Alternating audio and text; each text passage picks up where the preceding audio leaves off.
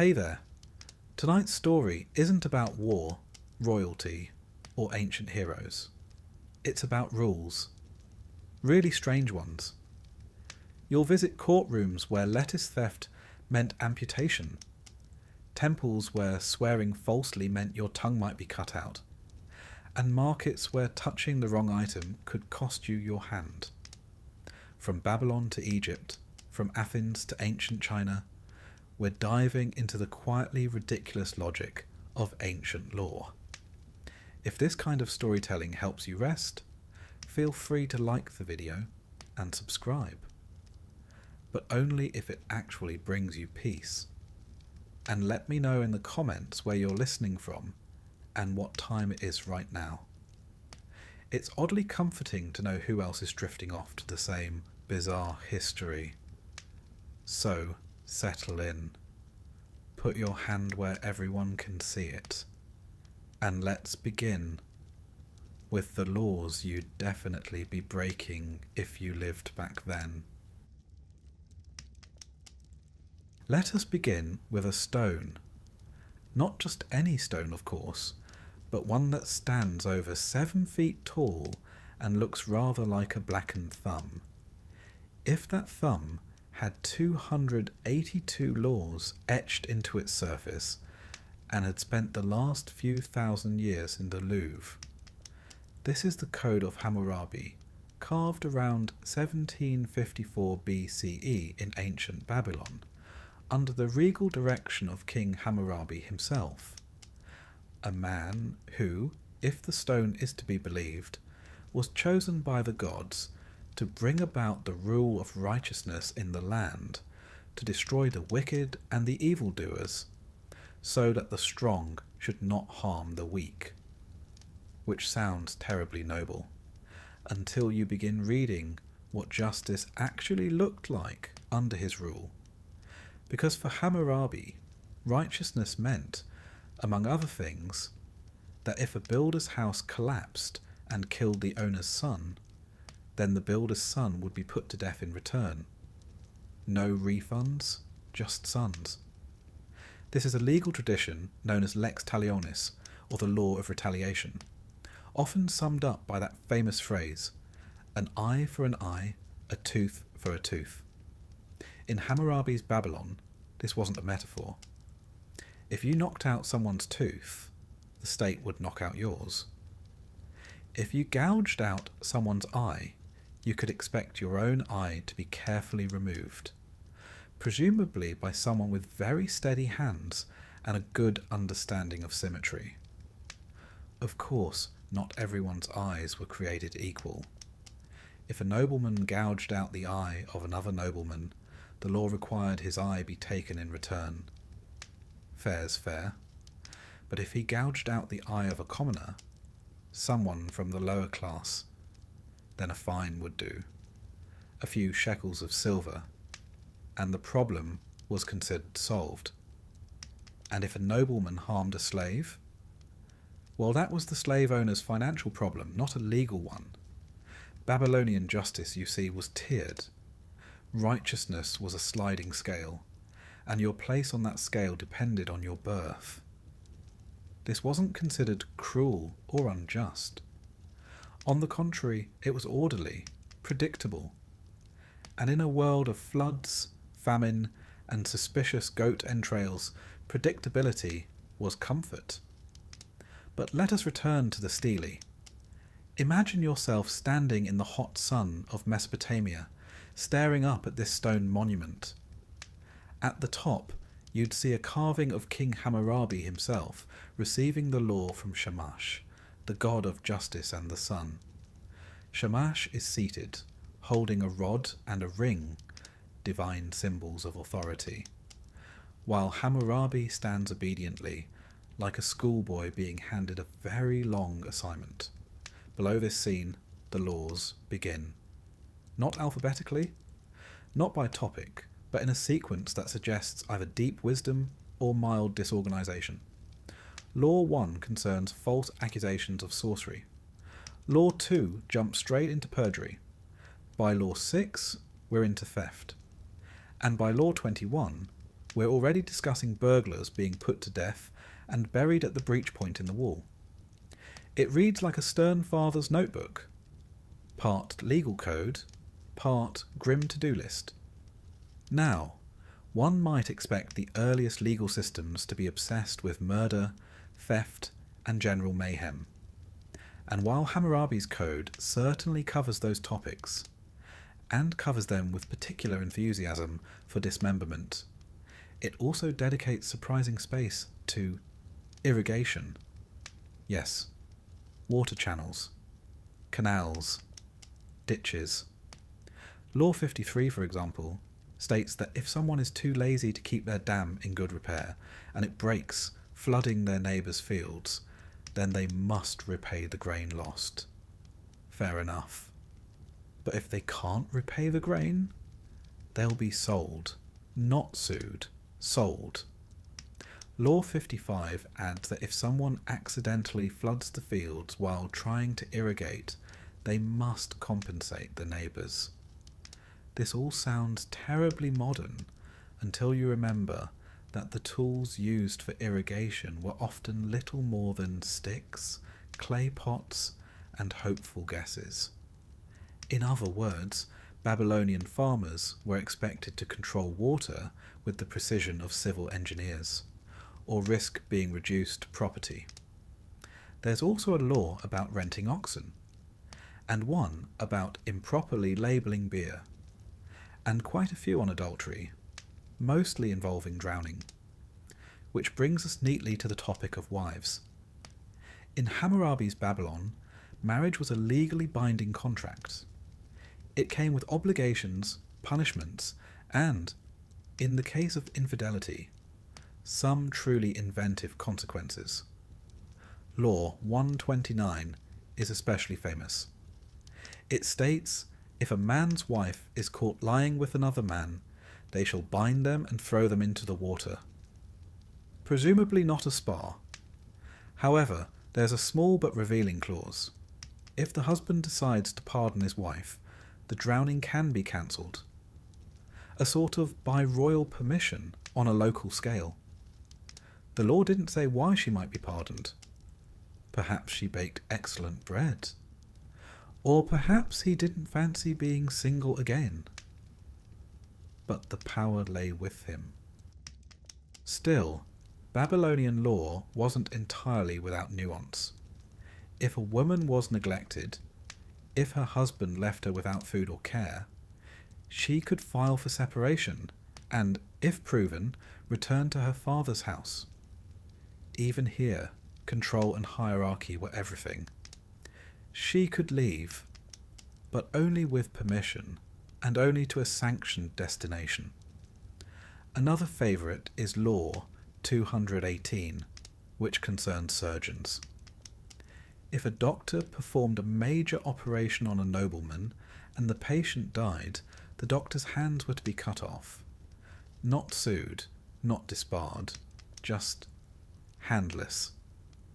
It's worth noting that this applied only if the patient was a nobleman. If the doctor killed a commoner, the penalty was a fine. And if the patient was a slave, the doctor had to pay the owner for the value of the slave. In Babylon, even death had market value, and a very specific receipt. There are also a few laws that feel oddly domestic, even faintly bureaucratic. Law 196. If a man destroys the eye of another man, they shall destroy his eye. Law 197. If he breaks another man's bone, they shall break his bone. Law 198. If he destroys the eye of a commoner, he shall pay 1 mina of silver. The pattern becomes clear. Babylonian justice was deeply transactional. If you had enough silver, you could buy forgiveness. If you didn't, your body paid the price. This created a world in which justice wasn't blind. It was rather exacting in its bookkeeping.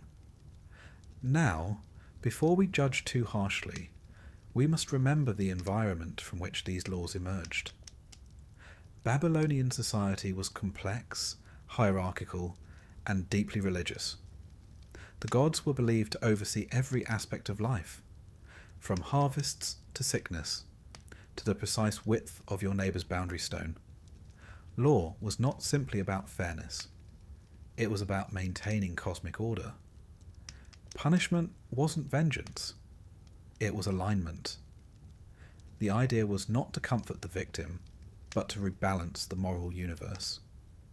If someone stole a goat and the punishment wasn't administered, the gods might take offence and punish the entire community. Better to drown one adulteress than suffer a drought. And so, these laws, written in cuneiform, carved onto basalt, and displayed in the public square, weren't just practical guidelines.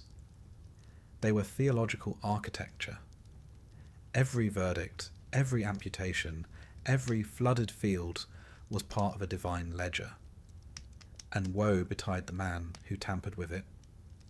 Hammurabi himself ends the code with a long and rather self-congratulatory warning. He invokes the gods, calls himself the King of Justice, and curses anyone who dares alter his words. May the great gods of heaven and earth tear out his seed, judge his case, and destroy his land.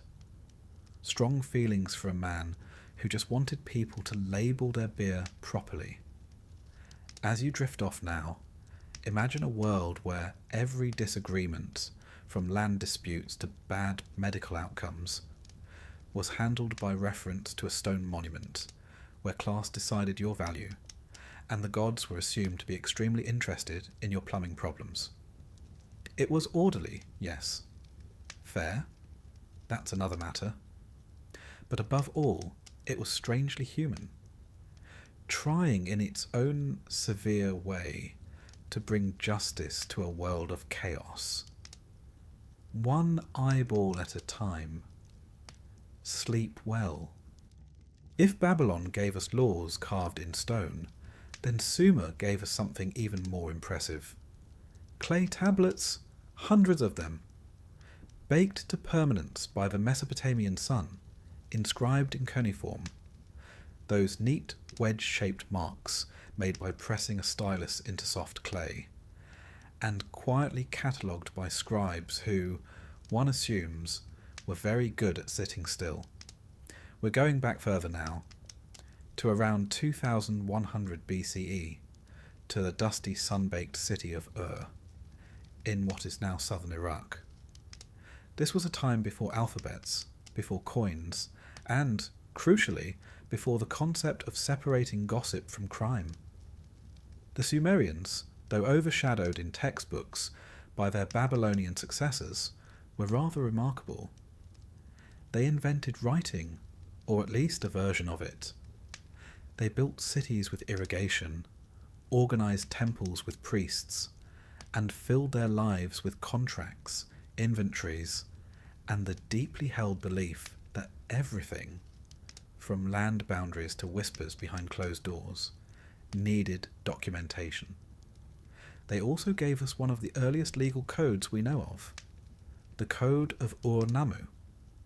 Written nearly 3 centuries before Hammurabi, it is both more lenient and somehow more peculiar.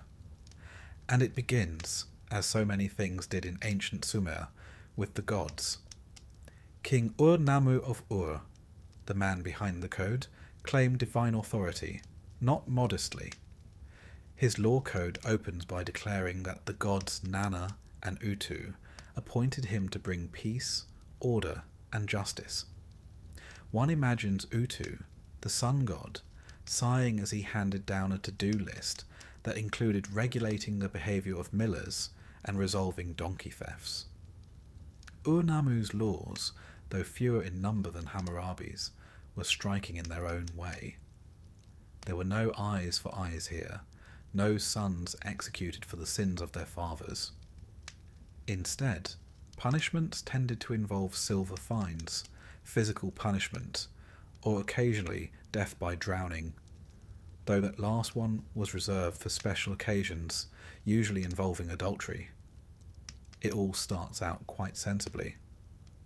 If a man commits a murder, he shall be killed. directer. No arguments, but then it turns quickly into the realm of the oddly specific. If a man divorces his first-time wife, he shall pay her 1 mina of silver.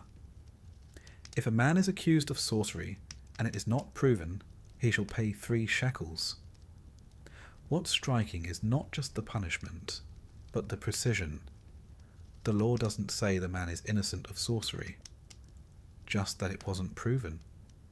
And in that lack of proof lies a fine, a sort of penalty for being suspiciously magical. This brings us neatly to the Sumerian obsession with slander. The legal code suggests that gossip was not a hobby. It was a prosecutable offence. Whispering about someone's conduct could land you in court, or worse, in a canal. The Sumerians seemed deeply concerned with what people said, how they said it, and whether a third party might be quietly listening through a curtain of reeds. The gods, after all, were always watching. And if they weren't, your neighbours certainly were. In fact, one surviving fragment of a Sumerian legal text describes a woman accusing another of having killed her husband. The accused is forced to undergo a trial by ordeal, a divinely supervised dunking. If she drowns, well, divine judgment. If she floats, she's innocent. Some scholars have debated the logistics. Did they tie weights to the accused? Was there a ritual involved? Did the gods prefer a gentle toss or a ceremonious shove? The tablets are silent, but the logic is clear. The river was the courtroom. The gods were the jury. The outcome? Wet. But not all laws were so dramatic. Many were eerily bureaucratic, like entries from a very ancient insurance manual. If a man lets his ox stray, and it gores another man, the owner shall pay compensation. Oxen were rather the SUVs of Sumer. Heavy, slow to turn, and occasionally deadly. And so they were regulated. Their behaviour, their owners' responsibilities, even their breeding. Ox-related incidents were no laughing matter. Other laws covered false weights, tampering with boundary stones, and the proper payment for wet nurses. A profession taken so seriously that there were legal contracts for how long a child should be breastfed, and how much milk was owed daily. One gets the impression that Sumerian lawyers were extremely good at paperwork, and that justice was measured not just in fairness, but in volume. How much milk, how many shekels, how deep the canal. Now let's pause for a moment and imagine a courtroom in Ur. There is no jury, no powdered wigs. The judge is a high-ranking official, perhaps even the king's representative, sitting on a stone bench in the temple courtyard. Scribes lean nearby with wax tablets and styluses. The accused stands barefoot, nervous, possibly clutching an offering. The crime, allegedly cursing the neighbour's sheep. The punishment? Depending on the outcome, perhaps 10 shekels. Perhaps drowning. Perhaps a firm warning and a recommendation to be less dramatic in the future. It's hard to say. One surviving case tells us of a woman falsely accused of adultery. She swears her innocence. Her accuser insists otherwise. There are no witnesses, so the temple priest recommends a trial by water. Again. Water, in Shimmer, was not just for bathing. It was divine. It connected the world of the living with the realm of the gods. To submit someone to water was to invite judgment from beyond. It's hard to imagine the accused finding this particularly comforting. Even contracts of adoption were strictly regulated. If you adopted a son and he displeased you, you couldn't simply unadopt him. You needed a valid reason. Just as in a land dispute, you might need witnesses, written agreements, and a clay tablet or two to prove your side. Which brings us to an important point. The Sumerians loved writing things down. They wrote down court cases. They wrote down contracts, receipts, prayers, hymns, astronomical data, and, when time allowed, complaints about copper shipments. Yes, we have those. Their legal culture was not just about punishment. It was about record keeping. The written word, they believed, was more reliable than memory, especially when memory might be swayed by bribes, wine, or the persuasive powers of one's mother-in-law. So they recorded everything. And in doing so, they gave us one of the earliest pictures of a civilization trying, not always successfully, to regulate itself. Another point of interest is the uneven severity of punishments. Murder, death, adultery, death or drowning, theft, fines, unless it involved temple property, in which case also death, breaking a dam or floodgate, reparations and possible servitude. But lying about someone, even without proof, could carry just as harsh a penalty. This wasn't about protecting truth so much as protecting social cohesion. The Sumerians lived in close quarters, in dense urban clusters. Gossip could erode trust, and trust was vital when your neighbour's goat had access to your barley. If the gods wanted justice, the Sumerians wanted quiet. Nowhere is this clearer than in their language. They didn't use a word for law as we know it. Instead, they had terms for verdicts, decrees, and judgments, usually connected to temple activity. Law wasn't a separate institution. It was an extension of divine will, administered by scribes and priests on behalf of the gods. And those gods had very particular preferences. They disliked disorder. They hated arrogance. And they were surprisingly attentive to how many jars of grain one paid for. As for prisons, there weren't many. Most punishments were immediate. You were fined, flogged, mutilated, or drowned. Very efficient. Long-term imprisonment didn't yet exist as a widespread tool of justice. Why feed someone for months when a canal and a rope were faster? That said, it wasn't all brutality. Many fines were modest. Compensation could be negotiated. In some cases, the goal was reconciliation, not revenge. And there's even evidence of legal forgiveness, a practice where wrongs were formally forgiven and recorded. Not out of mercy, but to maintain balance, so the gods wouldn't become cranky. So, to summarise, ancient Sumer was a world of contracts, fines, trials by water, suspicious oxen, and the ever-present threat of divine opinion. Justice was not blind. It was written in clay, witnessed by scribes, and administered by people who genuinely believed that gossip could bring down a city.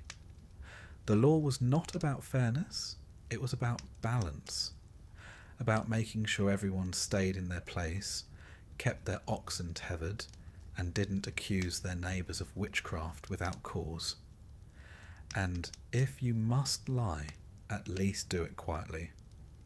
As you drift off now, picture the bustling city of Ur at dusk, the mud brick homes, the ziggurat towering in the distance, the scribes finishing up their tablets before the oil lamps burn low. Somewhere, a man is arguing with his brother over a stolen goat. A priest listens. A judgment is passed. A fine is paid. Order is restored. And the gods for the moment are pleased. Sleep well. Let us now travel to a land of sun, sand, and extremely patient civil servants. Ancient Egypt, land of pyramids, papyrus scrolls, and the firm belief that even death required documentation. Unlike the Babylonians, who carved their laws in stone, and the Sumerians, who baked them into clay, the Egyptians preferred to keep their laws a little more flexible. There is, as it turns out, no single surviving Egyptian law code, no equivalent of Hammurabi's stele looming in the town square. But that's not to say the Egyptians lacked laws. Far from it. They had oaths, court proceedings, contracts, judges, tax assessors, and enough legal scribes to make even the most modest dispute feel like a minor festival. They just didn't feel the need to engrave every rule on basalt.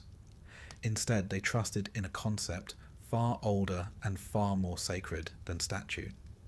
They called it Mayat. Mayat was many things. A goddess, a principle, a feather. She represented truth, balance, justice, and the order of the cosmos. Pharaohs swore to uphold Ma'at. Judges were said to administer it. And at the end of your life, when your heart was weighed in the Hall of Two Truths, it was Ma'at's feather they used as the counterbalance. If your heart was lighter than the feather, congratulations, eternal paradise awaited. If not, you were devoured by a demoness with a crocodile head and a lion's backside. So no pressure. But what Ma'at meant in practical terms was this. The Egyptians preferred ethical harmony over legal rigidity. Their justice system was based less on written codes and more on what seemed fair, appropriate, or divinely pleasing at the time, which, as you might imagine, made for some fascinating court cases. Consider a simple dispute.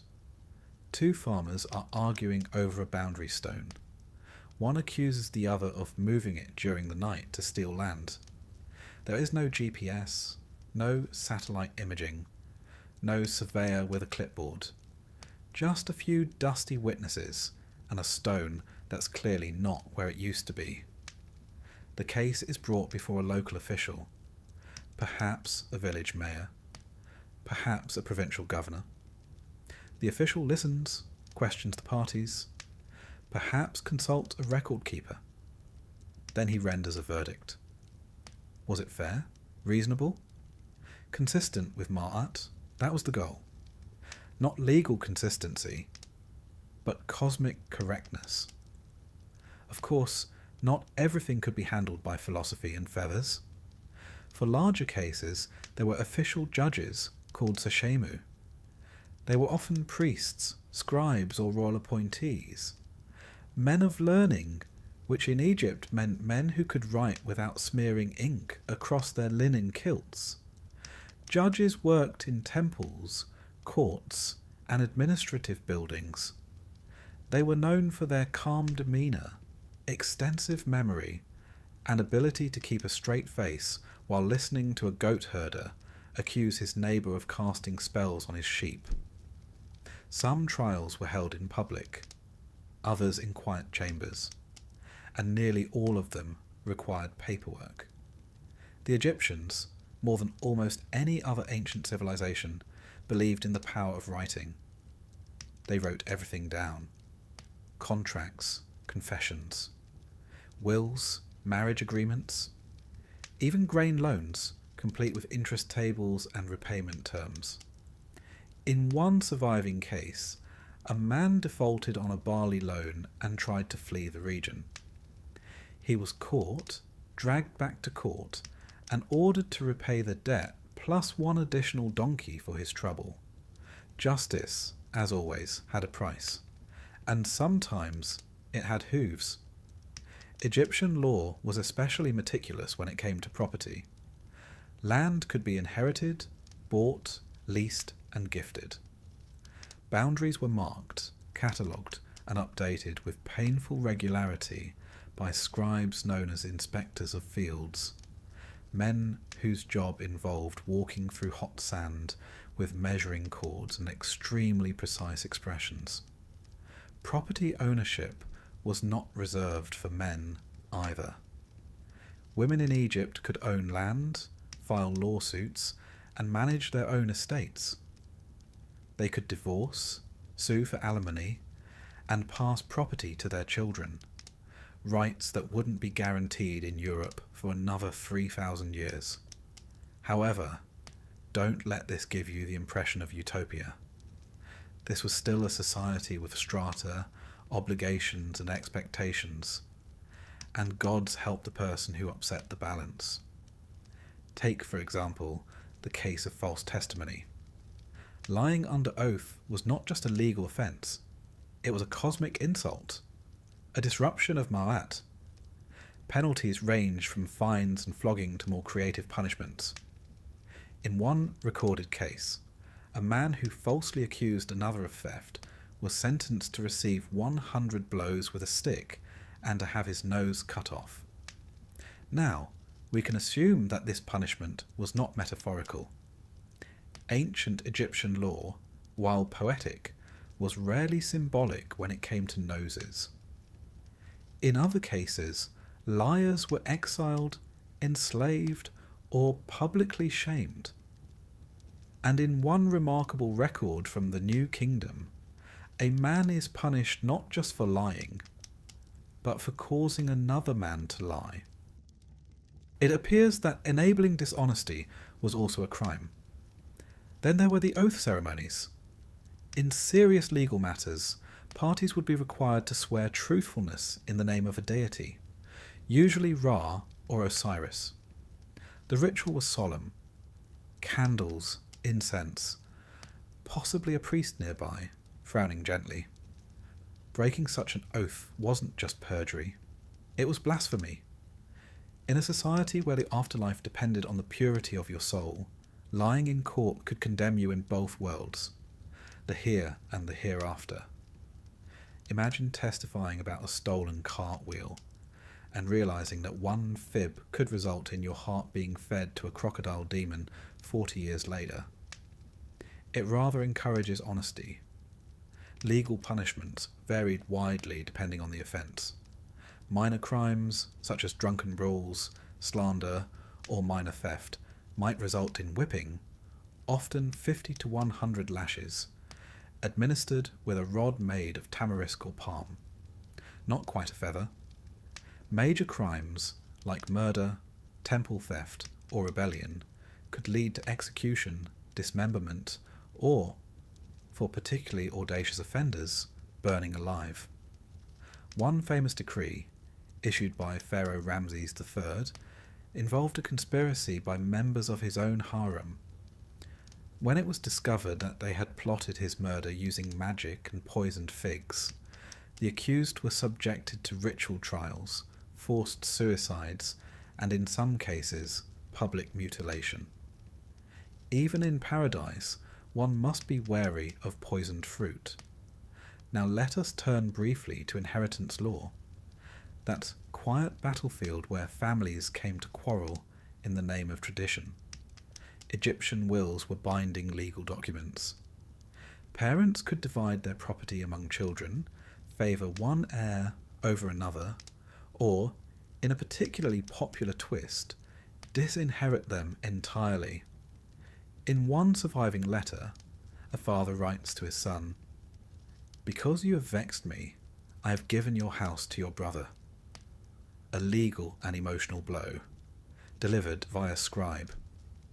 Children could contest wills, but the process required witnesses, bribes, and, ideally, the good graces of a sympathetic priest. There is also evidence of parents threatening to invoke Ma'at against their children, a kind of divine guilt-tripping. One of the most curious legal artifacts from ancient Egypt is something known as the negative confession. It is not a legal testimony per se, but it reads like one, and it gives us extraordinary insight into how the Egyptians saw justice not just as a public system, but as a private ledger between soul and eternity. When the dead appeared before Osiris in the afterlife, they would recite 42 declarations, one for each judge of the underworld. I have not stolen. I have not committed murder. I have not told lies. I have not eavesdropped. I have not shut my ears to truth. The list goes on. In essence, this was a spiritual deposition, a soul pleading its case, not in front of a jury, but in front of eternity.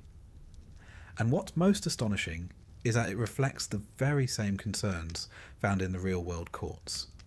Theft, slander, dishonesty, disrespect. Justice, it seems, was a lifelong performance, reviewed not just by judges, but by gods, and perhaps by your great-uncle, who kept receipts.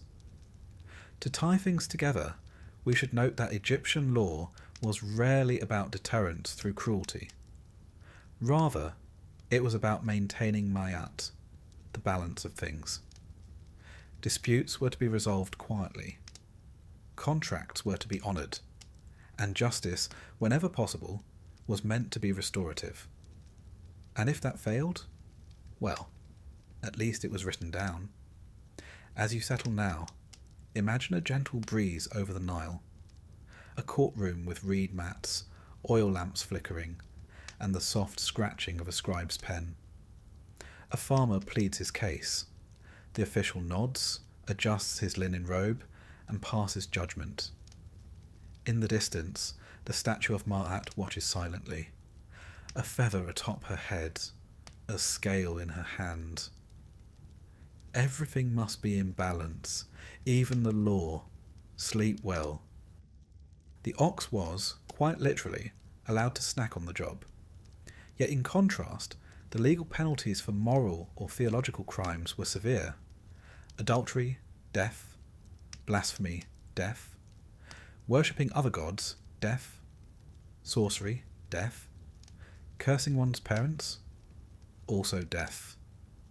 The law could be shockingly absolute, but always it claimed to serve the same purpose, to maintain holiness within the community. It wasn't all fire and brimstone. There were moments of surprising legal gentleness. Consider the cities of refuge, 6 designated towns where someone guilty of manslaughter, not murder, could flee. If they'd killed accidentally, say a flying axe head during a wood-cutting mishap, they could stay in the city under protection until the high priest died. Only then could they return home. The symbolism here is quietly poetic. The death of the high priest reset the ledger. A communal pardon. You might not get off scot-free, but you weren't condemned either. And then naturally there were laws that seem oddly specific.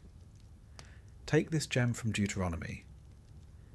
If 2 men are fighting, and the wife of one intervenes by grabbing the other man's private parts, you shall cut off her hand. Show no pity. Deuteronomy 25:11-12. One imagines this was not a common occurrence, but the fact that it required legal commentary suggests at least one memorable incident. Also from Deuteronomy. When you build a new house, make a parapet for your roof, so that you may not bring blood upon your house if anyone falls from it. 22.8. It's the world's oldest known building safety code, and honestly, rather sensible. Some laws dealt with animals. Do not plough with an ox and a donkey yoked together. If you find a bird's nest, let the mother go, that it may go well with you. There's something almost tender in these, a reminder that even in a rigid legal system, mercy extended downward, to the birds, to the labouring beasts, to the forgotten. The law wasn't only about punishing wrongs, it was about shaping a nation of conscience. The year of Jubilee was perhaps the most radical idea of all.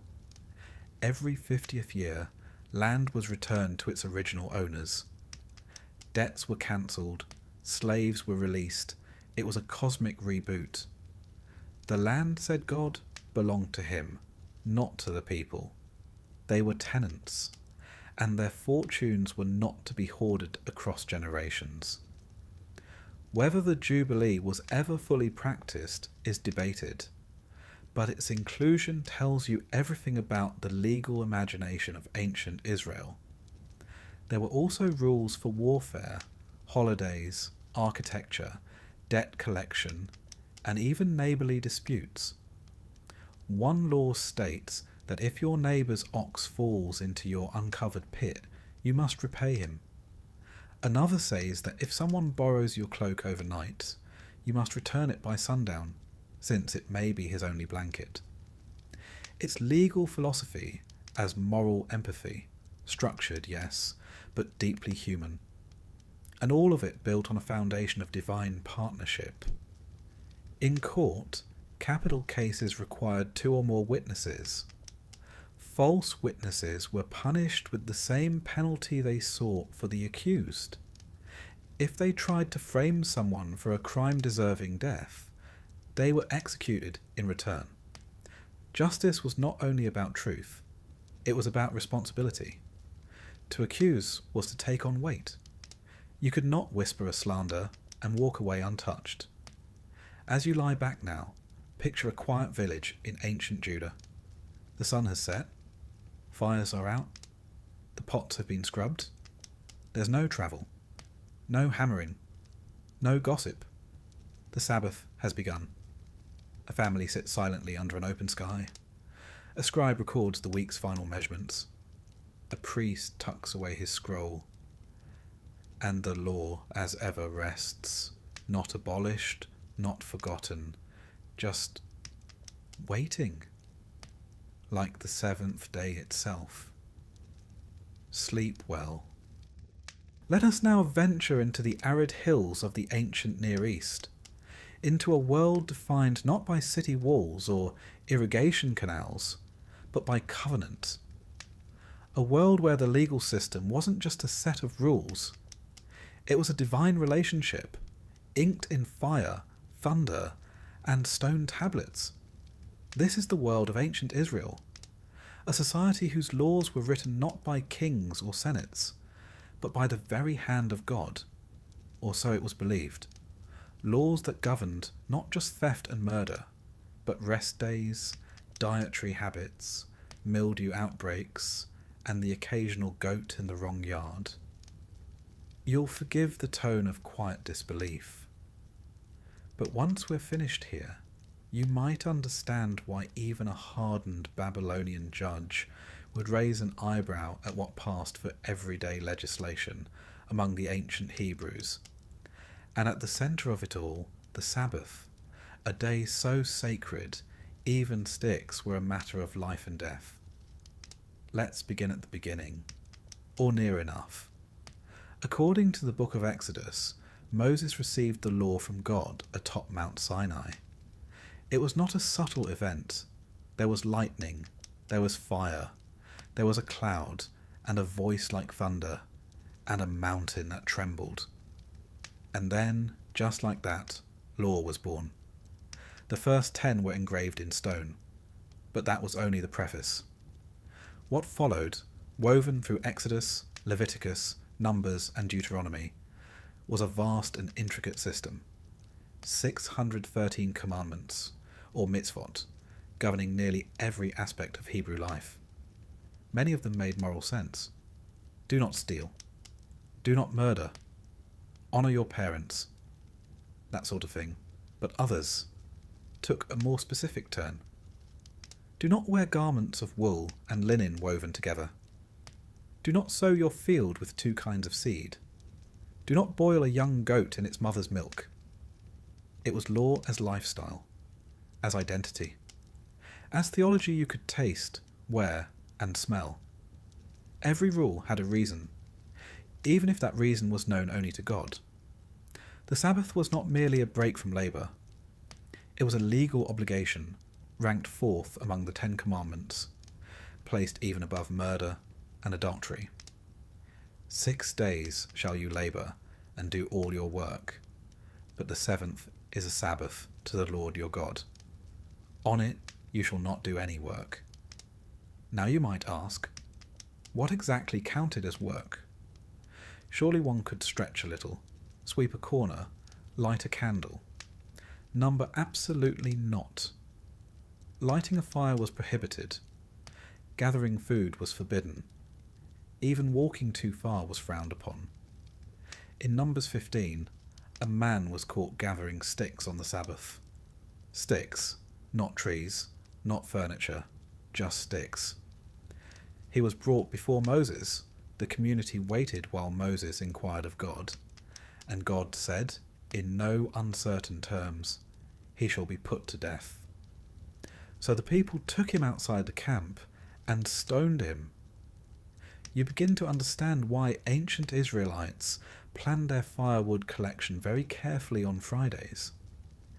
Hebrew law didn't merely legislate behaviour, it shaped identity. The Israelites were to be a people apart, set aside for a divine purpose. Everything about their way of life, from the food they ate to the way they harvested fields, reflected that calling. "You shall be holy, for I, the Lord your God, am holy." Leviticus 19:2. This was the driving force behind the dietary laws, the purity laws, and the general refusal to mix, blend, or hybridize anything, including seeds, animals, garments, or holidays. The kashrut laws, what was kosher, were intricate and serious. No pork, no shellfish, no mixing meat and dairy, no eating animals that hadn't been slaughtered properly, no consuming blood. It wasn't just about health or hygiene, it was about obedience, about internalizing the law through routine. You weren't just following a rule, you were aligning yourself with divine order 3 times a day. Then there were the purity laws, and these, frankly, deserve their own scroll. Becoming unclean was not a sin, but it did render you temporarily unfit for participation in the community or temple rituals.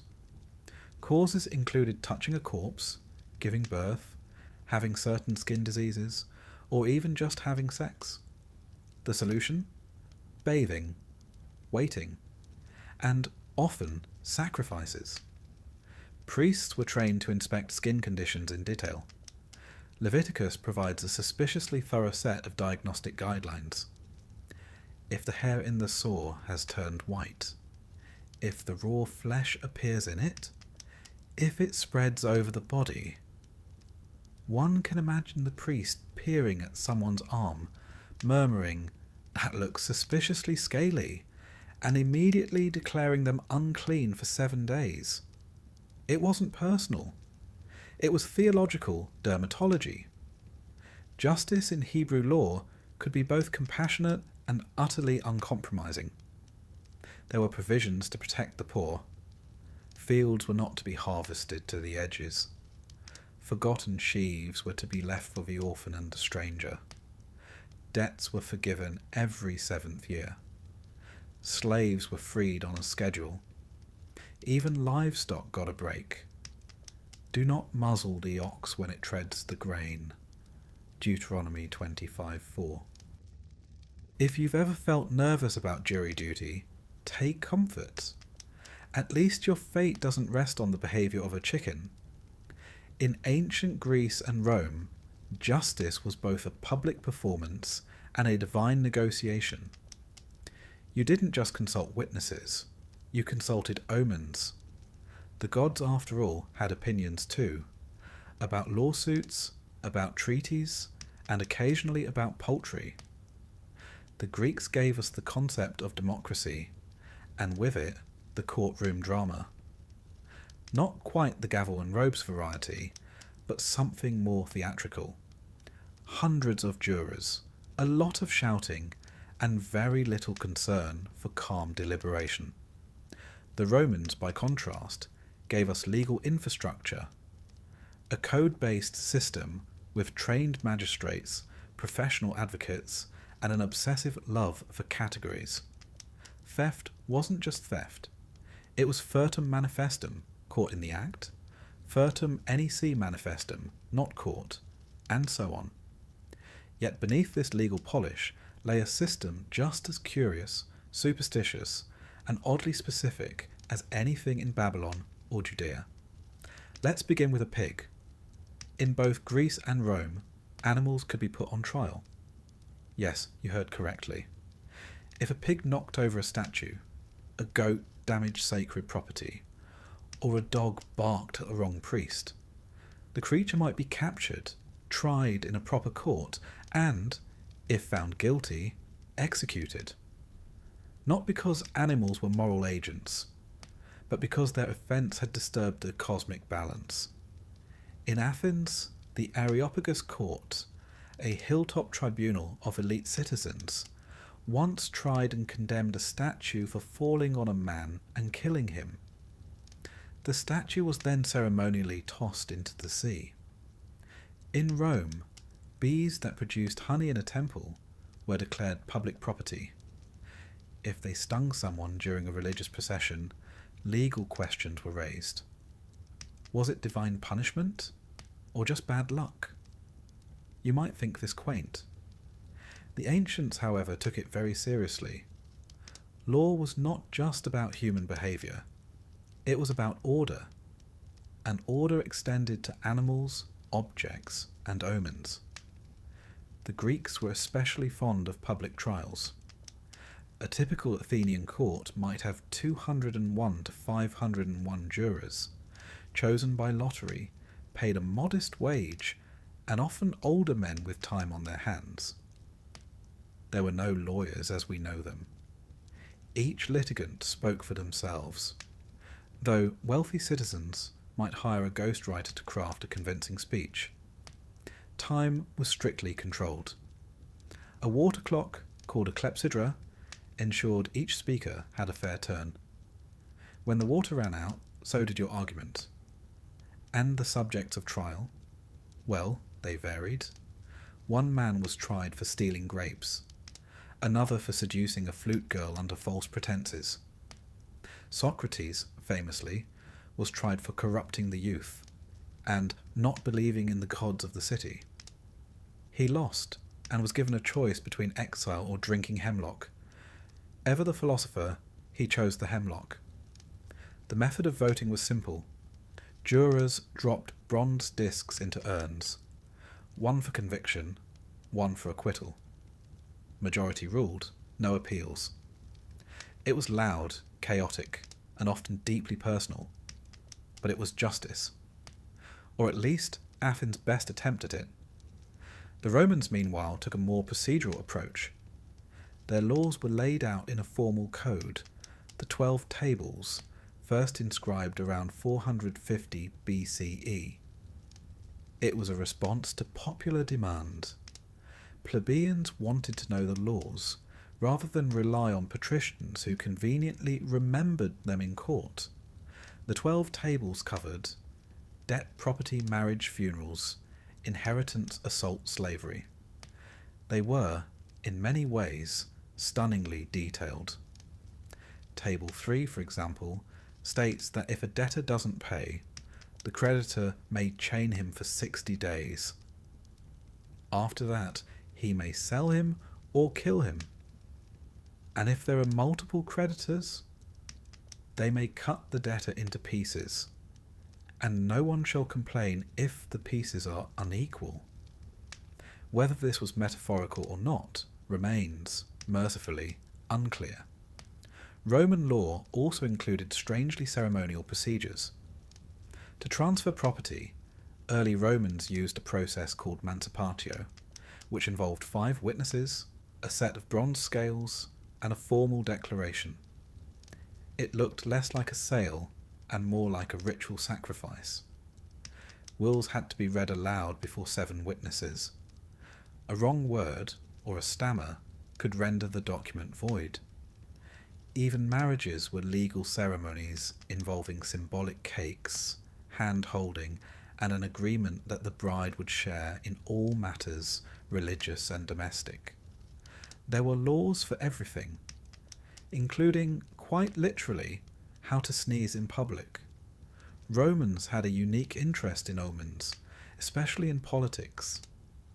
Before major decisions, especially declarations of war or the founding of new colonies, augurs were consulted. These were religious officials trained in the ancient art of bird watching, not for leisure, for omens they would release sacred chickens and observe which way they flew, how they ate, and whether they clucked with approval. If the chickens refused to eat, the gods were displeased. If they ate too eagerly, the gods were suspiciously enthusiastic. Once, before a naval battle, the chickens refused to peck. The general, irritated, tossed them overboard, saying, "If they won't eat, let them drink." He lost the battle, and possibly his job. Law and religion, you see, were not separate. They were braided together like a rope you wouldn't dare untie. Let's return to Athens for a moment. The Greeks had a legal charge known as hubris, not pride in the modern sense, but arrogant behaviour intended to humiliate someone. If a wealthy man insulted a poorer citizen in public, he could be prosecuted. In one surviving case, a man was fined for slapping another citizen at a dinner party and making rude jokes afterward. The idea wasn't just to punish violence, it was to prevent social decay. A society couldn't function if the powerful mocked the weak, so they made cruelty a crime. It was, in some ways, surprisingly modern. In others, less so. There was also the Athenian punishment known as ostracism. Once a year, citizens could vote to exile someone they believed was becoming too powerful or dangerous to the democracy. If the person received enough votes, written on pieces of pottery called ostraca, they were banished for 10 years. No trial, no appeal. It wasn't meant as punishment. It was more like preventative maintenance. Imagine being exiled for being a little too popular. Roman law, for all its structure, could be profoundly unequal. A patrician who killed a slave might pay a fine. A slave who struck a master could be crucified. A noble woman caught in adultery might be quietly divorced. A common woman? Likely stoned, or worse. And yet, there were moments of bizarre logic. Take, for instance, the law on theft by night. If you caught a thief breaking into your house at night, you could kill him without consequence. But if it was daytime, and there was enough light to identify him, you had to call for help before taking action. The law seems to imply that murder is fine, as long as you can't see the thief's face. In both cultures, torture was legal, but usually only applied to slaves.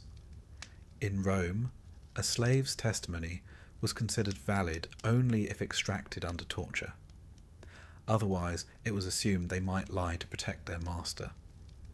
This created a strange system in which truth had to be beaten out of someone before it counted.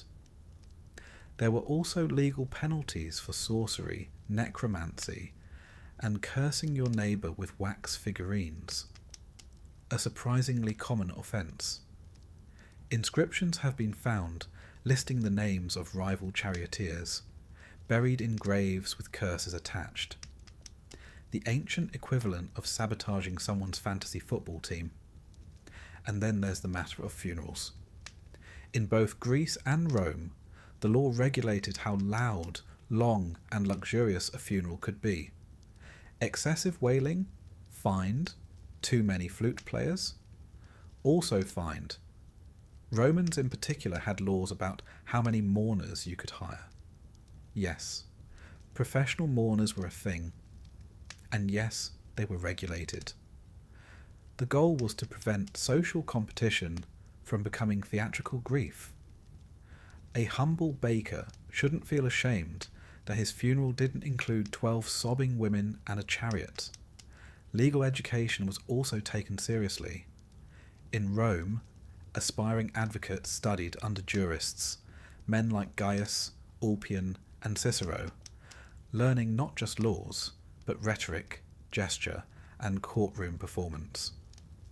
Cicero once wrote that a good legal speech should include an introduction to win sympathy, a narration of facts, a statement of the case, refutation of the opponent's argument, a conclusion that stirs emotion, in other words, law as theatre, the courtroom as stage.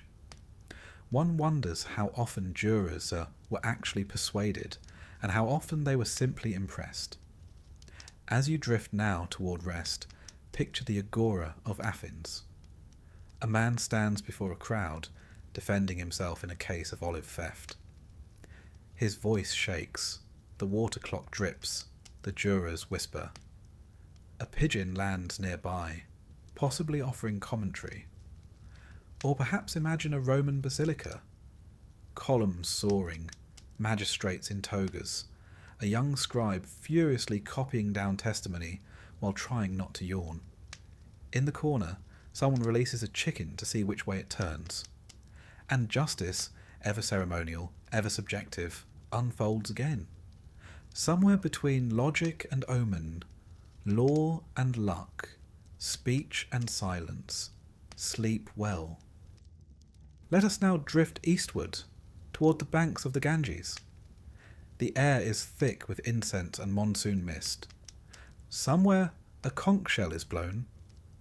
In the distance, a temple bell rings. You are in ancient India, where justice was not just a matter of law, but of cosmic harmony. Here the law was called Dharma, a word so expansive it defies direct translation. It meant duty, righteousness, moral order, and social obligation all at once. Dharma governed how one should speak, eat, marry, pray, rule, and, yes, how one should be punished for stealing another man's cow. You see, in ancient India, a crime wasn't merely illegal. It was a violation of the universal order, a fracture in the great cosmic rhythm, something to be corrected, not just for society's sake, but for the sake of karma, reincarnation, and one's position in the next life.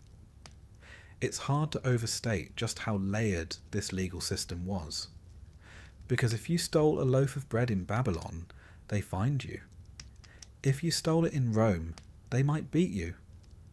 But in ancient India, they asked what caste you belonged to, whether you'd bathed that morning, how pure your soul was, and whether the bread had been offered to a priest. Then they decided your punishment. The most famous legal text from ancient India is the Manusmriti, also known as the Laws of Manu. Believed to have been compiled somewhere between 200 BCE and 200 CE, it wasn't technically a legal code. It was more like a theological instruction manual for society, a guide for how humans ought to behave if they hope to avoid spiritual disaster. Manu, the mythical first man and lawgiver, opens his treatise with due flair. This is the law that was spoken by the self-existent creator to Manu, and by Manu to the sages, which is frankly a rather strong introduction. It also tells you everything about how this law was seen, not as human opinion, but as divine instruction. And what follows is, by turns, beautiful, bewildering, and utterly rigid. Central to the system was Varna, the caste order. There were 4 official castes: Brahmins, priests and scholars, Kshatriyas, warriors and rulers, Vaishyas, merchants and landowners, Shudras, servants and labourers. And beneath these, the untouchables, those outside the caste system entirely. Later known as Dalits, these individuals perform tasks considered spiritually polluting: tanning leather, handling corpses, cleaning latrines. Now, here's the critical point. Your caste determined your legal status, not your innocence, not the nature of your crime, just your caste. If a Brahmin and a Shudra committed the same offence, their punishments were, how shall we put it, very different. If a Brahmin stole, he might pay a fine and recite some hymns. If a Shudra stole, he could be branded, mutilated, or enslaved. If a Brahmin murdered someone, perhaps a pilgrimage, some penance. Maybe fasting for a month. If a Shudra merely insulted a Brahmin, he could have his tongue cut out. This wasn't seen as inequality, it was order. Each caste had its dharma, its role, and punishment was about preserving that hierarchy. To challenge it was to challenge the cosmic design, and the cosmos, as we've seen, doesn't appreciate being questioned. There were even fines indexed to caste. Manusmriti 8.267 lays it out plainly. The king shall inflict punishment according to the caste of the offender. In other words, there was no such thing as equal under the law. A Brahmin's body, according to Manu, was sacred. To harm it was to defile the vessel of knowledge. To harm a Shudras? Well, less so. One might argue it was a legal system designed by priests for priests. But the logic, if one can call it that, was cosmic accountability. You were born into your role because of your karma. The law didn't aim to elevate you. It aimed to help you perform your role better, so that perhaps you'd do better in the next life. The legal distinctions weren't just about class. They extended to gender, ritual purity, and intention. For example, if a man of lower caste had intimate relations with a Brahmin woman, he could be executed. If a Brahmin man seduced a lower caste woman, he might be fined or forgiven altogether if it was by mutual consent. You begin to see the pattern. Women too had a specific legal role, to serve father, husband, and son, sequentially. A woman must never be independent, says Manu. In childhood, she is dependent on her father. In youth, on her husband. In old age, on her son. Adultery laws were severe, but more so for women. A woman caught cheating might be burned alive. A man might be fined, unless he was of a lower caste, in which case, fire again. Some punishments were surprisingly symbolic. A thief might have his fingers chopped off, yes, but a liar. He might be forced to hold a red-hot iron ball. If he dropped it, he was guilty. If he held it, the gods had clearly protected him. It was trial by ordeal, a method not exclusive to India, but executed here with considerable flair. In some cases, the accused might be submerged in water. If they floated, they were innocent. If they sank, well, at least justice had been served. And then there were the fines. Manu was very fond of fines. There were tables of them, charts, algorithms really, for calculating how much one owed based on caste, intent, and timing. Stealing a cow? That'll be 10 panas. Stealing a sacred cow? 50. Stealing a cow during a festival? 100. Stealing a sacred cow during a festival after defiling yourself by eating garlic? Probably death. The laws also ventured into deeply personal territory. There were rules about what to eat, when, and with whom. Rules about how to bathe, where to spit, and which direction to face when sleeping. There were rules about naming your child. Brahmins should have names ending in Sarman, while Kshatriyas might end in Varman. Even bodily posture had rules. A student should not lie on his side during Vedic study. A penitent should sleep on the ground. A widow, well, she should ideally join her husband on the pyre, though this practice, known as sati, was debated and not universally enforced. Still, the implication was clear. Every moment of life was subject to regulation. And yet, amid this intricate lattice of caste, purity, and penance, there were glimmers of something else. For example, the concept of non-violence, ahimsa, was deeply embedded in the legal and moral tradition. Even animals had protected status. To harm a cow was far more offensive than to insult a merchant. In some cases, accidentally killing an insect could require ritual purification. And then there was the law's interest in intention. Unlike other ancient codes that focused purely on the act, Dharma law often considered the motive. Did you kill out of anger? Did you regret it? Were you under the influence of passion or alcohol? These factors mattered.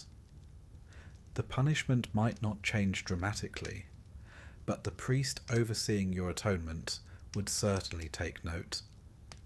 There was also a legal mechanism for pardon. If a king erred, or a judge issued an unfair verdict, or if a guilty man confessed with genuine remorse, certain punishments could be reduced. Repentance, fasting, pilgrimage, and charity could all cleanse sin. Not legal innocence, but karmic mitigation. In other words, a man might be guilty in court, but innocent in the eyes of the gods, if he performed the proper penance, donated cows to Brahmins, and refrained from eating onions for a year. Let us pause now to imagine a courtroom in ancient India. It's not a courtroom as you know it. It's an open-air pavilion, perhaps near a temple. The judge is a Brahmin, flanked by assistants. Nearby sits a scribe with palm leaf scrolls. A merchant has brought a complaint. His neighbour borrowed a plough and returned it broken. The accused denies it. Witnesses are called. Oaths are taken. The plough is examined. An astrologer is consulted. And then the judge gives his verdict, calm, composed, citing both precedent and scriptural verse. The accused is fined 5 panas, and advised to bathe daily, offer ghee to Agni, and stop cursing his neighbour's buffalo. Justice is served, karma is preserved, everyone goes home. As you drift into sleep, consider this. In ancient India, law was not a separate profession. It was a sacred science, a blend of ethics, theology, astrology, and agriculture. Every rule had roots in the eternal. Every punishment shaped the soul. You were not just breaking a rule. You were disturbing the rhythm of the universe. And yet, even the strictest code offered hope, through penance, through discipline, through the long road of rebirth. After all, even the lowest might be reborn a sage, and even the purest might fall, if they forgot to bathe before prayer. So sleep gently, and may your karma remain balanced. Sleep well. Welcome now to ancient China, a land of jade tablets, silent courtyards, and law codes written not with justice in mind, but with efficiency. This was not the realm of mercy or cosmic balance. This was the realm of legalism. If you lived under a legalist regime, you didn't wonder if the laws were fair. You didn't ask whether the punishment fit the crime. You asked whether the punishment would arrive before supper, and if you'd be allowed to finish eating before being arrested. Because legalism, in its purest form, wasn't about morality, it was about control. And nowhere was that philosophy more ruthlessly, gloriously, and, one must admit, strangely applied than under the Qin dynasty, 221 to 206 BCE. A brief dynasty, a harsh dynasty, and one that, despite its short reign, managed to build the Great Wall, standardize the Chinese script, and bury an entire army of terracotta soldiers, all while making it illegal to own certain types of books. It was impressive, it was efficient, and it was absolutely terrifying. Let's begin with the basics. In early Chinese history, there were 3 competing philosophies: Confucianism, Taoism, and legalism. Confucianism believed in moral cultivation, wise rulers, and filial piety. Taoism preferred nature, flowing with the Tao, and not worrying too much about paperwork. Legalism, on the other hand, believed that people were naturally selfish, short-sighted, and in constant need of correction. It proposed that strong laws, with strict enforcement and harsh punishments, were the only way to maintain social order. It didn't care whether people were good, it just wanted them to behave. To quote the famous legalist philosophers Han Feizi, "If rewards are high, then what the ruler wants will be quickly effected. If punishments are heavy, what he does not want will be swiftly prevented." A motivational poster, if ever there was one. Enter Qin Shi Huang, the first emperor of a unified China. He inherited legalist advisors, legalist ministers, and a legalist worldview that saw mercy as weakness. He abolished the feudal states, replaced noble titles with state-run prefectures, and demanded loyalty not to family or tradition, but to the law. To ensure compliance, he issued a staggering volume of uniform laws, with punishment so precise you'd think they were designed by an angry accountant. Let's take a simple example: failing to report a crime.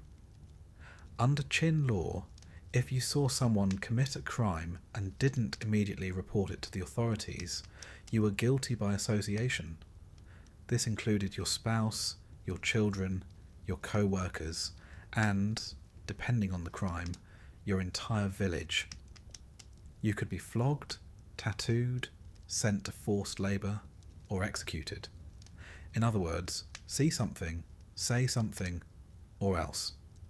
Speaking of punishments, the Qin had a wide range. Tattooing the face with ink to mark criminals' nose or ear removal for repeat offences. Amputation of the feet for serious theft. Forced labour on imperial projects, like the Great Wall. Execution, often by beheading, for crimes against the state. Interestingly, there were no long-term prisons. The idea was to punish quickly, visibly, and permanently. Rehabilitation wasn't the goal, deterrence was. Qin officials also enforced collective punishment. If one family member broke the law, the other could be punished too. Entire communities might suffer if someone defected, deserted, or harboured fugitives.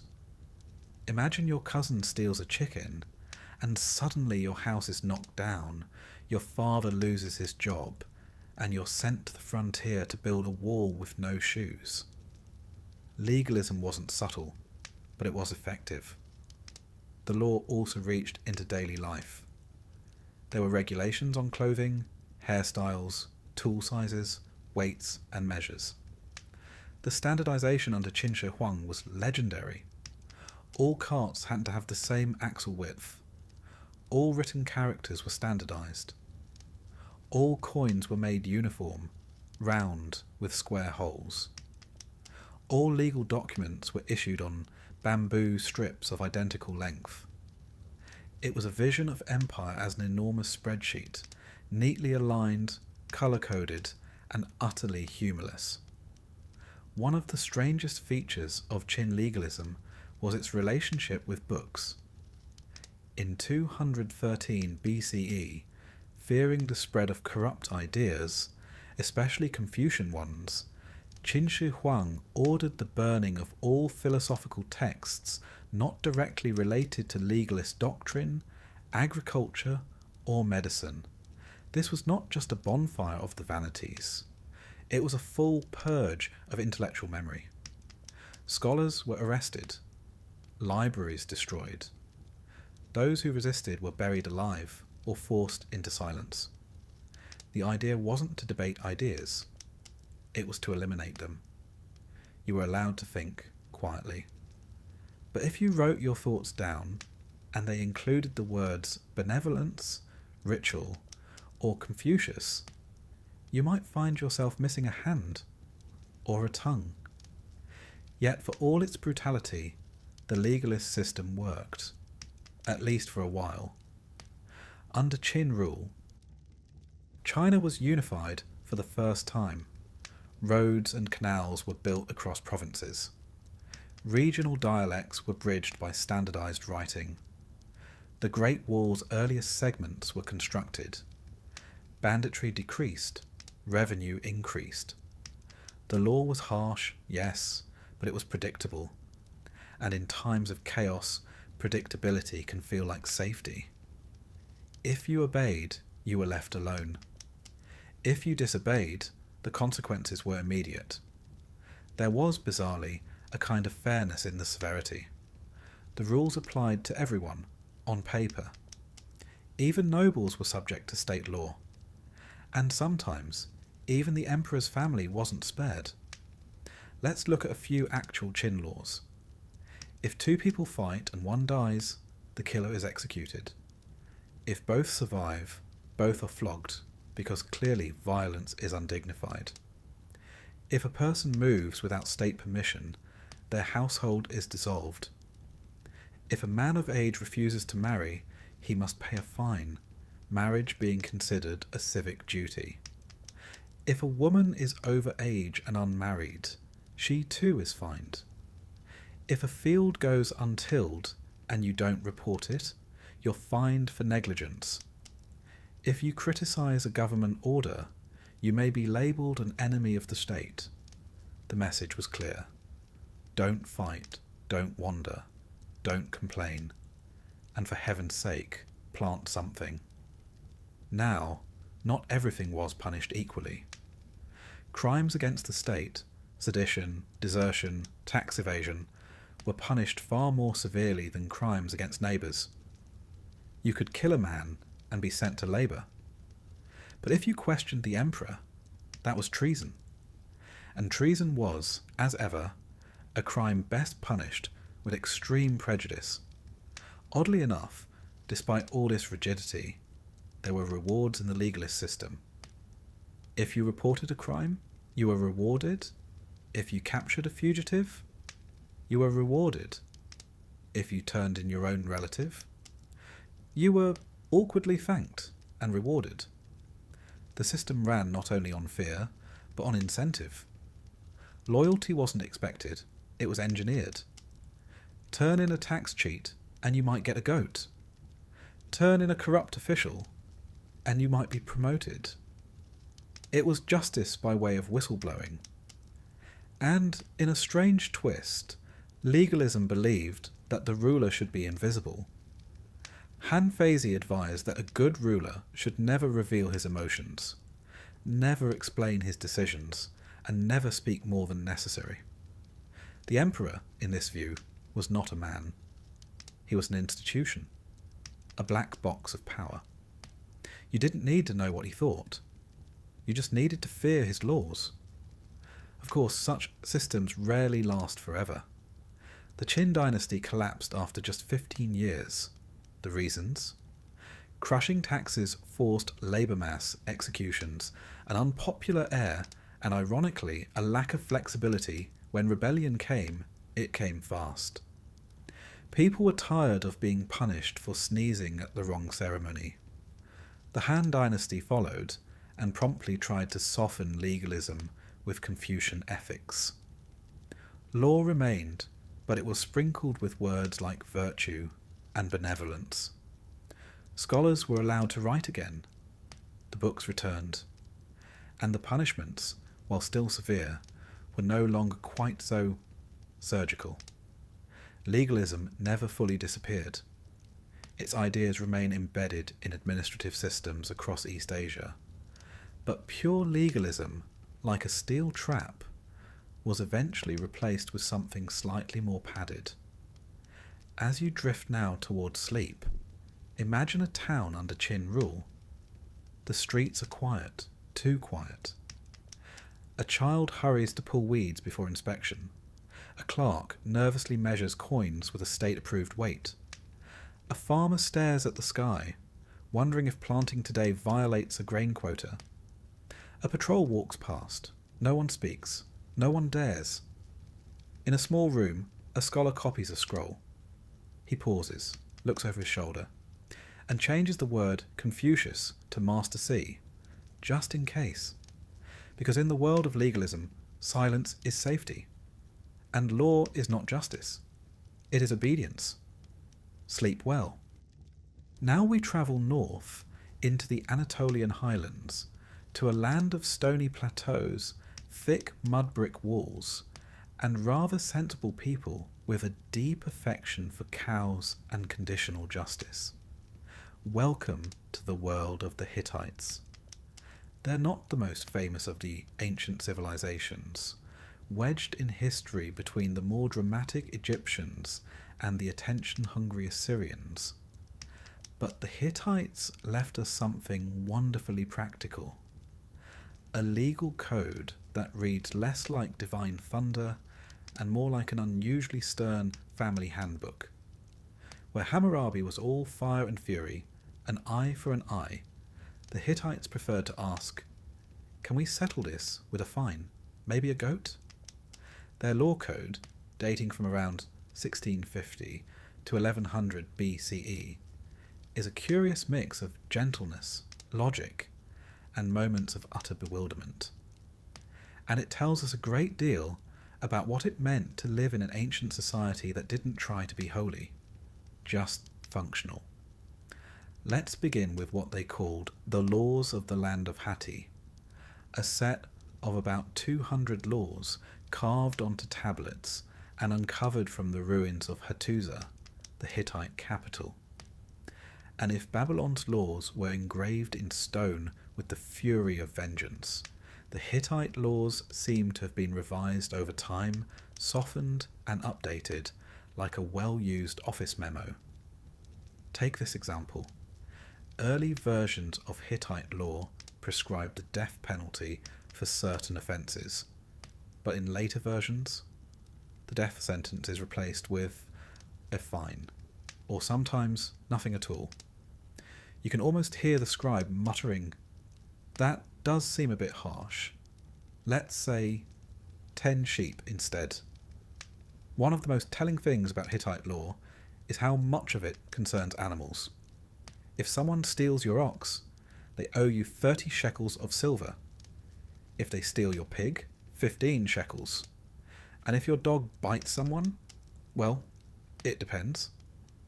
If a dog bites a man and the man dies, the owner of the dog shall give 1 slave to the family of the dead man. Not a fine, not money. A slave, which, raises questions.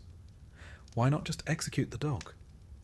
But then, perhaps the Hittites thought it fair to compensate labour for labour. A life lost, a worker returned. It's oddly specific and quietly brutal. The Hittites also had laws concerning cows in the wrong place at the wrong time.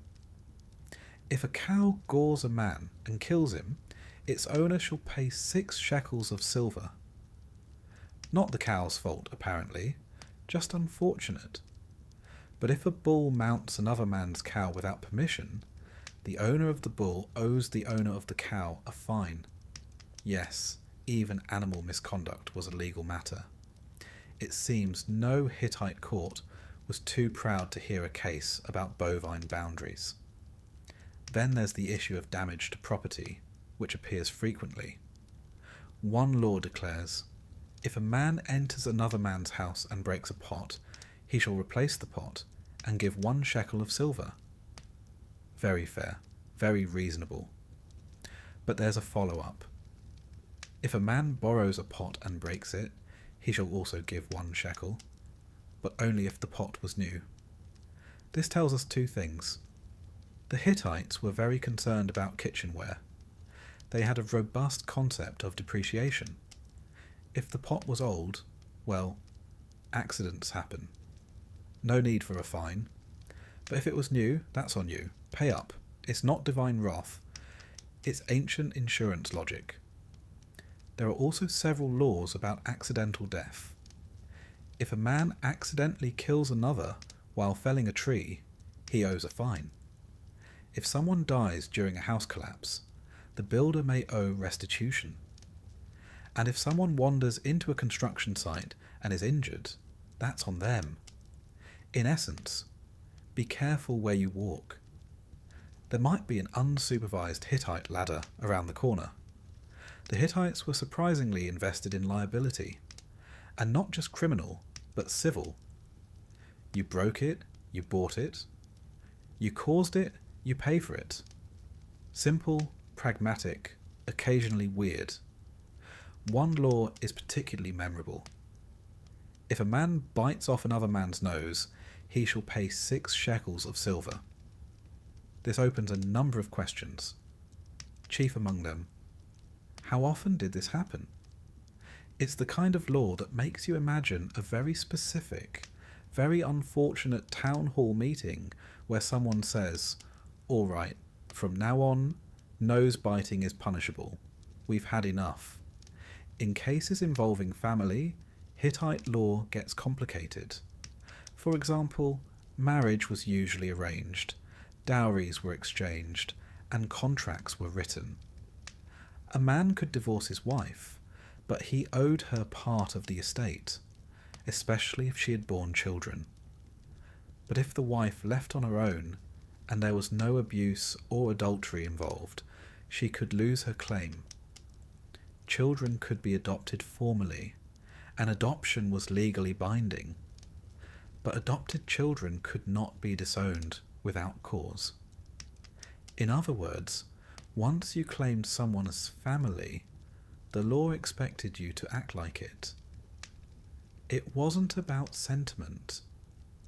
It was about obligation. Hittite law also allowed women to own property, inherit land, and even run households in their husband's absence. This wasn't universal in the ancient world, and while it didn't mean full equality, it meant that a woman, particularly a widow or priestess, could exert legal agency without male supervision. There's even a record of a female estate manager appearing in court to settle a land dispute. The scribe, one imagines, didn't blink. Now, let's talk about magic.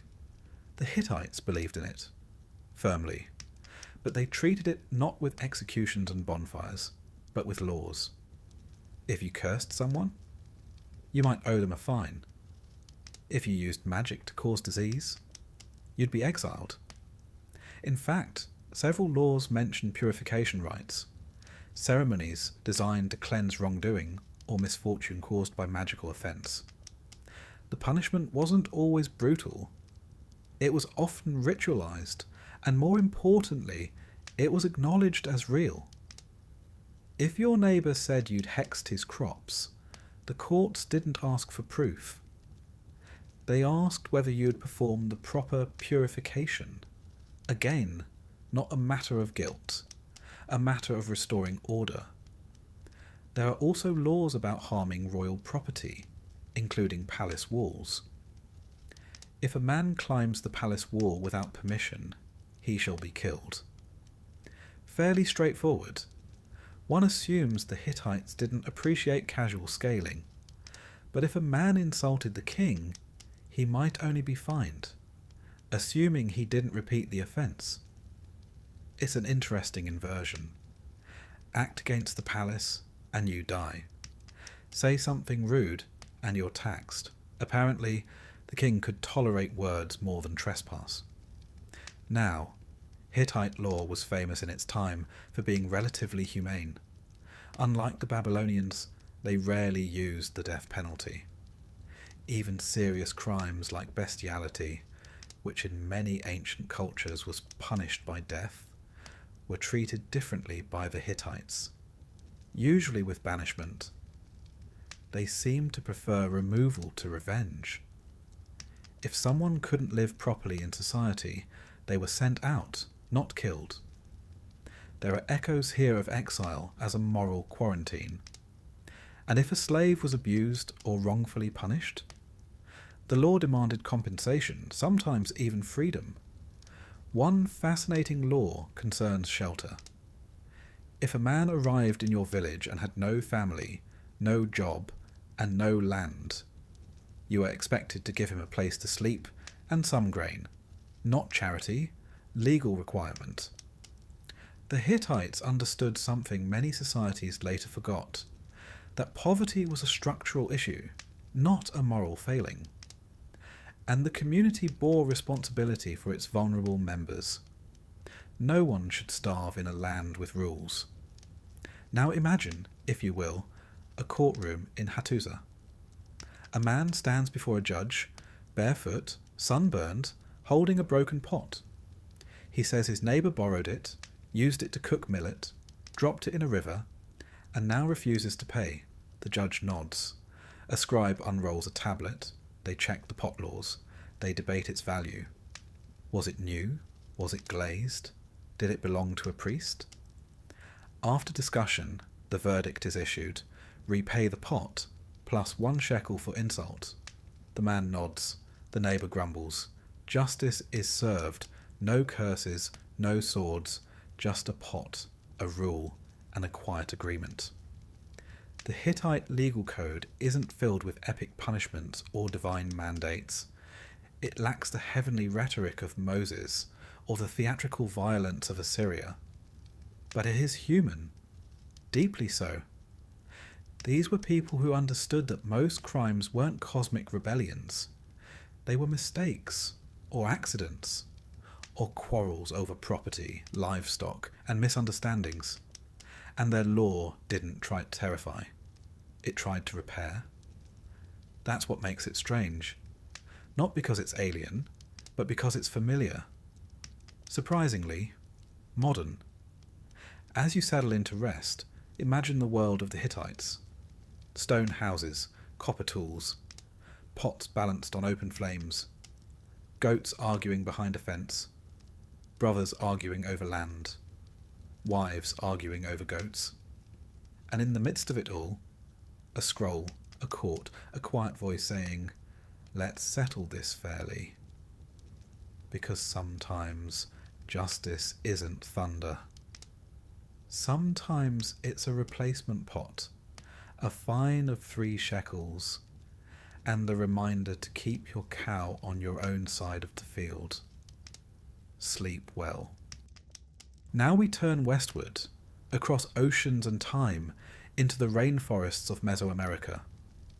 Here, among temples wrapped in vines and plazas carved from stone, we enter the world of the ancient Maya, a civilization of stargazers, calendar keepers, and civic recorders with a strong opinion on how to behave in public. The Maya built cities that rose from the jungle canopy like puzzles of limestone and shadow.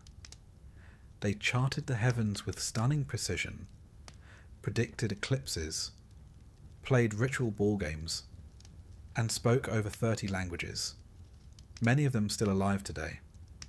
And, crucially for our purposes, they had laws. Not always written on stone or preserved in lengthy legal codes like Hammurabi's or the Roman 12 tables, but embedded in murals painted on pottery and remembered in the social fabric of their cities, especially when someone tried to steal cacao. Yes, cacao, the fermented bean from which chocolate is made, was more than a luxury food. In Maya society, it was currency. And if you stole it, you weren't just a thief.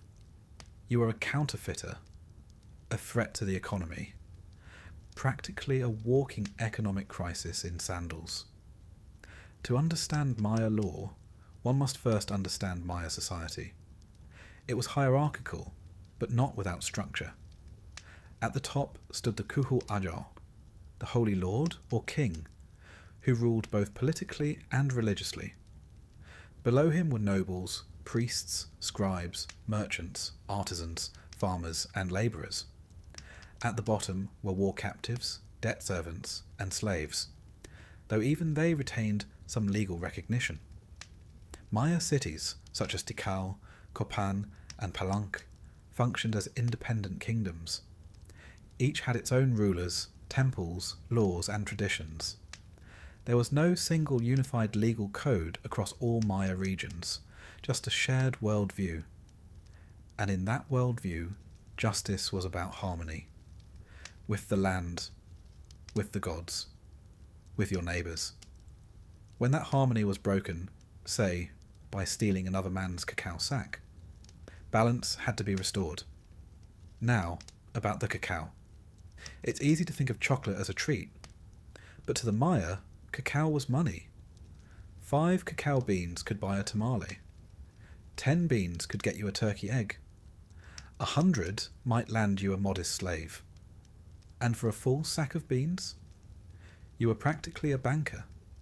Naturally, this led to, shall we say, temptation. And so cacao theft was treated with the seriousness modern societies reserve for embezzlement or counterfeiting.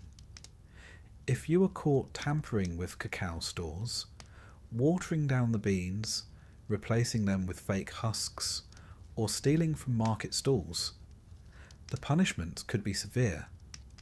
Restitution was expected. Humiliation was common. In some cases, your hands could be publicly bound and displayed, the Maya equivalent of a social media flogging. You were not only punished for the theft, you were marked, publicly, richly, and with a strong undertone of, "Don't try this again." But justice wasn't always violent. More often, it was performative. Maya court proceedings, when they occurred, were public events. Disputes were heard by city elders or appointed judges, often nobles, who operated from designated council houses or open courtyards. These proceedings were formal, timed with the calendar, and steeped in ceremonial dress. The accused might be made to stand barefoot in front of the community, arms crossed, head bowed, not just to show shame, but to literally embody guilt. Witnesses were called, testimonies were delivered, and the final ruling was issued not just by word, but by gesture. In some regions, a staff or sceptre was held aloft to indicate that judgment had been passed. Unlike the Romans or Babylonians, the Maya placed less emphasis on codified punishment and more on restitution and repair. Let's say a man trampled his neighbour's maize field during a drunken festival. He wasn't imprisoned. He was required to repay the loss, likely with labour, maize, or cacao. If he broke a household pot during a dispute, he might need to replace it and sit outside the victim's home for a full day as a silent gesture of apology. One might call it awkward justice, but it worked. Violent crimes did exist, murder, assault, and occasionally treason, but they were relatively rare and often tied to war or political betrayal. When murder occurred, the punishment could involve execution, but only if the killer refused to offer restitution. If the victim's family accepted a settlement, land, goods, labour, the killer might go unpunished. Justice, in this world, was negotiated and deeply personal. Even in death, the community had the final say. Now it must be said, Maya law, while thoughtful in many respects, was not equal. Class mattered. Gender mattered. Bloodlines mattered. A noble caught stealing might be disgraced or fined. A peasant, possibly whipped, or worse. Women could bring complaints to court, especially in cases of domestic abuse or land disputes, but their testimonies held less weight. Widows and priestesses fared better, particularly if they managed land or temple goods, but they were the exception. And for slaves, those captured in war or born into bondage, the law was brutally transactional. They could be sold, branded, and sacrificed. Though curiously, even some slaves had legal protections if they were mistreated beyond acceptable norms. A line, however faint, existed. It was not justice as we might hope, but it was justice as they defined it. Now, about sorcery. The Maya, being excellent astronomers and expert timekeepers, also held a firm belief in supernatural influence. Curses, omens, and magical offences could carry real legal consequences. If you were accused of casting a spell on someone, say, to make their crops fail, or to cause a miscarriage, you could be brought before a council and interrogated. You might be required to undergo a purification ritual, pay a fine, or in more serious cases, be exiled. And exile was not merely geographic, it was spiritual. You were cut off from your community, your lineage, and your gods. You could be sent into the jungle, not to die necessarily, but to live outside the calendar, beyond the protection of rituals. You were no longer part of time. A fate, some believed, worse than death. One peculiar case survives in oral tradition. The tale of a man who stole cacao meant for ritual use, beans that were to be offered to the gods at the New Year festival. He was caught. He confessed. And rather than being executed or beaten, he was sentenced to stand at the edge of the central plaza, head bowed, holding the cacao sack, while children threw crushed shells at his feet. It was public. It was ceremonial. It was humiliating. And the message was clear. You do not steal from the gods. You can steal from your neighbour, and maybe negotiate. But from the gods? Not unless you enjoy being pelted by very small, very symbolic refuse. Let us talk briefly about debt. Debt in Maya society was often a matter of honour and kinship, not banks. You owed a neighbour, a priest, or a merchant, not a financial institution. Failing to repay a debt could result in indentured labour. But this wasn't always permanent. Work a season, settle your account, and go free. But if you fled your debt, if you disappeared during a planting season, then you might be declared ritually dead, struck from records, your name erased from stelae, your debts transferred to your family. To default was not just economic failure, it was social disappearance. Even timekeeping affected law. Certain days were considered inauspicious for trials, executions, or punishments. You didn't want to condemn someone on a bad date. It might anger the gods or cast a shadow on the community's fate. Some offences were postponed until a more favourable calendar alignment. Imagine telling a judge, "I know I stole the canoe, but today is 3 Ike. That's bad luck for a flogging." And the judge agrees. Now picture the scene. A man stands in a tiled plaza, watched by his neighbours.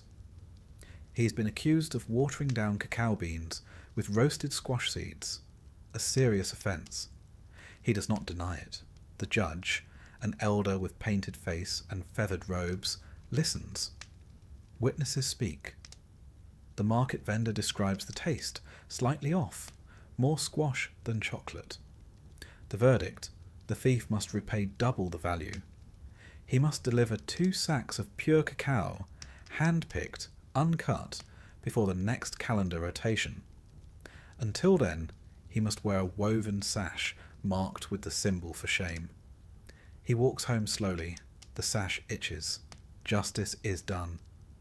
Maya justice was never just about rules. It was about relationship. Between people. Between cities. Between humans and gods. It aimed not to isolate wrongdoers, but to reintegrate them, through payment, purification, and performance. It wasn't always fair, but it was communal. You sinned publicly. You were judged publicly. You made amends publicly. Then, perhaps, you are invited back to the feast. As you fall into stillness now, imagine the sounds of the Maya night. The chirp of frogs. The hush of wind through sabre trees. The low thump of distant drums. A market boy counting cacao beans under torchlight. And somewhere, a thief, rehabilitated, contrite, tending someone else's maize field until his debt is paid. Because in this world, justice is not a cell, It is a circle. Sleep well. We end our journey high in the Andes, among stone terraces, crisp mountain air, and the sound of sandals over gravel. Welcome to the Inca Empire, a civilization that managed to run a vast, multi-ethnic empire without coins, without wheels, and, most relevant to our topic, without written laws. Yes, there were no legal codes carved in stone, no scrolls, no contracts. And yet, somehow, the Inca state governed an empire that stretched across 2,500 miles of difficult terrain from modern-day Ecuador to Chile with impressive precision. There were taxes, courts, judges, and consequences for stealing a potato. It was a system built not on paperwork, but on oral tradition, surveillance, community pressure, and an almost supernatural obsession with organisation. Let's see how it all worked. At the heart of Inca law was the principle of Ailu, the extended community. You didn't live as an individual. You lived as part of a collective, a village unit that shared land, labour, and resources. Your behaviour wasn't judged just on what it cost the state, but on what it cost the group. And if you stepped out of line, your punishment wasn't always personal. Sometimes it was collective too.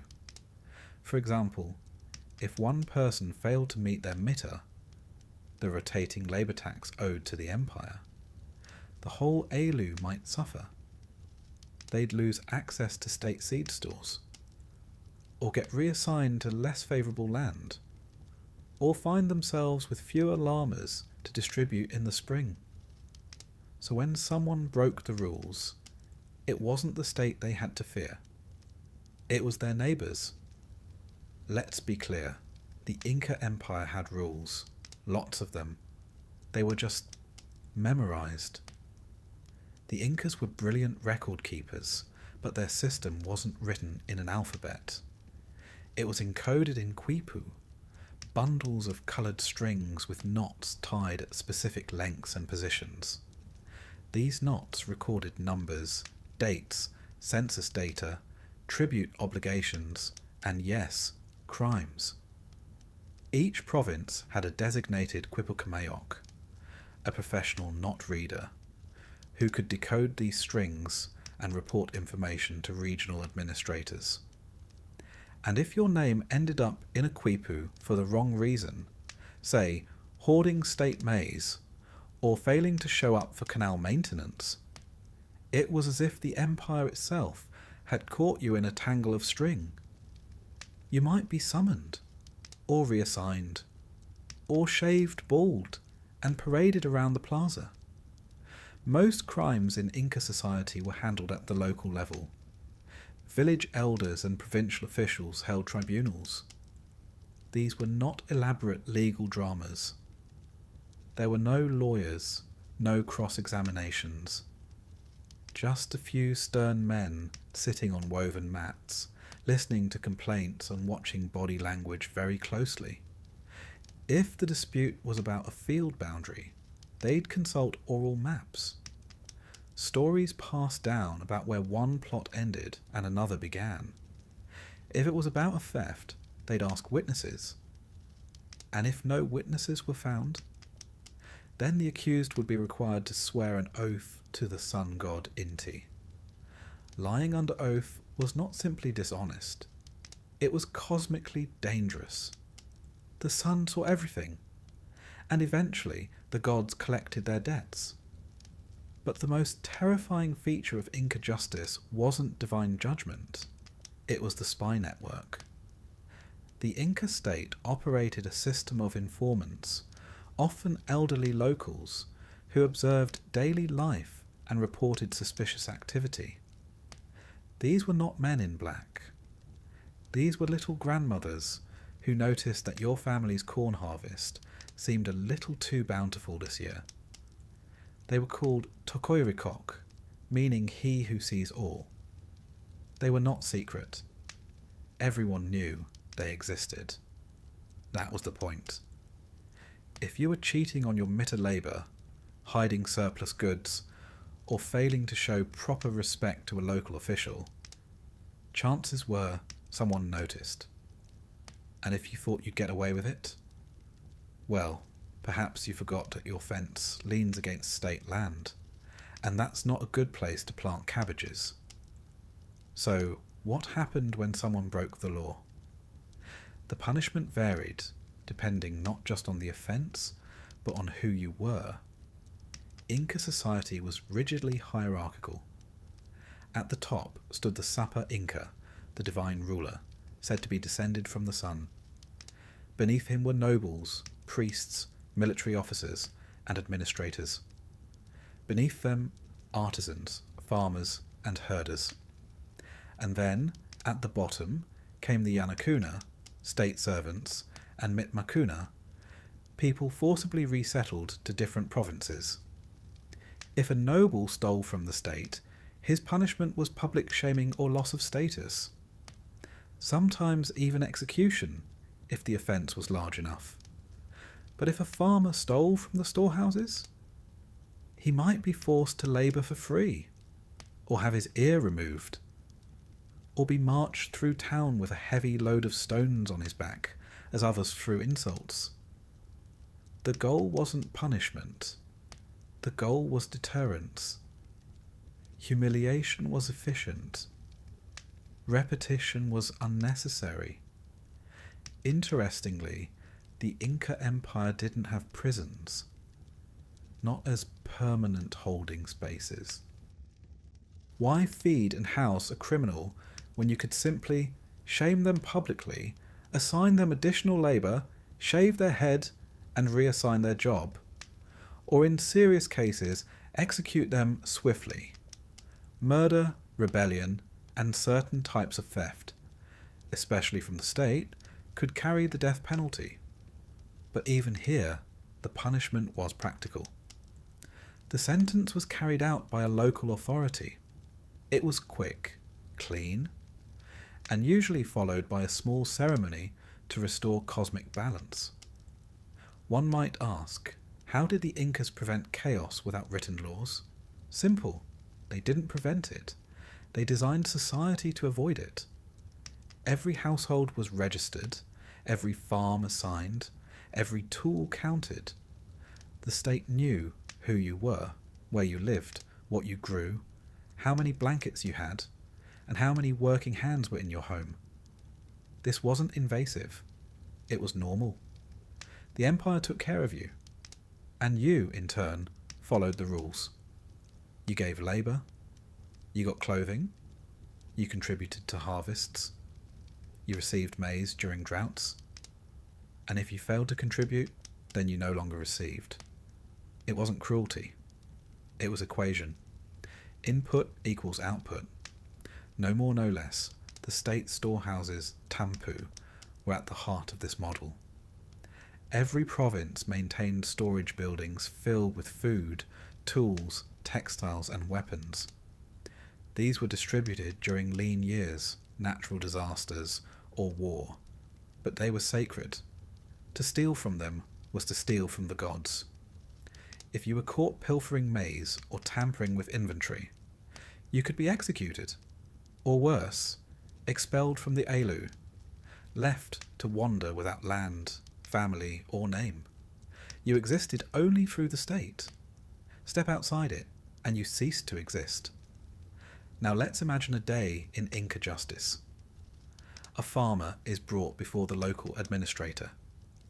His neighbour accuses him of undercounting his labour hours, claiming to be sick when he was secretly weaving baskets for private sale. The administrator listens. A Quipucamayok is summoned. The knots confirm inconsistencies. The farmer confesses. Not out of guilt, but out of exhaustion. He knows what comes next. His hair is shaved. He's sent to dig irrigation ditches for the next 3 weeks. His family receives no additional clothing that season. Justice has been served. Not with wrath, but with work. The Inca idea of justice was inseparable from the idea of social harmony. You didn't break the law so much as disturb the rhythm. Every person, every crop, every lemma had its place. The goal wasn't punishment. It was to put things back where they belonged. There's something quietly beautiful in that. And also mildly terrifying. Because if you didn't fit, the Empire would not rage. It would not shout. It would simply correct. It's worth noting that, for all its structure, the Inca system could be cruel. Public executions, collective punishment, forced labour, state-sanctioned resettlement. And yet, from a certain angle, it also worked. Crime was low, famine was rare, infrastructure thrived, all without a single written law. Because when everyone is being watched, counted and redistributed, there's very little left to interpret. As you drift toward rest, picture the Inca road. A courier runs past, sandals kicking dust, carrying a quipu knotted with information. Perhaps a record of tribute, or a judgment from a provincial court. Above him, terraces climb the mountains. Storehouses rest beneath thatched roofs. A village elder smooths the grass in front of the council hut. Justice here is not a gavel. It's not even a word. It is a system. Invisible, constant, and quietly unavoidable. Sleep well. The room is dark, damp, and smaller than a stable. The air smells of soot, sweat, and something vaguely sour. A scent that clings to damp wool and tired skin. You don't remember the moment you're born. No one ever does. But you're told it happened quickly. Your mother screamed, your father paced, and the village midwife muttered prayers over your slippery head as she coaxed you into the world by candlelight. You arrive into a world already claimed by the church. Before your eyes can properly see, before your tiny mouth can form its first blasphemy, the priest is summoned. He's an old man with bowed legs, coarse fingers, and a fondness for ale and authority. He grumbles about the early hour, but arrives anyway, as he always does. Your parents know the rules. Infants must be baptized as soon as possible. The soul, they say, must not spend a single day outside the grace of God. The threat of limbo hangs like fog over the thatched roof. Water is drawn, cold, probably a bit dirty, and the priest traces the sign of the cross on your forehead. He mumbles Latin you don't understand and pours holy water over your scalp. It's more of a splash than a sprinkle. You cry. Everyone relaxes. That's a good sign. The priest declares your soul now belongs to God. Your mother clutches you, exhausted, while your father thanks the priest with a coin he can't afford to give. Just like that, you're no longer simply a child. You're a Catholic. The rite of baptism isn't optional in your world. It is the first ritual in a long string of obligations. The first link in the lifelong chain the church wraps around you, link by link, ceremony by ceremony. Without baptism, you are nothing. Worse than nothing. You are unsaved, unprotected, unacceptable. Should you die unbaptized, even before you've had the chance to sin, you'd be sent to a place neither heaven nor hell. A theological waiting room where souls simply linger. No one understands limbo fully, but everyone fears it. And in a village where death visits often and without warning, from fever, famine, or the wrong mushroom, there's no room for uncertainty. So you're baptized before your mother can even walk across the room. Your soul is washed clean before you ever had the chance to dirty it. They even pick your name from the saint's calendar. You weren't going to be named after your grandfather, no matter what he thought. Your godparents stand behind you during the rite, looking solemn and mildly confused. Their duties are unclear but spiritually binding. Should your parents die, not unlikely given the mortality statistics, your godparents are expected to raise you in the faith. Not feed you or clothe you necessarily, but make sure you keep going to church. You wonder later in life if they'd have done it. Maybe. If the crops were good that year. As you grow, you notice that the church is not simply part of village life. It is village life. Its bell tolls set the rhythm of your days. Its calendar dictates when you can feast and when you must fast. Its priests are the only literate men in a world where even the local lord signs his name with a shaky X. The church knows what happens to your soul, how to cleanse it, how to charge for the cleansing, and exactly how guilty you ought to feel about everything. The wooden crucifix in your family's cottage looms large. Jesus, nailed, bleeding, sombre, watches your every movement from above the hearth. No one ever explains why the Son of God must always look like he's having a particularly rough afternoon. But the message is clear. Someone suffered for your sins, even if you haven't committed any yet. You learn early that guilt is a kind of inheritance. Like the family goat, it's just handed down whether you want it or not. When you begin to speak, your mother teaches you the Lord's Prayer before she teaches you to count. You learn it by rhythm, not meaning. You mumble it with your hands clasped and your eyes squinting, hoping the effort alone counts. Latin phrases are everywhere, carved into the church walls, muttered by the priest, embroidered into altar cloths. But you don't know what they mean. It's God's language, you're told, which means you're better off not understanding it. The first time you step into the church, you're too young to remember it. Your parents carry you in, freshly baptized, wrapped in linen, a spiritual receipt in your soul. But the first time you really remember going is on a cold morning, when the village fog hangs thick and your stomach is empty. The stone church is cold, the benches are hard, and the priest is somehow both quiet and long-winded. You sit still because you're supposed to, because God is watching, or because your father is. The church itself is the only stone building in the village. It smells of beeswax, mildew, and centuries of whispered fears. There are painted walls you can't read, and wooden statues that seem to stare back. Somewhere near the front, there's a carved scene of the Last Judgment, sinners tumbling into a monstrous mouth full of teeth and fire. You're too young to understand, but not too young to be scared. That's the point. The priest tells your father that fear of hell is healthy for children. It keeps them good.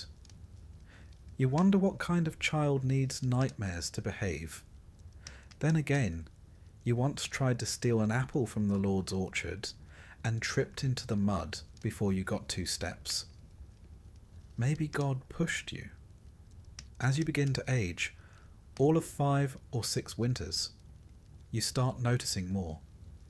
The bells that signal Mass, the hush that falls when the priest enters, the way your parents stiffen when his gaze lands on them, the quiet mutter of penance after communion, whispered like someone's trying to fold a secret in half, and always, always the reminder that the church brought you into this world and will be there to usher you out. Even the days of rest are his. Sunday is not for lounging. It's for Mass, for kneeling, for long readings in a language no one in your family speaks. You learn the patterns anyway. When to sit, when to bow, when to look like you're praying, even if you're just wondering what's for supper. A small grumbling part of you wonders why heaven requires so many rehearsals. By the time you're old enough to do chores without supervision, you've already learned that God is everywhere. He's in the storms that drown the barley, in the silence after your mother coughs, and in the eyes of the priest who never blinks long enough. You hear whispers of saints and demons, relics and sins, indulgences and miracles. You don't understand most of it, but you don't question it either. That's what gets people burned. Still, there are moments of comfort. The way candlelight flickers against the stone walls. The soft chant of a hymn you don't know but feel anyway. The smell of bread at Easter Mass. The small mercy of being reminded, once in a while, that not everything sacred is terrifying. Some of it is just quiet, and kind, and warm. But those moments are rare. Most days, the church feels more like a gatekeeper than a shepherd. You are born into its arms, but also its grip.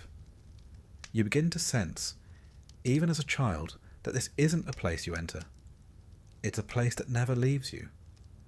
Baptism may have saved your soul, but it also marked you. A mark that says, you belong to us, forever. And when the priest looks at you during Sunday service, eyes unreadable beneath his drooping brow, you believe it. They say the soul is light as breath. But from the moment yours was dipped in holy water, it's carried a certain weight. Not evil, not cruel, just constant. A low pressure on the chest, a slow whisper in the ear. The church will guide you, judge you, punish you, and praise you, all in equal measure, and all from the moment you entered the world, born with nothing, baptized with water, owned by God. It begins with a mural. You're barely tall enough to see over the pew when your eyes first catch the twisted mass of bodies, flames, and teeth. Painted high on the wall, right above the altar, is a great gaping mouth, open wide, impossibly wide, with jagged yellow fangs stretching into shadows. Inside the mouth are people, hundreds of them, naked, screaming, clutching at each other, tumbling into the throat of a beast you've never seen in nature, but understand instinctively. This is what waits if you misbehave. Welcome to church. You tug on your mother's sleeve. She doesn't look. Everyone's facing forward. The priest's voice drones in Latin, a language that means something to God and absolutely nothing to you. But the painting makes its point without translation. Hell is real. It has a mouth, and you are precisely the right size to fit inside it. From that moment on, you see signs of damnation everywhere, in stone carvings, in stained glass, in wooden statues that seem to glare at you even when your eyes are shut. One particularly horrifying window shows a man being spit roasted by demons, who look as though they're enjoying their work far too much. Another sculpture near the door shows a soul being weighed against a feather, with a scowling devil ready to pounce should things go poorly. You've never felt so heavy in your life. Fear, you quickly learn, is part of the service. Hell isn't just a place, and it's a presence, a looming possibility, a word that makes grown men flinch and children sleep with one eye open. The priest doesn't avoid the subject. In fact, he rather enjoys it. He preaches of it regularly, painting pictures with his voice that rival the frescoes in detail. Fire that doesn't consume, pain that never ends, worms that feast forever. Eternal suffering. All because you coveted your neighbour's goat or rolled your eyes at your mother's stew. You start keeping a mental list of your sins. It grows quickly. The church teaches that even thoughts can condemn you. A wicked idea, no matter how brief or harmless, stains the soul. So when you catch yourself daydreaming during Mass, or muttering under your breath when you're told to scrub the floor again, you panic. You begin to confess things you're not even sure are sins, just to be safe. Once, you admitted to feeling annoyed when your sister chewed too loudly. The priest raised an eyebrow and added an extra prayer, just in case. Children in the village whisper about hell as though it's a neighbour who lives just beyond the woods. They share stories in low voices, of gluttons who are force-fed molten gold, of liars whose tongues are nailed to tables, of thieves who are buried alive in pits of ash. You aren't sure which stories come from Scripture and which from someone's older cousin, but it hardly matters. The images are sticky. They follow you into your sleep. And when you dream of fire. On feast days, mystery plays are performed in the village square. These are supposed to be educational, uplifting even. But somehow, they always end with someone being dragged to hell by a man in red robes and a mask with horns. The devil in these plays is often the best actor. He struts, he grins, he sings. He's the only one who seems to be having any fun. Until, of course, he drags a merchant or a wayward nun into a painted pit, and the crowd gasps and clutches their crosses. You do too. Every time. One year, a player collapsed mid-performance. Heat stroke, someone said, and the rumour spread that it was divine punishment. He had mocked the devil too convincingly. The priest didn't confirm or deny it, which, as you've learned, is his favourite way to say yes. The worst part is how normal it all feels after a while. Hell becomes background noise. Part of the rhythm of life, like frost in winter or blisters in summer. You accept it the way you accept the Lord's taxes or the smell of damp straw. Of course there's a hell. Of course it's full of flames and teeth and regrets. Of course it's waiting. What else would be at the end of such a hard life? And yet, amid the fear, there's a strange comfort in the certainty of it all. The rules are clear. Obey, confess, tithe, fast, stay in line, keep your soul clean, or at least scrubbed semi-regularly. The path is narrow, the priest says, but it leads to heaven. And if you wander, well, the mouth is still open. You start to notice the economics of damnation. There's a price for nearly everything. Sins can be absolved, time in purgatory shortened, eternal fire postponed, all for the right donation. Indulgences, they're called. Forgiveness, available for purchase. The wealthier villagers clutch parchment certificates, declaring their sins absolved in advance. You've seen one man smile with relief after paying for a sin he hasn't even committed yet. That, you think, is planning ahead. Your family can't afford such luxuries. You give what you can. Eggs, a length of twine, once even your father's belt. The priest accepts each offering with solemn gratitude, then gently remind you that salvation is a lifelong process, not a one-time transaction. You nod, ashamed, and wonder whether anyone in your house has ever truly been forgiven.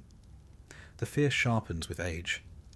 As you grow older, you understand more of the sermons, and they only deepen the dread. Eternal torment, outer darkness, wailing and gnashing of teeth. One day you ask your mother what gnashing means.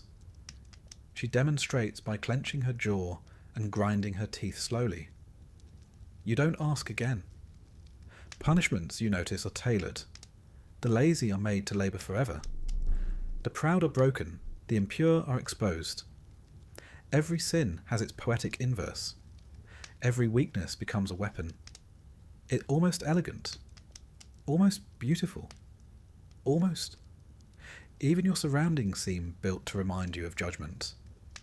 Gargoyles leer from the church roof, their twisted faces frozen mid-scream. The stone floor is always just a little too cold. The incense, sweet as it is, masks something older, a scent of wax and bone and centuries of confession. And then there's the painting.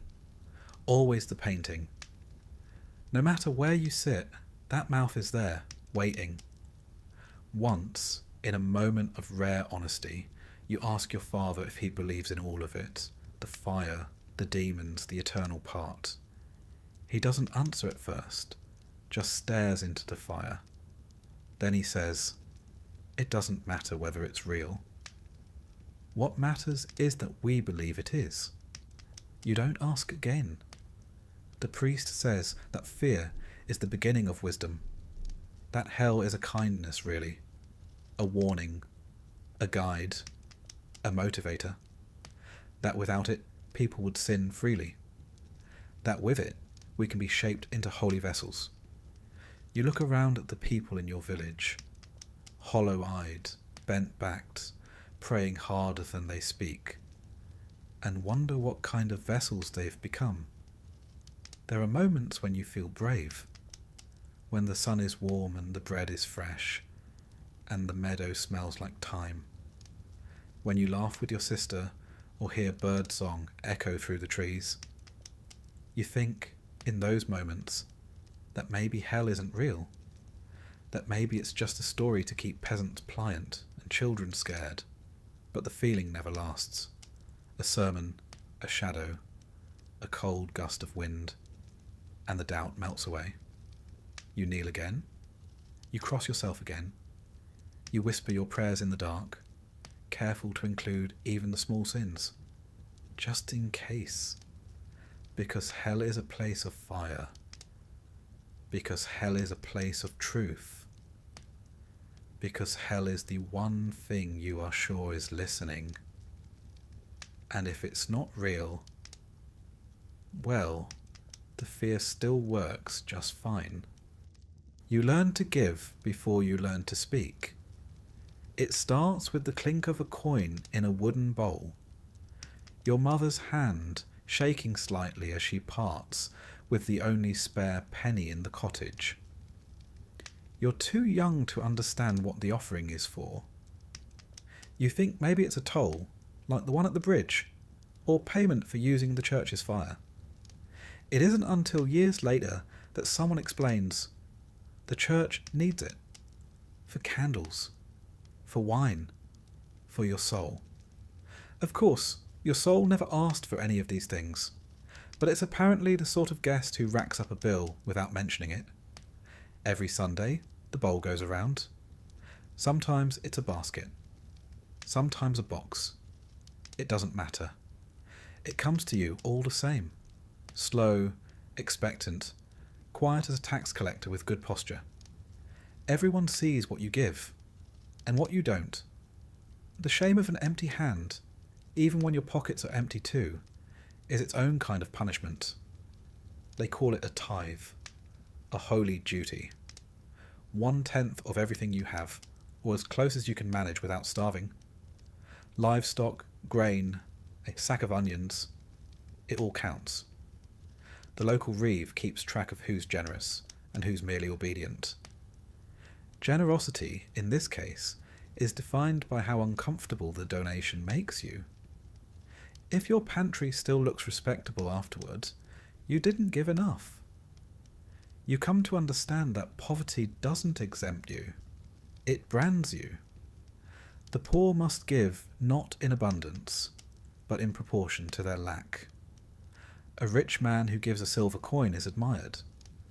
A poor man who gives his last turnip is considered saintly. Your family has learned to aim for something in between, respected but not canonized. Saints don't eat very well. The church doesn't just collect tithes, though. There are special contributions, penance payments, alms for the poor, alms for the monks, alms for the poor monks, collections for rebuilding the church roof, collections for painting a new Virgin Mary, collections for cleaning the old Virgin Mary. Every spiritual concern seems to have a matching fee. You suspect someone is keeping a very long tab. It doesn't stop at the doors of the church. When your uncle dies, your family is expected to offer a soul fee. A few coins paid to the priest to ensure his safe passage through purgatory. It's not mandatory, exactly, but no one wants to see what happens to an unpaid soul. The priest's prayers come slower when there's no silver on the altar. Later, when your cousin gets married, there's a fee for that too. A blessing doesn't come cheap. Love may be free, but the sacrament of holy matrimony costs exactly 6pence and a chicken. And then there are indulgences. You hear the word for the first time while eavesdropping on 2 older villagers near the well. They speak of parchment, wax seals, and a promise that sounds too good to be true. Sins forgiven in exchange for coin.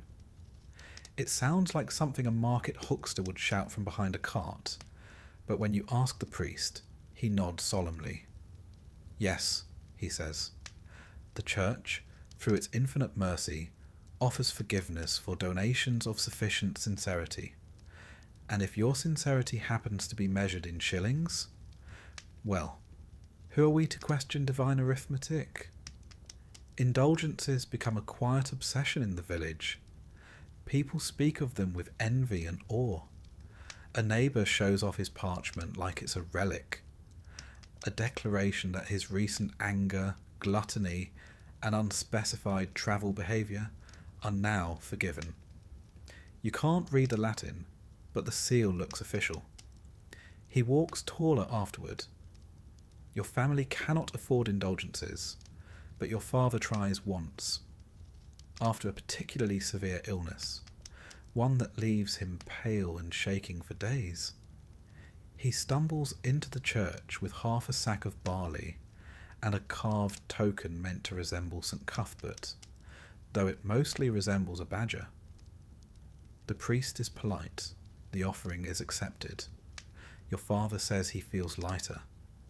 He doesn't specify whether he means spiritually or because he gave away half his winter storage. You begin to grasp the logic. Guilt is a currency. Fear is an investment.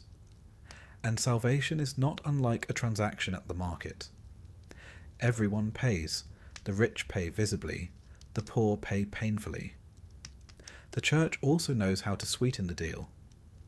Once, a friar comes to your village selling relics.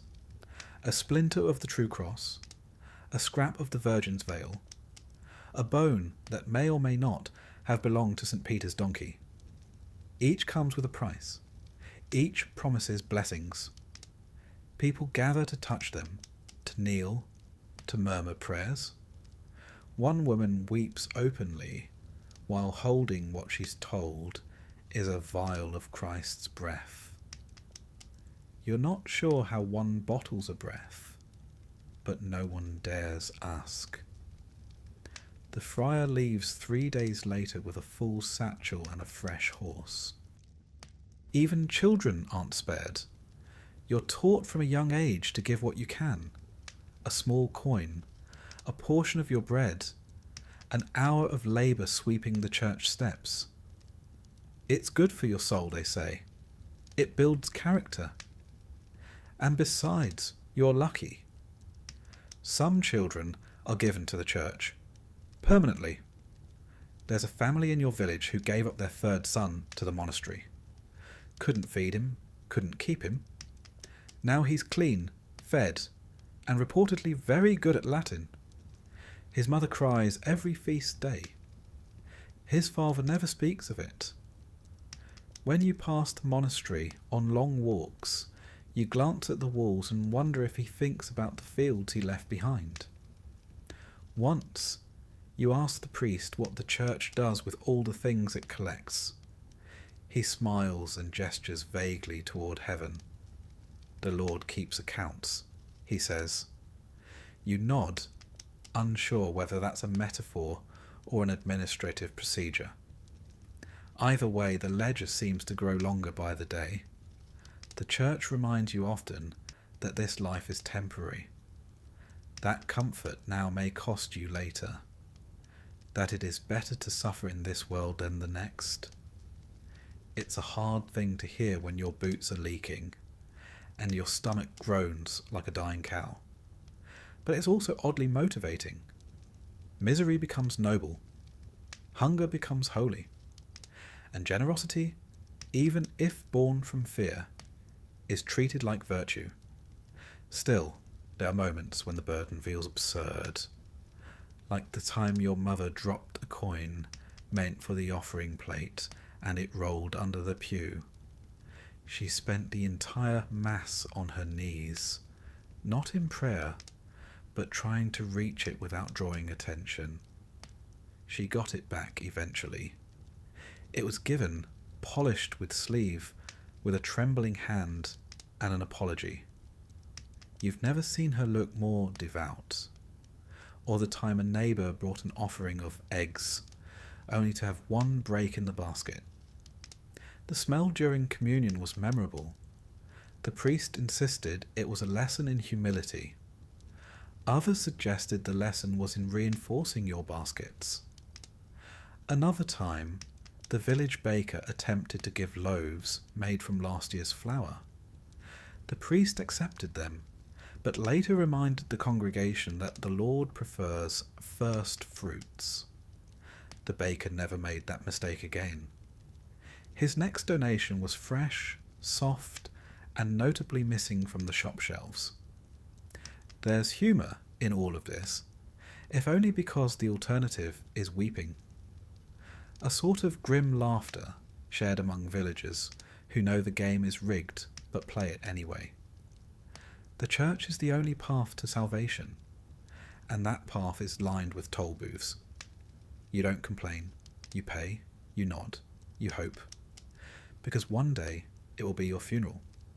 Your soul will hover, uncertain, and someone will stand at the altar with a coin in hand, a last payment, a final bribe, and you'd like that person to have something to offer, even if it means going hungry now, even if it means handing over your last hen, your last hope, your last bit of pride. Because when heaven's gate is locked, you pray it's not your name that's missing from the guest list, but the donation. And you pray most of all that God accepts credit.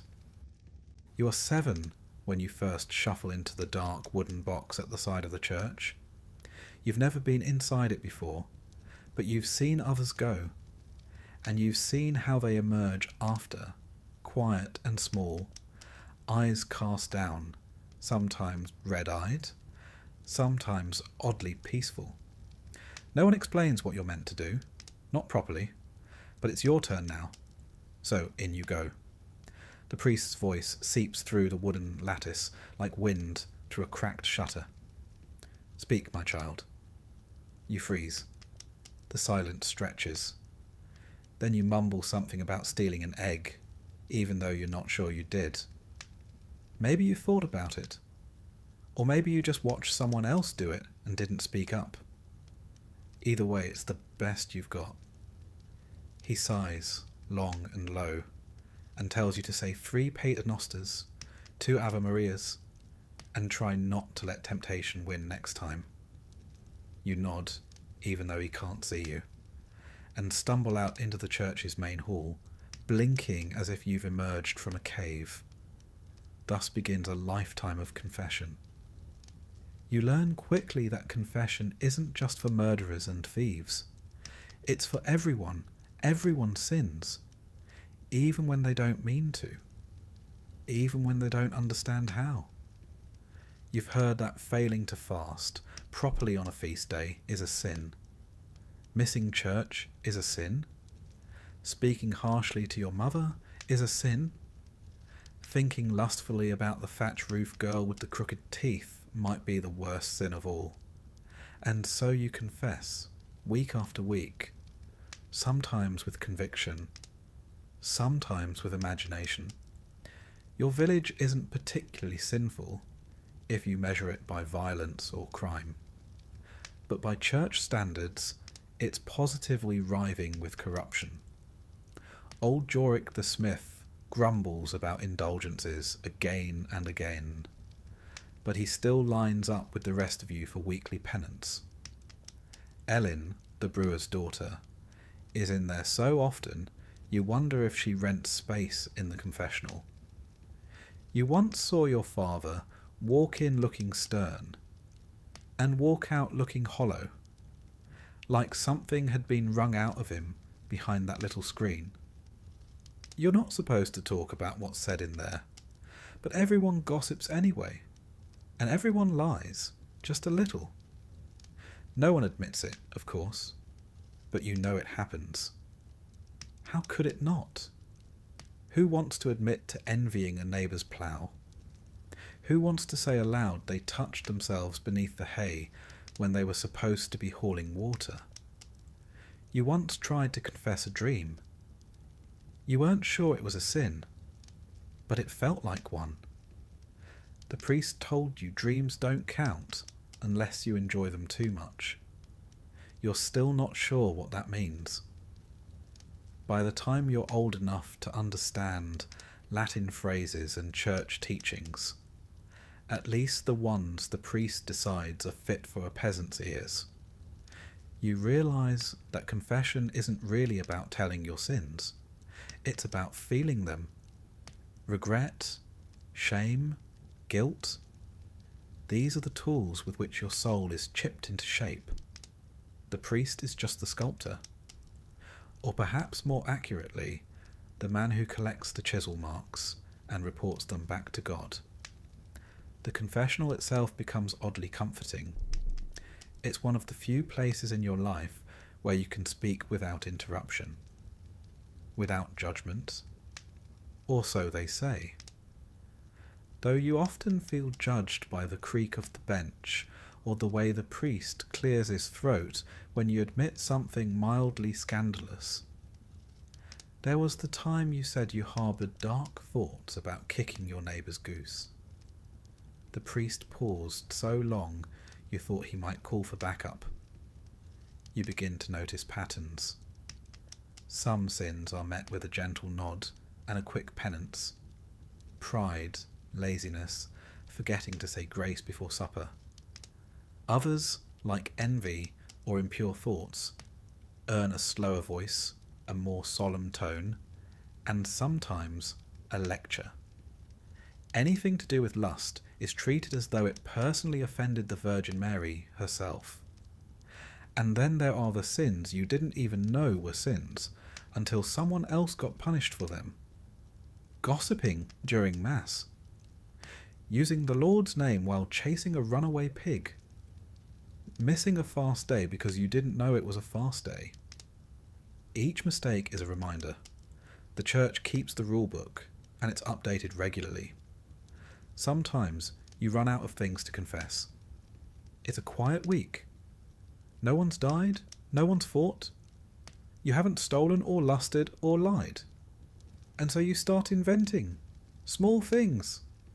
You claim you were impatient with your sister.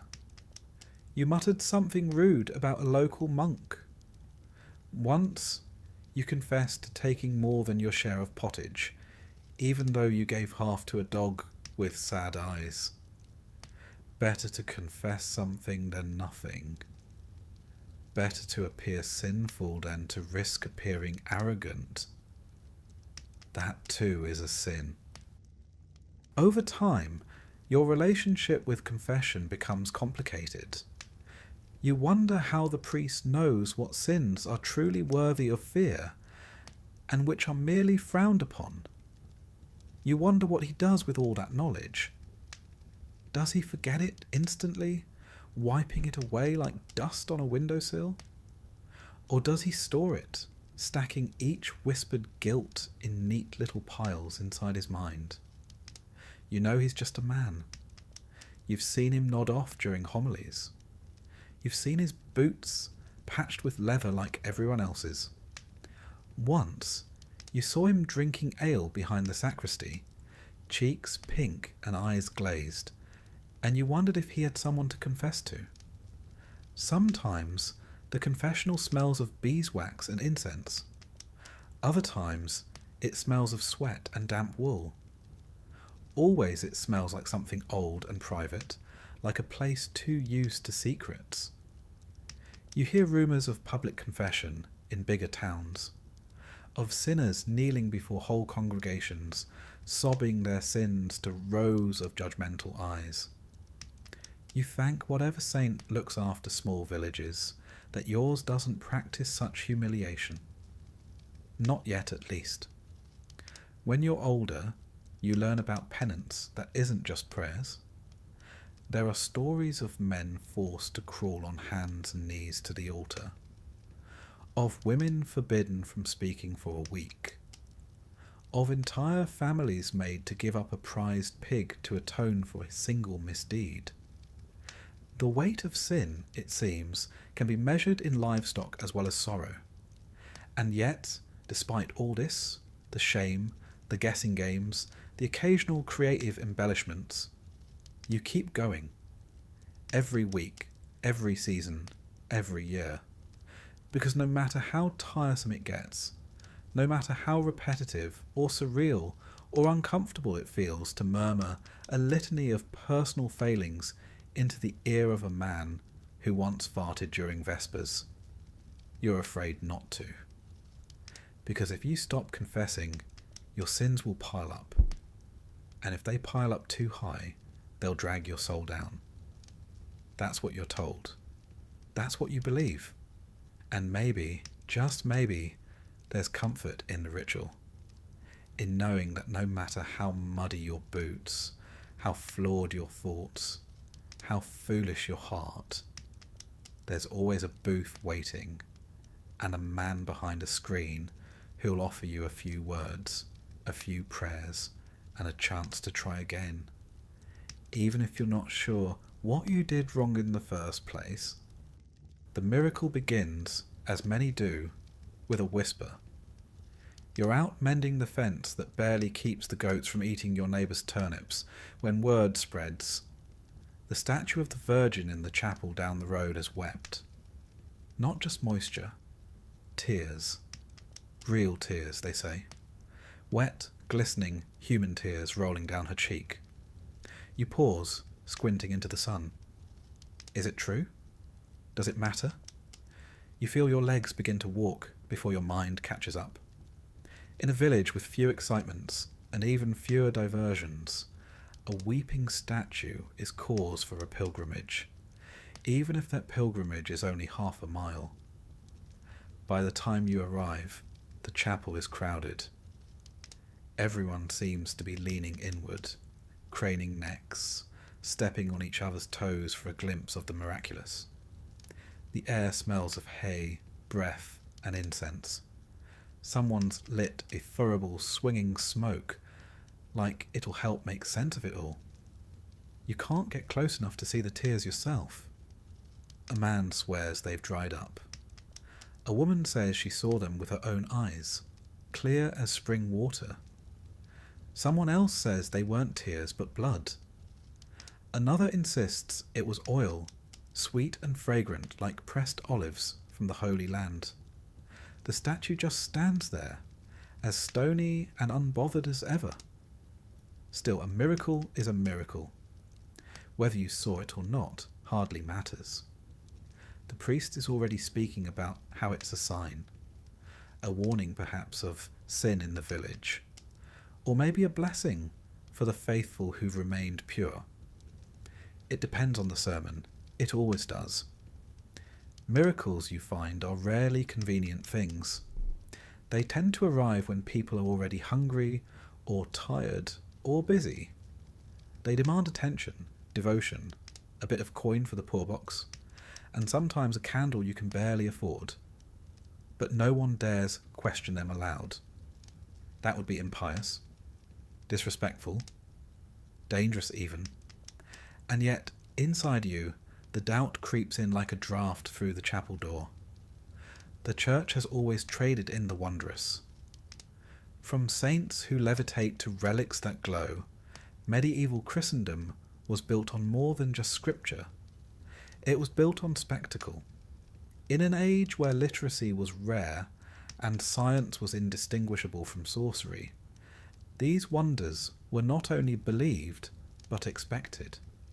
You remember your uncle swearing that St. Margaret once helped his cow give birth after a desperate prayer. He said he saw a glowing light in the barn, right above the hay, and then, miracle of miracles, the calf slid out, healthy and bawling. You also remember your uncle was drunk for most of Lent, but even the sober speak of such things, of saints who bled for the sins of others, of monks who healed with a touch, of bones that never decayed. The stories grow with each telling, details added like seasoning to pottage, just enough to make them palatable. You once saw a traveller arrive with a splinter of the true cross. He kept it in a little glass tube, sealed with wax and surrounded by gold filigree. He said it came from Rome, and that the Pope himself had blessed it. For a small donation, you could kiss it and receive a full indulgence from minor sins. A few women wept. One man fainted. You gave 2 pennies and tried not to think too hard about where one might find that many splinters of a single cross. The relic trade is booming, or so they say. Every church wants one. A sliver of bone, a drop of blood, a sandal worn by a saint, a tooth, a finger, even a feather from the angel Gabriel himself. Some relics sit in fine reliquaries of silver and gold. Others are wrapped in cloth and kept in locked boxes, only brought out on feast days. You once queued for 3 hours to see the severed hand of St. Alban. It looked suspiciously like a chicken wing, but no one said so. Miracles, of course, are good for business. They draw crowds. Crowds bring offerings. Offerings mean candles are lit, incense burned, and the coffers of the church jingle with a bit more weight. A weeping statue here, a healing spring there. It all feeds the machine of faith. But there's a deeper reason the church needs miracles. You see, they're proof. Tangible evidence that heaven still watches, still intervenes, still punishes and forgives. For people like you, who live in a world of mud and toil, who bury half their children before they can walk, who bleed and sweat and break, miracles are hope. Shaky, flickering hope, like the flame of a votive candle in a wind-blown chapel. And so you learn not to ask questions. Not out loud, not in front of the priest. Certainly not near the bishop. You nod solemnly when a tale is told. You make the sign of the cross. You whisper your prayer. And if your eyes drift to the statue's dry cheeks, and your mind wonders whether it ever truly wept, you scold yourself and look away. Sometimes, at night, you stare at the ceiling of your hovel and think about St. Cuthbert, who was said to have turned back the sea with his staff, or St. Julian, who cured a man of leprosy with a kiss. You think about the girl from 2 villages over who claimed the Virgin appeared to her in the forest and gave her a silver coin. You think about whether it matters if the stories are true, if the results are the same. Because faith, you learn, is a kind of bargain. You give your trust, your labour, your coin, your children. In return, the church gives you meaning, structure, a path to heaven, and the occasional miracle to reassure you that it's all real, that your suffering isn't wasted, that someone, somewhere, sees you. Once, during a particularly bad year, the crops rotted, the rain came late, and your cousin died of something that made his skin blacken. You saw another miracle, or thought you did. A bird flew into the chapel during Mass, circled the altar, and then vanished. Vanished, not out the window or through the door, but right in midair. That's what you told yourself. That's what others said too. The priest claimed it was a sign from God. A good one, he said, and then he asked for donations. You gave a copper penny and a sideways glance. Later, while hauling water, you confessed to your neighbour that you weren't sure the bird vanished. Maybe it had flown into the rafters. Maybe you were imagining things. He didn't respond. Just gave you a look. A very particular look. And you realised it was better to keep such thoughts to yourself. Not long after, that same neighbour came down with a fever. His wife swore she saw St. Michael standing at the foot of his bed, sword drawn. He recovered. Slowly, but he recovered. Another miracle. You didn't say a word. Because in the end, doubt is a quiet thing. It doesn't shout, doesn't argue. It just sits beside you, unnoticed by most, like a tired dog at your feet. You may not feed it, but it's always there. And so you live with miracles. You nod and bow and cross yourself when they happen. You light your candles. You touch the relics. You listen to the tales of weeping statues, glowing bones, and saints who walk among the barley fields in the moonlight. You believe mostly. Enough to get by. Enough to sleep at night. Because even if the miracles are false, the hope they offer is real. And that, you think, might be miracle enough. You don't remember deciding to give your child to the church. Not exactly. There wasn't a moment with trumpets and candles where you handed him over like a loaf of bread on the altar.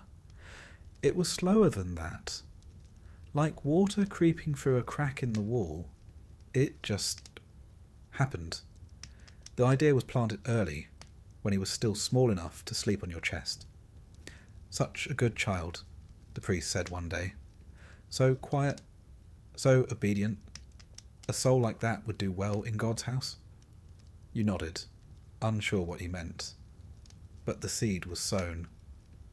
By the time your boy was old enough to feed chickens and trip over his own feet in the fields, the whispers were louder. You've too many mouths, the neighbour said, not unkindly. And the monastery needs novices. It was framed as kindness, as opportunity. One less child to clothe. One more soul aimed at heaven. A chance for him to rise above the muck. So you agreed. You said yes without ever really thinking no was an option. The day he left was overcast. Not dramatically, not like a storybook. Just grey. You dressed him in his best tunic, such as it was, and tried not to cry as you tied the belt. He asked if he'd be allowed to keep his wooden toy, the one you carved for him last Yule. You said no, the monks didn't allow toys. He nodded and looked down at the floor. The priest came for him at dawn. He smiled broad and warm, like this was a wedding instead of a goodbye. Your son walked beside him, small and silent, clutching a sack of bread and your wife's handkerchief. You told yourself it was the right thing. You told yourself it was God's will. You told yourself again and again that he would have a better life than you ever could. But it didn't feel like a blessing. It felt like loss. In the monastery, he would rise before the sun.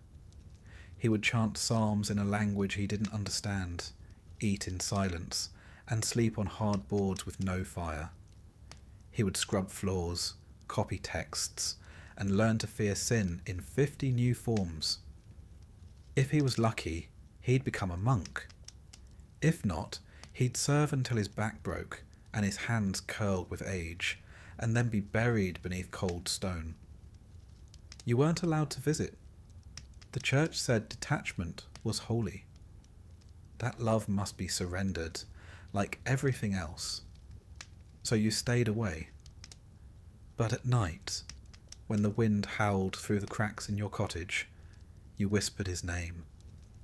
You wondered if he was warm, if he missed your cooking, poor as it was, if he still remembered the lullaby your wife sang when the snow came early. Sometimes, late at night, you wonder what he dreams about now. Does he remember the village square, the feel of bare feet on packed earth, the sting of a switch when he teased the chickens? Or are his dreams filled with Latin verse and the echo of cloisters, dreams shaped by walls too smooth to climb and rules too numerous to question? In the early weeks after he leaves, you half expect to hear his voice outside the door, to see him running across the field, arms flailing, wild-eyed with regret. But it never happens. The church does not return what it claims. It sanctifies, isolates, and reforms. You've seen it before. Boys who left laughing come back years later, with flat voices and downcast eyes, their fingers moving unconsciously over rosary beads, as if afraid to forget. And there's something else that gnaws at you, deep in the marrow of your days. The sense that this wasn't truly your choice, that perhaps it never was. When the priest speaks, you nod. When he smiles, you agree. When he invokes God's will, you lower your gaze and fold your hands. Because the church doesn't need to force you with whips. It only needs to make you believe that saying no would be a sin. You begin to understand, in the quiet hours, how deeply this power runs. It's not just in the altar or the sermon. It's in the silence of every parent who lets go. It's in the hollow space at your table where a child used to sit, and no one dares speak their name. It's in the way your wife folds that one extra tunic and then tucks it away, even though no one will wear it again. The priest visits a week later, smiling as always, speaking softly about God's mercy and how well your son has settled in. A natural, he says, obedient, curious. He seems pleased, as if he's just acquired a new goat with excellent temperament. You nod and murmur a blessing, and pretend it's enough. But a small part of you wants to ask, does he cry? Does he ask about us? Does he wish he'd said goodbye? Instead you offer bread. Thin, crusty, inadequate. The priest takes it without hesitation. That too is the way of things. Seasons pass. Your son's absence becomes part of the rhythm. At times you almost forget what his voice sounded like. Then you'll hear his younger brother mutter something in the same cadence, and your chest will tighten for reasons you don't explain. The village moves on. Another child is given over to the church. This one from the miller's family. A girl this time. People talk. Some say it's a blessing. Others, in hushed tones, say it's convenient. The line between faith and desperation is not always so easy to spot when both wear the same vestments. You sometimes wonder if the saints ever miss their families, or if sainthood requires forgetting where you came from. And then, years later, perhaps 5, perhaps 10, a monk returns to bless the fields. He walks slowly with purpose, a man clearly not made for mud, but determined to walk through it anyway. You recognize the curve of his jaw, the set of his shoulders. But his voice is strange. It rolls like scripture, not like story. He speaks of God's bounty and the price of sin, and you listen, but your mind keeps wandering to a scar on his wrist. You know that scar? You remember when he got it climbing the old tree near the pond. He doesn't acknowledge you. He probably doesn't even know who you are. Or maybe he does, and that's worse. The church says it gave him a life of meaning. You gave him to the church, and neither of you will say aloud what was taken. In time, you stop praying that he'll return. Instead, you pray he's warm. You pray he's safe. You pray that when he lights a candle in the chapel, a small part of the flame remembers your hearth. Because no matter what they say about piety, obedience, and the glory of sacrifice, the truth is simpler and quieter. You loved your child. You still do. And even if you would make the same choice again, that doesn't make the ache go away. That is the miracle the church never mentions. Not weeping statues or glowing relics, but the quiet, stubborn love of a peasant who gave up his child and still prays for him in the dark. And despite all the incense, all the scripture, all the ritual and stone, that love might be the most sacred thing you ever held. The sun still rises, but it's no longer the clock you follow. Its path means less to you than the rhythm of bells from the chapel tower, the scent of incense drifting over furrowed fields, and the slow, inevitable crawl of feast days, fasts, and holy weeks that wrap around your life like ivy on stone. You don't think in seasons anymore. You think in liturgical colours. Time, for you, is not marked by the tilt of the earth or the smell of the soil, but by the church's wheel. Advent, Epiphany, Lent, Eastertide, Pentecost, ordinary time, though nothing ever feels very ordinary. It begins when you're small. You learn your numbers by counting the weeks until Christmas. You track the year not by birthdays. Peasant children don't really have those, but by when the priest changes his robes from purple to white to green. Your mother prepares for holidays by hoarding eggs and stretching flour, not because of the equinox, but because the calendar says it's time for joy or penance. Every day is named for something: a martyr who was boiled, a saint who stared at a wall for 20 years, or a virgin who sang hymns until she was set on fire.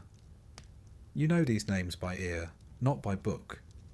You can't read, but you know when St. Swithin's Day has come, because that's when the sky opens up and doesn't stop raining for a month.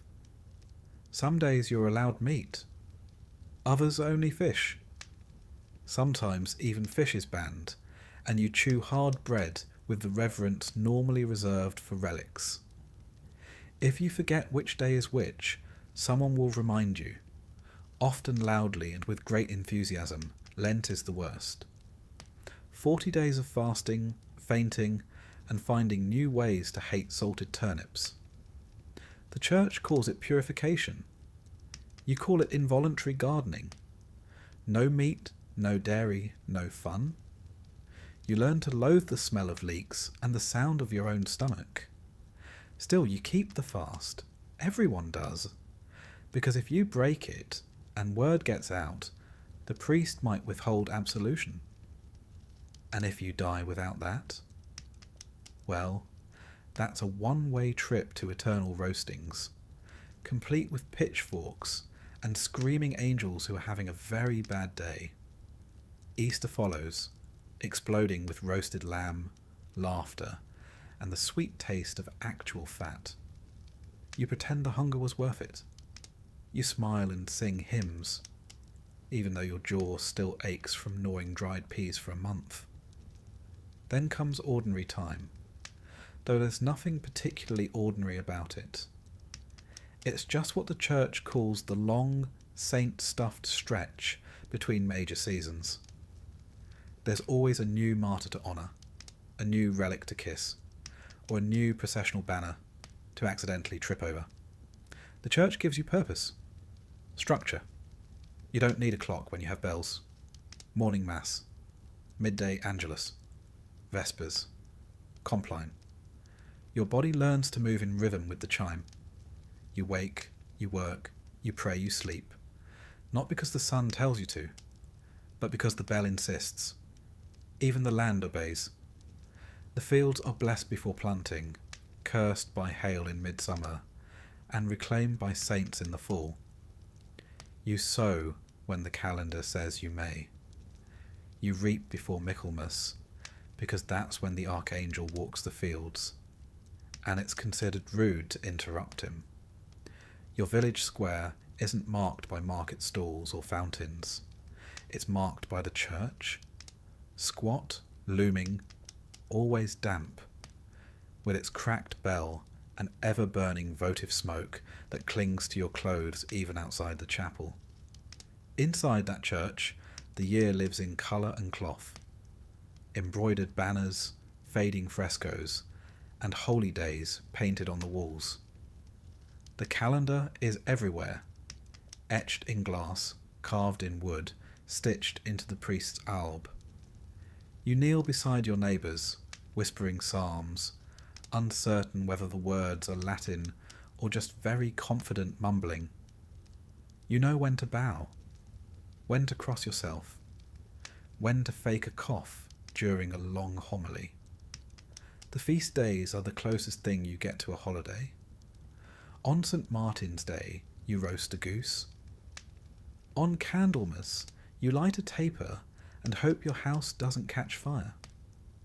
On St. Agnes's Eve, the girls place bread under their pillows, hoping to dream of their future husbands, though the results are usually disappointing and a bit damp. And then come the processions.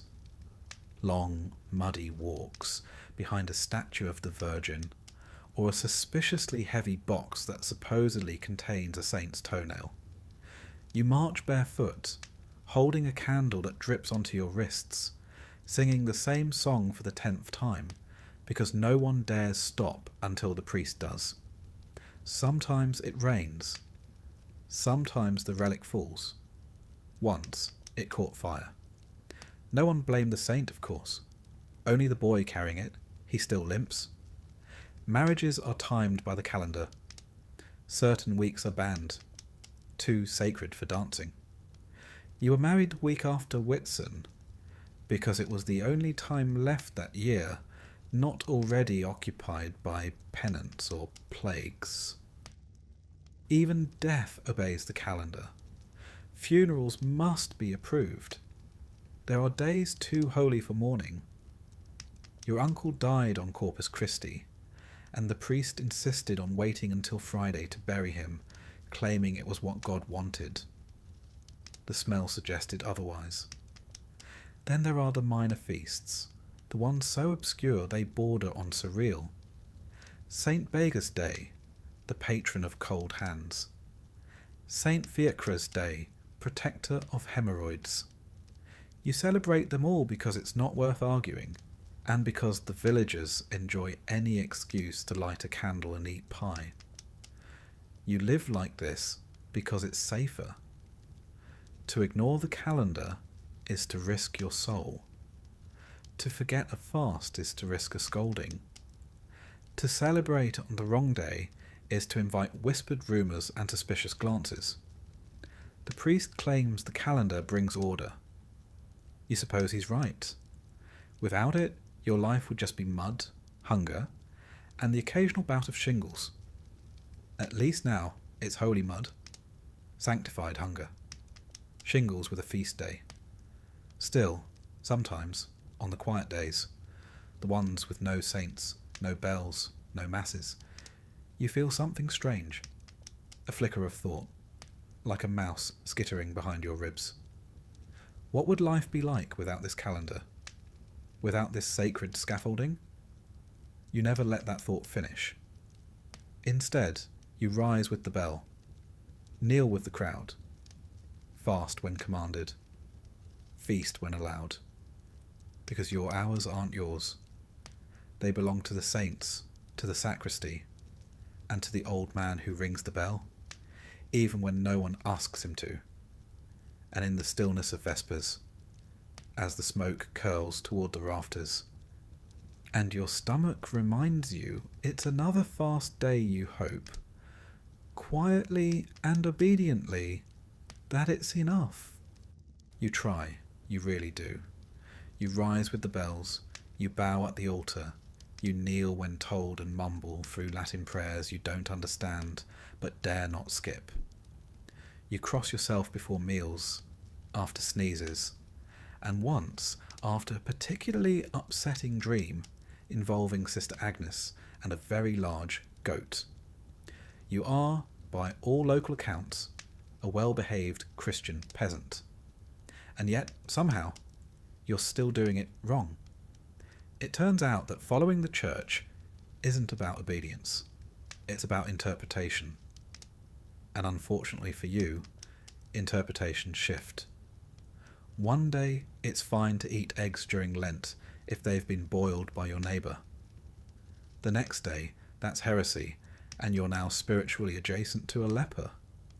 You are, in essence, playing a game of eternal salvation where the rules change halfway through, and no one tells you. You remember being young, maybe 10 or 11, when you first noticed the discrepancy. Father Odo preached a homily about the importance of silent prayer. 2 weeks later, Father Elric visited from the abbey and barked at the entire congregation for not praying aloud. He called your village spiritually stagnant and left in a huff. The next day, Father Odo sheepishly explained that we were now to murmur just enough for God to hear, but not enough to distract the saints.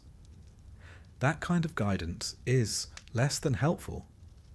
The Church's position on sin isn't exactly a stationary target either. For most of your life, drinking ale was considered a necessary part of peasant survival.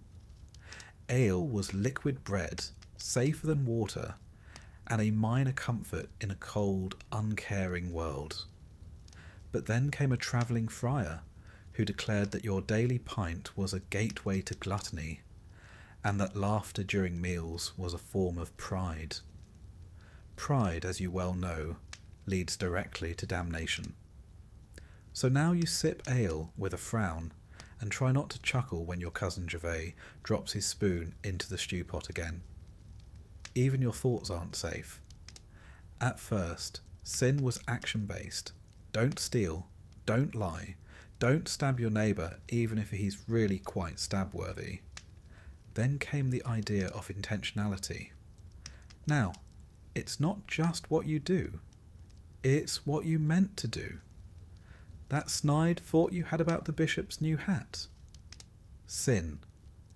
That moment of envy when a neighbouring villager's pig gave birth to 7 piglets and yours only managed 2? Also sin. You begin to suspect that your brain is working against your soul. You confess these things, of course, weekly, if not more. But even that process has grown complicated. Some priests ask probing questions, others nod silently, as if reading your sins telepathically through the screen. One priest asked you to confess in order of severity. Another preferred alphabetical. One even told you that sins committed in dreams still counted, which led to an uncomfortable discussion involving Sister Agnes again and a rather unfortunate butter churn. And then there's the matter of indulgences. At first, indulgences were a relief. You could pay a little coin, or donate a chicken, and receive spiritual credit, like tipping your way out of purgatory. But over time, indulgences became a sort of ecclesiastical marketplace. The church offered them for pilgrimages, for relic donations, even for attending specific masses. You begin to wonder if heaven has a point system, and if so, whether you've accidentally joined the wrong rewards club. What's worse is that different priests tell different stories. Some say purgatory is like a long, smoky waiting room. Others say it's worse than hell because you know relief is coming, just not when. You once asked how long a single sin could trap you there. The priest answered, 1,000 years, maybe more, maybe less. God's time is not our time. comforting. Your neighbour, old Ethelred, swears he knew a man who returned from the dead after 10 days in purgatory. He came back with a message: "Don't eat cheese on Wednesdays." That was it, just that. The priest refused to validate this vision, but now no one eats cheese midweek. You don't either, just in case.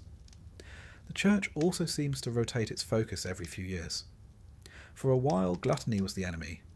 Then it was vanity. Cue a rash of sermon-fueled mirror smashing. Then envy, sloth, and finally wrath. You actually liked wrath sermons? They felt oddly cathartic. But now the priests seem to be circling back to gluttony again, and you're starting to feel personally targeted. Occasionally, the higher-ups host councils, enormous meetings where bishops debate the mysteries of heaven with the enthusiasm of men fighting over spoiled milk. After each council, new decrees trickle down. Suddenly, one type of bread is holier than another. Incense must swing left to right now. Saint Philomena is no longer a saint. The fasting hours change again.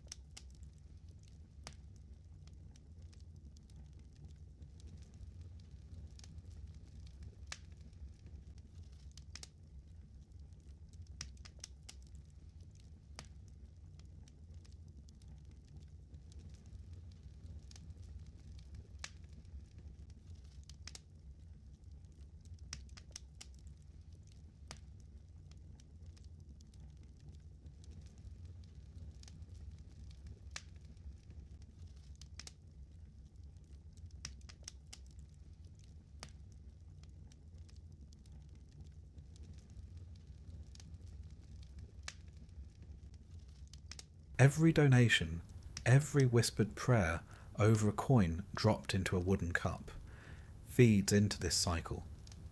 The church collects, builds, and then guards its treasures jealously behind thick stone walls. These structures, adorned with gold leaf and intricate sculptures, become symbols of divine favour. Yet as you watch from afar, you realise that the very splendour is also a chain, binding the common folk to a system that values wealth and obedience over genuine fellowship. Sometimes you wonder if the church builds these monuments not solely to honour God, but to keep the people in line. A towering cathedral, majestic and inaccessible, reminds you that while you may work the land and pay your tithe, you are forever a subject, not of a king, but of an institution, one that, for all its miracles, remains distant and unyielding. You see it in the way the priest speaks, his voice calm and measured, as though every word is designed to reassure those who dare not dream of more. And yet, there is a strange comfort in the tradition. The church calendar marks the days in a way that creates order out of chaos. Even if its grand monuments are forever beyond your grasp, the structure it provides is a constant in a world full of uncertainty. You know when Lent begins. You know exactly how many days until Easter.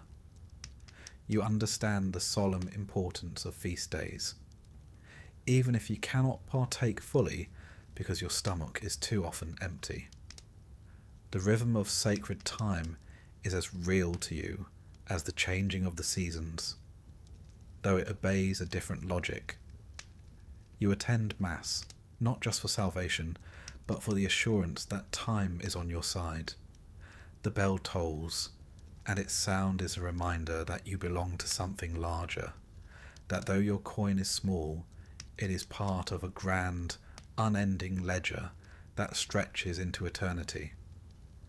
The church builds its monuments not only on stone and gold, but on the invisible architecture of belief, the trust that even the smallest offering matters. In your daily life, you see the contrast. You're often in the fields from dawn until dusk, your hands calloused and your face weathered by sun and wind. And yet, each Sunday, you walk the short distance to the chapel, your few coins held tightly in your hand, ready to be offered. You understand that your labour and your money build not just your own sustenance, but contribute to the eternal. It is a bittersweet bargain. You give, and in return, you receive nothing tangible in your lifetime. The grand structures of the church rise far above you, their doors sealed to all but the highest ranks, while you continue to live under the same open sky. The vast looming cathedrals that you see in distant towns are both a promise and a prison. They promise a connection to something divine, a glimpse of everlasting glory. Yet they remain locked behind doors that never swing open for you. The church's monuments are built with funds collected from every village, every peasant's meagre coin offering, and every whispered prayer of hope.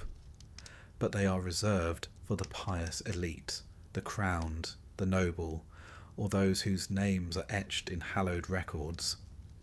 And so, while you contribute every Sunday, your place in those grand halls is never assured.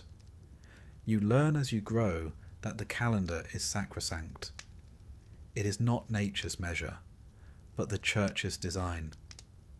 The cycle of feasts and fasts, of holy days and penitential seasons, governs your life more surely than the rising and setting of the sun. Even if the sun still climbs the sky each day, your true measure of time is the liturgy. Advent brings the promise of a Saviour.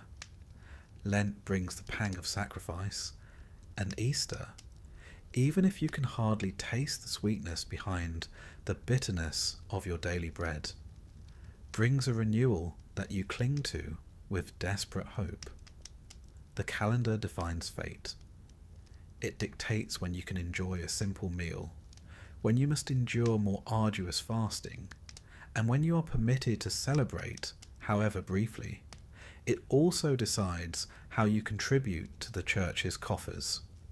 Your every coin, your every scrap of extra food, collected day after day, eventually forms the foundation of something grand and unreachable.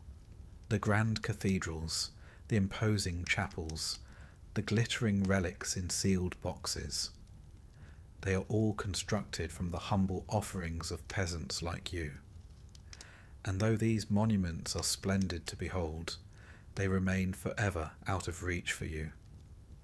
You see their towering spires from afar, hear their bells ringing in distant towns, and marvel at the intricate stonework that tells stories of saints and sinners. But you know that the church, despite building these heavens on earth, will never allow you to step inside them. They are symbols of divine favour, of the wealth and power that separates the few from the many. Your donations, though given with trembling hands and a hopeful heart, are like water in a sieve, passing through and building walls that you may only see but never cross. In the quiet moments between work and prayer, you sometimes wonder about the price of faith. It is measured not in pounds or pence, but in the sacrifice of that which is most dear to you. Your child, your labour, your very hope. And yet you persevere, because there is no other way to live.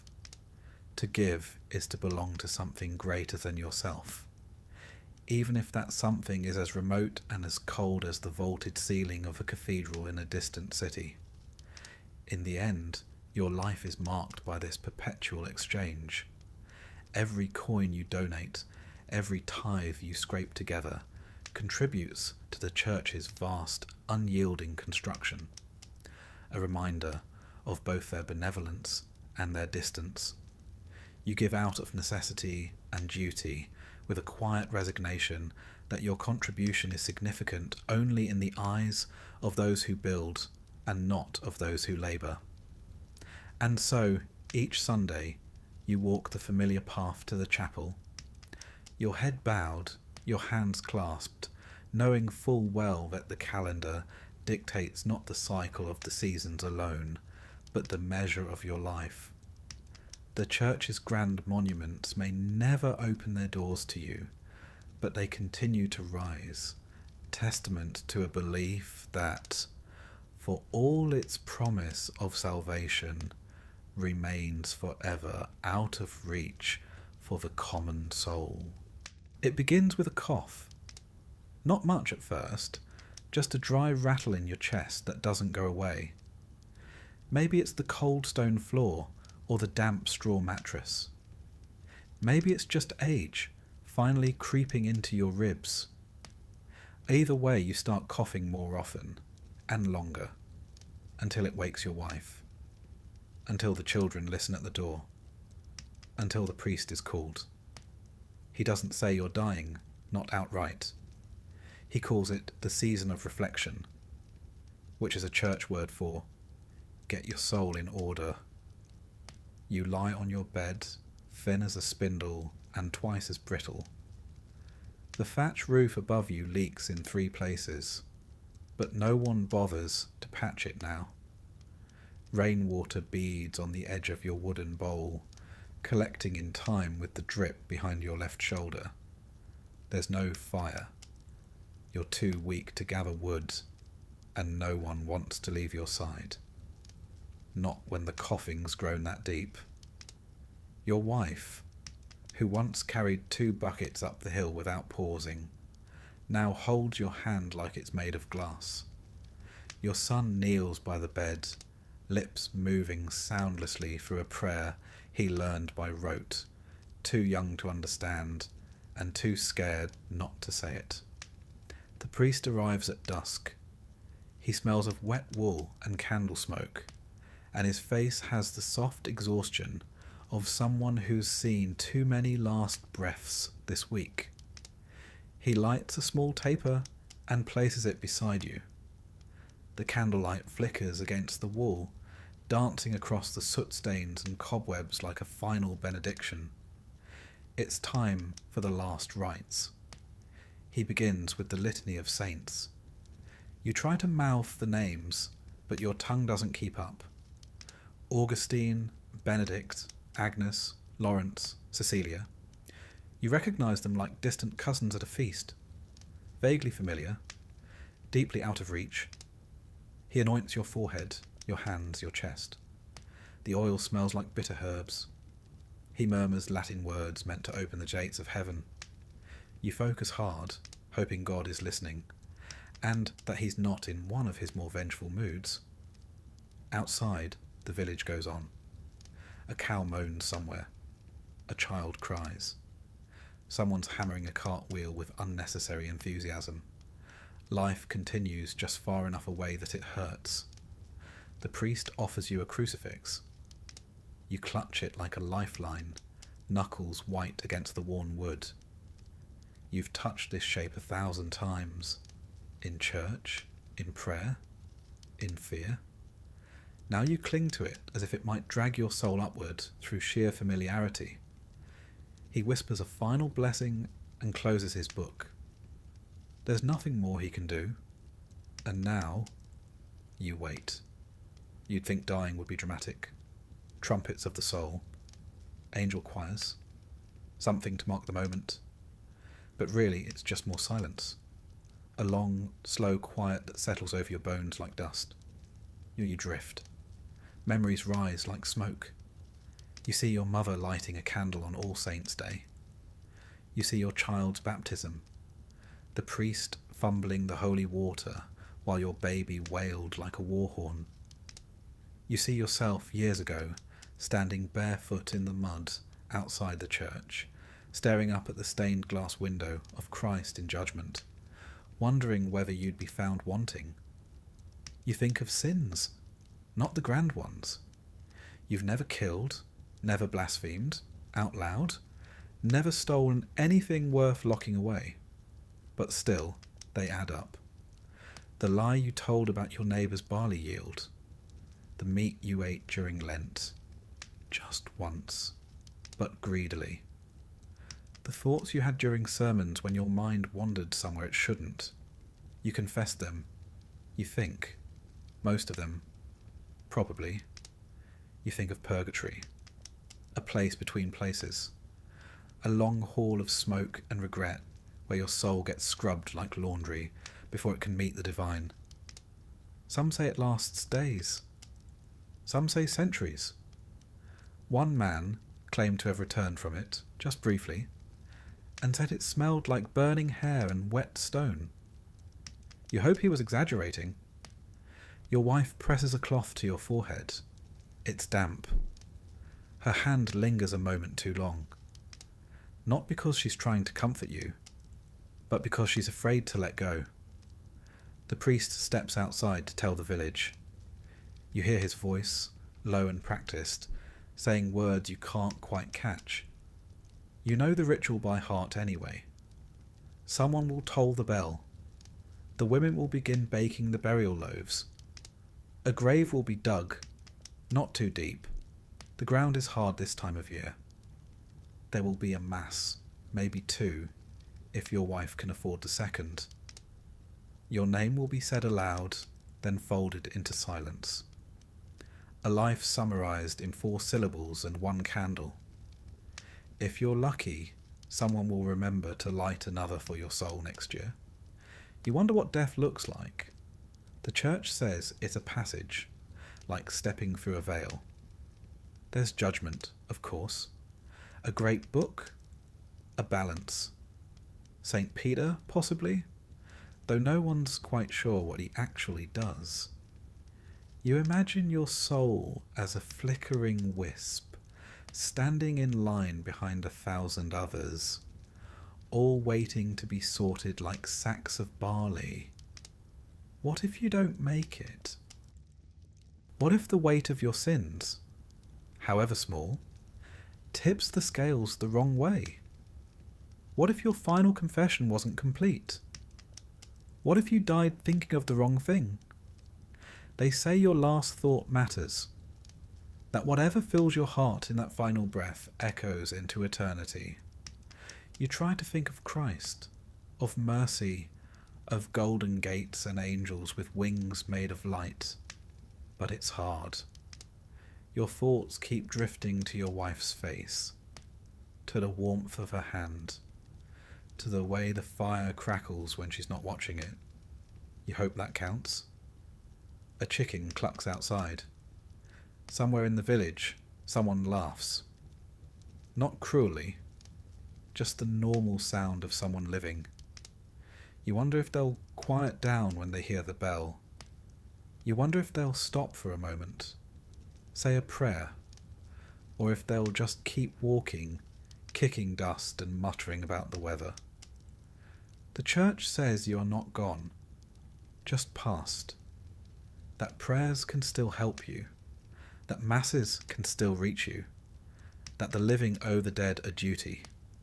You hope that's true, because otherwise it's just dirt.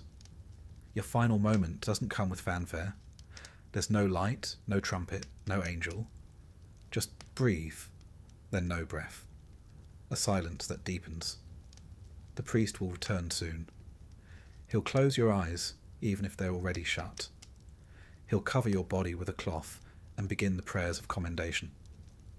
Go forth, O Christian soul, he will say, and everyone will nod, as if they understand where you're going.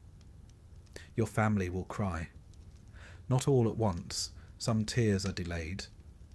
Your youngest might not cry until the burial, when they see the hole in the earth. You'll be buried with a cross, a simple wooden one. There's no money for stone. Maybe someone will mark it with a name, maybe just a carved X. In time, grass will grow over it. Children will run across the hill. Some might step right over you without knowing. You don't mind, because deep down, you've done what you could. You lived quietly. You obeyed the bells. You feared the right things. You hoped, even when it felt silly, that it all meant something. And in your final moment, when everything else fell away, you held the cross and whispered the only words you knew for sure. Have mercy. They tell me I came into this world on a cold morning in late November, though calendars didn't mean much in the village, unless it was planting season or a saint's feast. My mother gave birth to me on a pile of straw near the hearth, while my eldest sister threw more dung onto the fire, and my father muttered something about it being another mouth. It was my third sister that cut the cord with a knife we usually used for cheese, and then they wrapped me in rags that had once belonged to a cousin who died young, like most cousins did. It wasn't a dramatic affair, just another baby in a hut, already echoing with the coughs and snuffles of too many children in too little space. You don't get a name right away. That was superstition, mostly. A good portion of us never made it past the first few weeks, so it was bad luck to grow attached too soon. Half the village had buried a baby at some point, and the churchyard was dotted with tiny, unmarked graves, soft earth for short lives. So they waited a while, watched me closely, and only after I had survived my first bout of fever was I baptised by Father Oswin in a cold font that smelled faintly of mildew and sheep's wool. I don't remember it, obviously, but I do remember him years later. Crooked nose, holy breath, and a stare that could curdle milk. They called me Thomas, after an uncle who'd been kicked by a mule and died half an hour later. Names came from saints or corpses, sometimes both. My first bed was a wooden cradle stuffed with hay and lined with old cloths. It sat by the fire, if we had one going, or near the hearth's ashes if we didn't. Our house, if you can call it that, was made of timber and wattle and daub, with a thatched roof that leaked every time it rained harder than a drizzle, which, in England, was most days. The floor was earth. Real earth. It got swept occasionally, mostly with a bundled switch of twigs, and only when we'd stepped in something that shouldn't have been in the house to begin with. Chickens wandered in and out like they owned the place, and there was a pig who liked to sleep near my cradle for warmth. She smelled better than most of my siblings. We had no chimney, just a hole in the roof, and a hope that the smoke would go up instead of sideways. It didn't. Everything, clothes, hair, skin, reeked of smoke, the kind of scent that burrows into your bones and never quite leaves. As a babe, I was lucky to have milk. Some weren't. Wet nurses were a luxury, and most mothers fed their own if they had enough to give. My mother did her best, despite the 5 other squalling mouths and the winter ration of pottage that barely warmed a spoon. Weaning meant mashed peas, softened barley, and the occasional bit of bread soaked in broth. Teeth came early. Illness came earlier. I had 4 siblings older than me, 2 younger, and one I never met. He died in the night sometime around Candlemas, wrapped in a blanket and still warm when they found him. We didn't speak of it. We didn't need to. Everyone understood. By the time I could walk, I had chores. You don't get a childhood in the way modern folk imagine it. No toys, no school, no idle hours spent wondering about your feelings. My early years were spent chasing chickens, fetching water from the stream, which may or may not have had a dead squirrel floating in it, and being smacked with a wooden spoon if I got underfoot. We shared everything: beds, shoes, illnesses. My sister and I wore the same tunic in alternating weeks. It never quite dried between uses. Lice were normal. Fleas, expected. Worms? Only worth mentioning if they made you cough one up. As I got older, perhaps 6 or 7, my responsibilities grew. That's about the age when you're considered halfway useful. I'd help muck out stalls, scare off crows, and carry baskets of turnips so heavy I could barely see over them. Okay, my hands grew calloused before I ever held a quill. Not that I ever did. Some children, in towns or in the manors, were apprenticed or sent to monasteries. Not me. My fate was the fields, just like my father, and his father before him, back when England was mostly forest, and people still thought Vikings might show up on a Tuesday. There was a rhythm to peasant life. Seasons dictated everything. In the spring you sowed. In the summer you tended. In the autumn you harvested. In the winter you tried not to die. Simple. But even as a child you noticed things. The way the village held its breath during childbirth. The way people crossed themselves twice when smoke rose too thin from a neighbour's chimney. The way old men looked at the horizon like they expected something bad to walk over it. And often something did. We played, of course. Children always do. Games with sticks and stones, foot races, mock battles with straw swords. We laughed, scraped our knees, and fought like dogs over the last apple on the tree. But even then, there was work waiting. Always work. Sometimes, when Father Oswin wasn't looking, we'd sneak into the chapel just to feel the cool stone under our hands and see the candles lit. It felt otherworldly, a place where mud didn't stick and whispers echoed like prayers. I didn't understand Latin, but I understood silence and how rare it was. There was a boy named Will who lived 2 houses down. He'd lost 3 brothers to a fever, and used to say that if you saw 3 crows in the field before breakfast, someone would die before sundown. We all believed him. Superstition wasn't a pastime. It was a survival mechanism. Saints protected our animals, relics cured our boils, and dreams were warnings, especially the ones with fire in them. My education was oral. Stories, prayers, curses.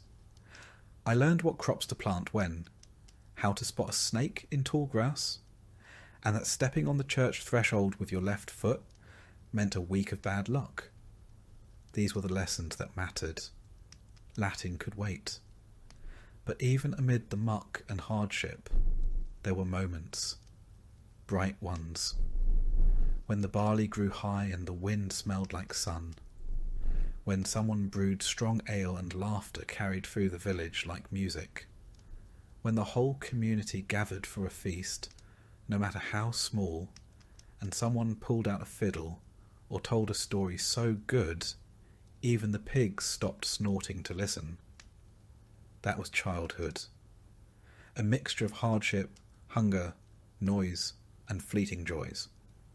We were never clean, rarely full, and often cold. But we were alive. And in those years, that alone felt like a kind of victory. If I close my eyes, I can still smell the smoke from the hearth, feel the straw poking through my bedding, and hear my mother's voice humming the same tune she did every evening. Something soft and wordless, like a lullaby made out of endurance. They say the first years shape a man. If that's true, then I was shaped by mud, ash, and the sound of my name being called for chores, and by the quiet understanding that nothing in life, not warmth, not food, not love, came without work. But it survived, which for a medieval peasant child is more than many could say. They say a child's first memory sticks with them forever. Mine is of a splinter. Not a big one, mind you. Just a nasty little sliver of wood I got from falling on the threshing floor while chasing a chicken. I wailed, of course. Not because it hurt that much, but because I was 5, tired, and already covered in half a morning's worth of mud. My mother yanked it out with her teeth and handed me a crust of bread too hard for a dog. That was comfort in our house. Removal of wood, followed by carbohydrates. In medieval England, childhood was less a protected phase, and more a short, muddy ramp-up to full exhaustion. You weren't coddled. You were taught, not through books or lessons, but by watching, copying, and occasionally getting swatted with a ladle if you did something particularly dim. I don't remember a time without work. By the time I could form sentences, I could carry water. A small bucket sloshing down my legs. By 5, I was feeding chickens. By 6, shooing crows off the barley. By 7, I was sent with the other boys to learn the fine art of not standing where the oxen are trying to walk. We called it learning. Today you'd call it survival training. Most of our day revolved around the needs of the house and field. Morning started early. Before the sun, if it was harvest season. We'd be woken not by roosters, but by my father's boots slamming the door shut behind him as he headed out. Our breakfast was cold pottage or leftover bread if the rats hadn't gotten to it first. No one asked how you slept. No one cared. The day didn't wait for dreams. We didn't have toys, at least not ones you'd buy or make on purpose. A good stick could become a sword, a javelin, or a horse, depending on how you swung it. Stones were game pieces, tools, or missiles. We played when we could, but always with one ear tuned to an adult calling our name. Or worse, calling our full name. That meant trouble. There were no schools for us. Education, if you were lucky enough to stumble into it, came from a priest who had time between funerals, or a village elder who'd tell you which mushrooms wouldn't kill you. The most I ever learned to write was the first letter of my name, scratched into the dirt with a twig. And even that was seen as a bit fancy. What I did learn, and quickly, was everything needed to stay alive, and mostly out of trouble. How to walk behind a plough without tripping, how to lift with your knees, how to spot a weasel in the chicken pen, how to keep quiet when Father Oswin started talking about sin and hellfire, and how to pretend you weren't the one who stole the last apple off the cart. Religion found you early. You didn't understand it, not really, but you understood fear. You feared hell. You feared the devil. You feared Agnes, the woman 2 houses down, who looked at you funny and might have cursed your sister's goat. God you feared too. But he was a bit harder to picture. The priest painted him with fire and guilt and long silences. We nodded along, eyes wide, fingers crossed. Around age 7, things shifted. That's when you stopped being seen as a small creature and started being seen as a small adult.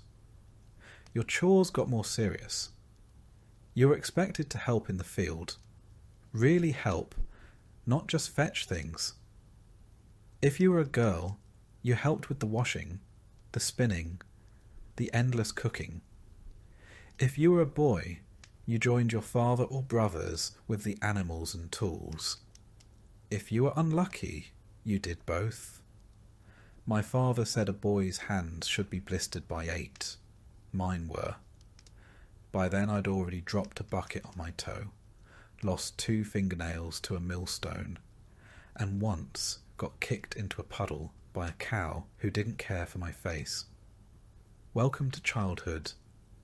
We were always outside, in the rain, in the frost, in the thick summer heat. No such thing as too cold or too hot when the barley needed tending, or the sheep had gone wandering into someone else's pasture.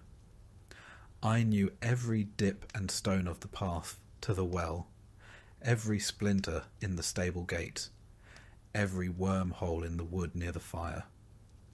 We lived close to the earth, not by choice, but because it was literally our floor, our walls, our food, and half our illnesses. Sickness came often. Rashes, fevers, boils, you name it. Most weren't named, actually. You just got the sweats, or the shakes, or that coughing thing, and you either got better or didn't. The village had a midwife who also knew herbs. She helped when she could, but if the ailment was serious, your best hope was prayer, or luck, or both. Death wasn't abstract. I saw a friend of mine, Simon, go from laughing over a beetle to shivering in a blanket to being buried behind the chapel all in 3 days. No one explained why. They just said, God took him, and we moved on. Because you had to. Still there was fun, in strange places. We played in the stream. We pelted each other with snow and straw. We raced barefoot through the fields, yelping when we stepped on thorns or startled a frog. We stole turnips, then ran from the tanner, who claimed they were his. We'd huddle around the fire at night and listen to stories from the old men, tales of beasts, saints, and wars we didn't understand, but loved hearing anyway. There was a rhythm to it all. You rose, worked, ate, scratched, slept, and dreamed. Sometimes of nothing more than a better pair of shoes, or a day when your tunic didn't itch. And you knew, even then, what your future would be. You'd grow taller, not taller than the Lord's Son, of course, but enough to lift heavier things. You'd marry probably a girl from the same village with the same dirt under her nails. You'd have children who'd do as you did, and you'd die within a mile of where you were born. Not that anyone said this outright, but it was in the way people looked at you, in the way they measured your height by the doorframe, and nodded, as if to say, a few more years and he'll be useful. Childhood was less about wonder and more about waiting to be old enough to matter. On feast days, though, oh, those were special. Saints' days or weddings brought out food, music, even a bit of dancing. I once had a honeyed oatcake I still think about, and one year they roasted a whole pig. It was like a miracle, meat that wasn't dried or boiled or questionable. We ran wild that night, bellies full, hearts light. And for a brief while, it felt like the village belonged to us, the children, as if just for one night the future was something to look forward to. But dawn always came, and with it the chores, the weight of wood on your back, the sour smell of the sheep pen, the clanging of the pail against the well wall, back to the cycle, back to the growing. By the time I was 10, I could drive a cart, gut a fish, spin a rope, and fix a broken fence. I knew when the rains would come by the scent of the wind, and I could guess the mood of my father by the way he shut the door. I was, for all intents and purposes, nearly grown. At 12, you're no longer a child. In the eyes of the village, the church, and your own aching bones, you're a working man. A small one, sure, but one expected to pull your weight. And so childhood ends. Not with a celebration, not with a speech, just with a new job, a longer list of things to do, and the quiet realization that from here on out, the only difference between you and your father is how much your back hurts. But I survived those years. I didn't freeze, didn't starve, didn't fall into the well or get crushed by the oxen. I made it to the part where people stopped calling me boy and started asking me to carry heavier things. And if that's not success in medieval England, I don't know what is. By 13, I'd stopped asking questions and started growing blisters instead. That's about the time a boy in our village stops being a boy. There's no ceremony for it, no candlelit moment where someone hands you a sword or a speech. One day you're helping in the fields, the next you're in the fields. All day, every day. Sunrise to sundown, stomach rumbling, back bent, eyes stinging from the wind and the smoke of last night's fire still clinging to your tunic. My voice had started cracking like the rafters in our cottage after a rainstorm, and the older men noticed. They began talking to me less like a child and more like a very disappointing colleague. "You missed a row, Thomas." "That plough line's crooked, Thomas." "Stop walking like your legs are made of porridge, Thomas." Encouraging stuff. Still, there was pride in it. I had a tool of my own. A scythe, duller than it should have been, but mine. I was trusted to feed the animals, turn the soil, even fetch deliveries from the manor storehouse, assuming the steward wasn't in one of his moods. I earned my bread now, quite literally, and I ate it with the dignity of someone who'd bled for it. Work came in seasons, just like weather and fevers. Spring was ploughing and sowing, your boots caked in wet earth, hands raw from gripping the handles. Summer meant long days under a wide, hot sky, your neck blistered, eyes squinting against the glare, swatting flies with every other breath. Harvest season was its own madness.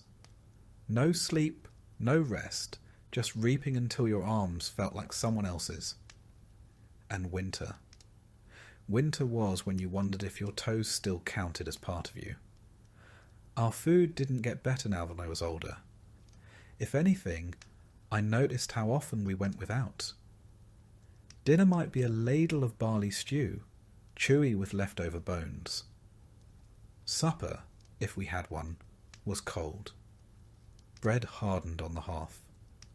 Once I cracked a tooth trying to bite through it. We laughed. Then we cried a little because we realised it was the last loaf. Water, fetched by my younger brother now, still came from the stream or the communal well, depending on which was less cursed that week. It always tasted a bit like moss and worry. We drank it anyway, when there was no beer. The older I got, the more I noticed the things grown men didn't speak of, but understood. How they'd glance at the sky and frown. How they'd listen to the hens clucking like it meant something. And it did. A change in weather, a spirit nearby, or just bad luck blowing in from the next village over. Bad luck came often. Sometimes it came in the form of a fever. Sometimes in the form of a cartwheel snapping at the worst possible moment. Once, it was a collapsed roof in the night. 2 of our neighbours gone by, mourning. I helped pull the bodies from the rubble. They didn't look peaceful. They looked surprised. Like even in a world where death was common, they hadn't expected that. Around this time, I started noticing girls. Noticed how they carried water with one hand and tucked their hair with the other. How they laughed even when their shoes were soaked and their fingers were chapped from scrubbing linens. How their eyes darted when the steward passed by. There was a girl named Elswith, lived near the mill, always smelled faintly of flour. She once gave me an extra slice of apple when she thought I looked pale. I don't know if she fancied me or just pitied me. Either way, I remembered that apple for weeks. But courtship wasn't candlelight and poetry. It was side glances while shoveling manure. Maybe a shared song during harvest. If you were lucky, you'd sit beside her at a feast. And if things went well, you'd ask her father, or the village reeve, for permission to wed. Love was optional, land was essential. I wasn't ready for marriage yet. I didn't even own a second tunic. But I was expected to contribute, not just to my family, but to the manor. Every able-bodied peasant owed labour to the lord. It wasn't up for debate. That meant working the domain, the lord's personal land, a few days a week, unpaid. You showed up, did your time, and tried not to collapse until after you'd finished stacking his hay. I remember one summer hauling stones for a new wall around the manor's herb garden. My back ached for a week. I don't even like herbs. I'd also learned by now how to keep quiet around authority. You didn't question the reeve. You didn't question the steward. And you certainly didn't question the lord, even if you thought his velvet hat made him look like a goose in disguise. Religion played a larger role now. I was old enough to understand the sermons, or pretend to. We knelt during Mass, mumbled along with the Latin we didn't understand, crossed ourselves, and hoped it would be enough. I confessed to sins I wasn't sure counted, coveting bread, speaking ill of the hayfork, once kicking a chicken because it startled me. Father Oswin said I should pray harder. I tried, but sometimes I fell asleep mid-prayer, exhausted from work and the cold and the low-burning knowledge that nothing was guaranteed. Not food, not health, not tomorrow. The manorial court became familiar too. Once every few weeks, villagers would gather, and the lord or his appointed judge would settle disputes. Boundary lines, livestock squabbles, accusations of theft. Once, a man was fined for taking firewood from the wrong grove. Another was whipped for hunting rabbits that technically belonged to the lord. I watched. I learned. I kept my head down. Sometimes I dreamed of leaving the village, of running off to a town, finding work as a tanner or miller or even a guard. But those were stories you told yourself when the rain kept you awake, or when you were ankle deep in manure, and wondering if this was all life had to offer.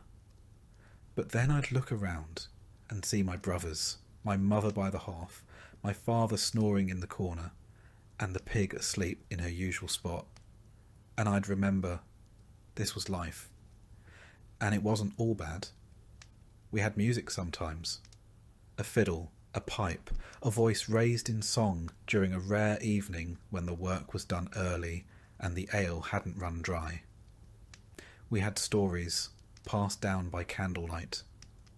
We had the steady rhythm of the seasons, the first shoots of spring, the golden sheaves of autumn, the deep hush of winter snow. And slowly I found I wasn't the smallest boy anymore. There were others now, younger than me, looking up, watching how I tied the rope or sharpened the blade, asking questions I once asked. I wasn't yet a man, but I was no longer a child. My shoulders had filled out. My hands had stopped bleeding from the scythe, and my back only ached when it rained. One morning my father handed me a set of tools without a word, just nodded. That was it. My confirmation, my promotion, my induction into the long line of peasants who'd done the same work, in the same fields, under the same sun, for generations. And I took them. Because that's what you did. You carried on. Thomas had seen enough of courtship before he ever experienced it himself. Not the kind with flowers and whispered promises. Those were for stories told by travelling minstrels.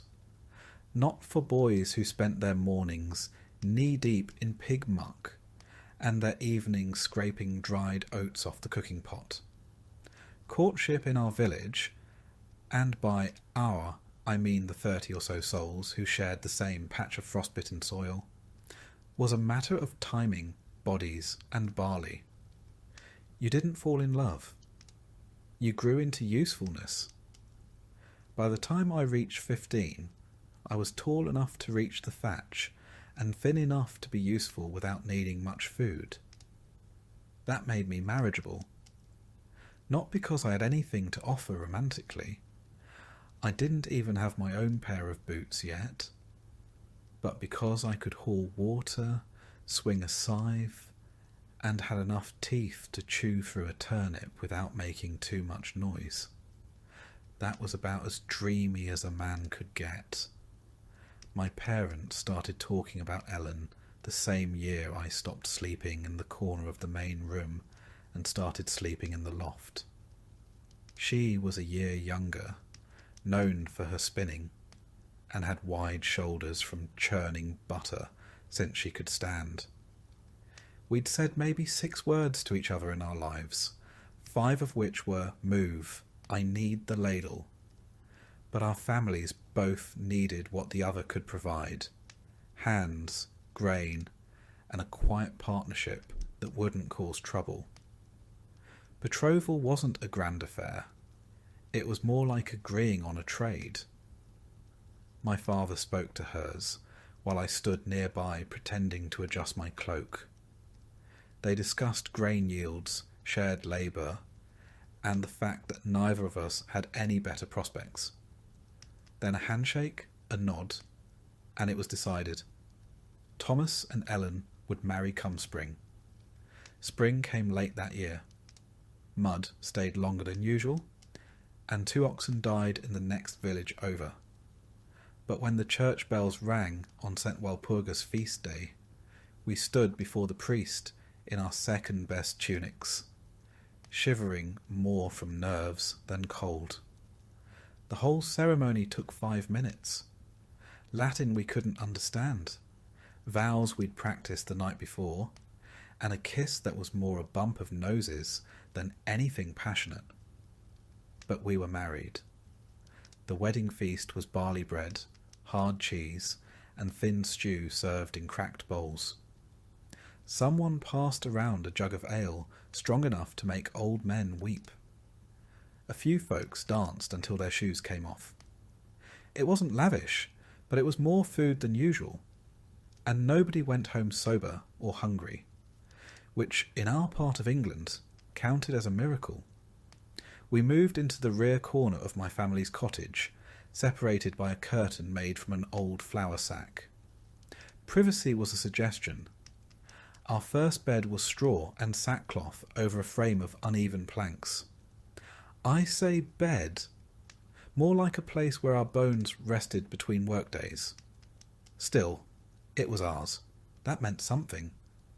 Marriage wasn't a change so much as an expansion. You kept working, only now you had someone to share the blisters with. Ellen and I quickly fell into rhythm. I rose first to fetch water. She tended the morning porridge. I patched the fence. She wove the wool. Her tasks never ended. Neither did mine, but we got good at avoiding each other's tired spells, at picking up slack without asking. Romantic? Number but stable. Predictable. That was more useful than poetry. Ellen had strong opinions, though she rarely voiced them. But she was smart. Sharper than me in most ways. She kept track of stores, remembered debts, and knew when to nod during church, even if she'd fallen asleep standing up. She could spot a wormy apple from across the field, and once shamed a travelling peddler into giving us proper change just by staring at him. I respected her long before I realised I liked her. Children were expected. That's what marriage was for, after all. Adding labour to the household. It took a while. Our first winter was rough. Cold enough to freeze the wash bucket mid-scrub. Food ran thin. Then in the spring, Ellen fell ill. She recovered slowly, her hands trembling for weeks. We didn't speak about babies that season, but by the next year, she was with child. Pregnancy didn't come with cushions and cravings. It came with nausea, work, and prayers. She worked up until the week of the birth. No doctor, just old Mab, the village midwife, who smelled of thyme and sweat, and had delivered nearly every soul within shouting distance. Labour lasted from sunset to near dawn. I sat outside the whole time, carving pointless lines into the frozen earth with a stick. When I heard the cry, 2 cries, I didn't believe it. Twins, a boy and a girl. The boy we named Will. The girl, Alice. Will died 6 days later. No illness, no sign. Just didn't wake up. We buried him near the boundary oak, with a cross made from the last dry branch of the season. Loss was constant, but that didn't make it easier. Life moved on. It had to. The seasons didn't stop because we grieved. Ellen barely wept. She just folded Will's swaddling cloth and tucked it under the bed. Alice lived, grew, walked early, spoke late. Her laugh sounded like spring water over stone, clear, brief, surprising. We lived for that sound. As husband and wife, we had a simple understanding. We did not speak of dreams. Not allowed. Dreams were for the Lord's children, the ones who learned Latin and ate meat twice a week. Our world had no room for wants, only for tasks. The field needed tending. The wall needed mending. The pig needed salting. And we did it all year after year without fuss. But sometimes, when the fire burned low and Alice slept in the crook of Ellen's arm, I thought about building a second room. about teaching my daughter to read, about having a day, just one, without worry. Then the wind would howl through the thatch, and I'd remember who I was. Thomas, son of William, husband of Ellen, father of one, maybe more, if luck held, a man with cracked hands, a weak roof, and a woman who warmed a stew without being asked. That was enough. The years following our marriage were not marked by great changes, but by small, repeated ones. A new tool, a second pig, a patch of land the steward let us borrow. Each improvement came with a cost. More labour, more obligation, more eyes on us. But they also stitched a new shape to our life. Our roles in the village became clearer too. I was no longer just young Thomas. I became Thomas who fixed the well rope, Thomas who loaned barley seed, Thomas whose daughter didn't die last winter. These small noticings, shared over ale or during idle talk near the bakehouse, mattered more than I admitted. Respect in a village doesn't come from speeches. It comes from surviving while being useful. Ellen, for her part, was respected by women and feared slightly by men, not because she was harsh, but because she remembered everything. She became a sort of informal registrar of marriages, debts, and feuds. No one could recall whose turn it was to borrow the cart. Ask Ellen. Couldn't remember if Martha's son was born before the plague or after. Ellen would know. By our 5th year, we had another child. A son this time, named Hugh after my grandfather. Ellen delivered him with old Mab again, though the midwife's hands were slower now, her eyes more sunken. I paid her with eggs and a new bundle of rushes for her floor. Hugh was hearty, loud, and always hungry. That last trait never changed. Marriage changed me in ways I hadn't expected. It made me think ahead. Not far, never more than the next harvest, but farther than I used to. I began to notice roofs that might leak come autumn, boots that wouldn't last the winter. I bartered more carefully, saved bits of tallow, kept kindling dry even when I was too tired to care. These weren't grand ambitions. They were survival skills, sharpened by the weight of others relying on you. Historically, peasants like me weren't expected to have inner lives. But the truth is, we did. We just didn't have time to dwell on them. The rhythm of life as a full-grown peasant is less a schedule and more a relentless loop. There's no concept of adulthood as we'd understand it today. Just a gradual thickening of calluses and responsibility. One morning you wake up and realise that no one tells you what to do anymore, because they assume you're already doing it. That's how you know you've made it. The year is not measured by holidays or birthdays. It's carved into your body by the seasons. Spring stretches your back with ploughing.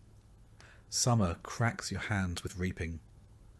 Autumn stains your knees with muck from gathering. And winter? That's when your bones remind you of every bad harvest and every splintered fence you ever repaired. There's always something to do, and rarely anything to show for it. You dig, sow, mend, fetch, chop, patch, and then start over. The tools are basic. A wooden plough, a rusting sickle, a hoe that's more patched than iron. And when they break, which they do frequently, you either fix them with what little you have, or borrow from someone who will expect repayment in kind, or worse, in favours. My work, like most men's in our village, is dictated by the land and the Lord. I hold a few strips of earth in the open fields, not mine, technically, but mine to tend. In exchange, I owe the steward labour days, a few dozen in theory, closer to 100 in practice. These are spent repairing roads, harvesting the Lord's grain before my own, and helping construct things I'll never use. Last year it was a granary. Year before, a new gatehouse. This year, rumour says we're building a dovecote. For birds we're not allowed to eat. On top of that, there's the tithe. 1/10 of everything I grow, raise or make goes to the church. In theory, it's for God. In practice, it means that if I produce 10 bundles of barley, only 9 come home, if no one else recalculates the share first. The priest says this keeps us humble. I say it keeps him well fed. The rest of my day is spent trying not to fall behind. If a fence breaks, I fix it. If a pig falls ill, I call in the neighbour who once treated his cousin's pig with an onion and a prayer. If the thatch leaks, Ellen and I climb the roof and patch it with whatever we've got. Straw, moss. On one occasion, the hide of a goat that had outlived its usefulness. It didn't help the smell. Our food depends on our labour. And luck. A good season means full bowls. A bad one means thin broth and tighter belts. Most meals are pottage again. Grains, weeds, the occasional onion.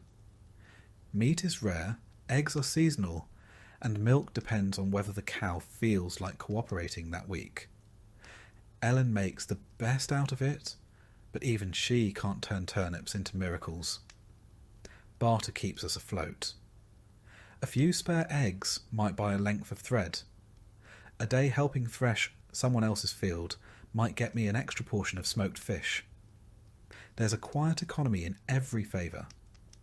Everyone owes someone something, and everyone remembers. What passes for rest is mostly a change in task. We mend tools while watching the children. We gossip while gathering firewood. We pray not out of leisure, but because it's the one task that doesn't require moving. Sometimes I catch myself thinking, is this it? Is this all there is? And then Alice runs in from the yard, laughing with a wooden doll Ellen carved from an old chair leg. Hugh tugs at my tunic, asking if he can help sharpen the sickle. I nod, because yes, this is it. And some days, it's enough. In the manorial world, community is everything. No one survives alone. The smith needs grain, the weaver needs meat, the priest needs wine, which he won't admit but drinks plenty of, and all of us need each other come harvest. If one family falls ill, others step in, not out of charity, but because next time it might be you. And of course, there are days of rest. Sunday Mass, Saint Days, the occasional feast where bread is slightly less hard and ale flows for free. We sit on logs, share stories, and pretend our backs don't ache. Those are the days we laugh. Not because life is easy, but because laughter costs nothing, and sometimes that's all we've got. Historians today might write of subsistence farming and feudal obligations. What they don't capture is how much of it feels like bailing water out of a leaking boat with your bare hands. Day after day, season after season. Still, you get up the next morning. You shoulder your tool. You nod to your neighbour. And you do it all over again. Because the land doesn't wait. And neither does life. The hardest part isn't the labour. It's the sameness. Every sunrise brings the same tasks in a slightly different order. The plough still sticks in the same patch of clay. The barn roof still sags. The oxen still pull with the enthusiasm of half-dead furniture. And through it all, the same ache settles into your joints. Not sharp, not screaming, just present. Like a dull companion you didn't invite, but who never leaves. There's a strange kind of pride in knowing your place in this order. I know when the frost will come by, how the wind smells at dawn. I know how deep to plant barley just by running my fingers through the dirt. It isn't education, not like the monks have, but it's knowledge, hard won, felt in the bones. Our fields follow the open field system, just like every village from here to York. There are no fences, just long, narrow strips shared among dozens of families. Each family gets a few strips scattered across the 3 great fields, so no one hogs the best land. Fair, in theory. But try dragging a plough from one strip to the next when they're half a mile apart. It's not efficient. It's exercise by divine design. Once a year, the reeve, that's the Lord's man, walks the fields with his tally sticks and lists who owes what. If your yield is good, you owe grain. If it's bad, you still owe grain. The math is more spiritual than logical. And if you argue, you'd best enjoy digging ditches. You'll be assigned plenty. Taxes and tithes aren't the only thing pulling at your grain sack. Come autumn, the travelling merchants show up with cloth, salt, and promises. They trade high and buy low. I've sold 5 chickens for a spool of thread before. A bad deal, but the kids needed clothes, and chickens are replaceable. Children, less so. The village has no inn, no market square, no place to rest except the church steps or the dirt path itself. But it's a village all the same. We have elders who remember the fire of '89 when half the homes burned. We have newlyweds trying to carve a plot out of nettles. We have a man who claims he once saw a saint in the clouds. Most just nod and keep walking. Everyone sees strange things when they work alone too long. You learn to rely on people without trusting them fully. Borrow a scythe, return it sharper than before. Lend a hand, and someone will lend you one when your cart breaks. But if you owe too much, or complain too loudly, word gets around. And in a place like this, your reputation works harder than you do. The village women form the other half of the economy. Ellen spends her days spinning wool when she's not patching cloaks or boiling nettles into soup. The children gather firewood, though half the time they come back with pine cones and bruises. Even the elderly, those who've made it to the grand age of 50, still tend gardens or mend nets. No one is idle, not really. If you are, people wonder what's wrong with you. And yet, there's an odd beauty in the grind. The way mist curls over the fields in early spring. The soft thump of grain hitting the bottom of a storage bin. The moment after sundown, when the last ember in the hearth glows just long enough to show Ellen's face, tired but smiling. That's not nothing. When feast days come, the world briefly softens. Bread is baked in communal ovens. Ale is passed around. Even the Lord smiles, mostly because he's drinking better wine than we are. Children play with hoops. Old songs are sung. And for one moment, the difference between us and the manor feels a little less wide. It doesn't last, but we hold on to it. So yes, the work never ends. The ache never leaves. And the barley never grows as thick as you hoped. But somehow, through some stubborn thread of hope, you get up each morning, strap on your boots, or what's left of them, and walk into the field again. Because this is your life, and it's worth living, if only because it's yours. You don't plan for children here. They arrive like frost, sometimes early, sometimes late, and always without much warning. One moment, it's just you and Ellen by the hearth. The next, there's a squalling bundle wrapped in old linen, and the whole room feels smaller, noisier, warmer, and far more terrifying. Ellen gives birth in the same straw-stuffed bed where we sleep, mend clothes and sometimes argue over whether we have enough grain to last the week. There's no doctor, just a midwife, old enough to remember delivering half the village, and 2 neighbour women boiling water and whispering prayers that don't sound entirely Christian. I wait outside, pretending to fix a broken latch, because there's nothing else I can do. Men are meant to stay out of the way until they're needed to dig the grave. Most births go well enough, though few go cleanly. There's blood always, sometimes more than seems survivable. Babies arrive how they please. Feet first, sideways, screaming or silent. And there's no certainty.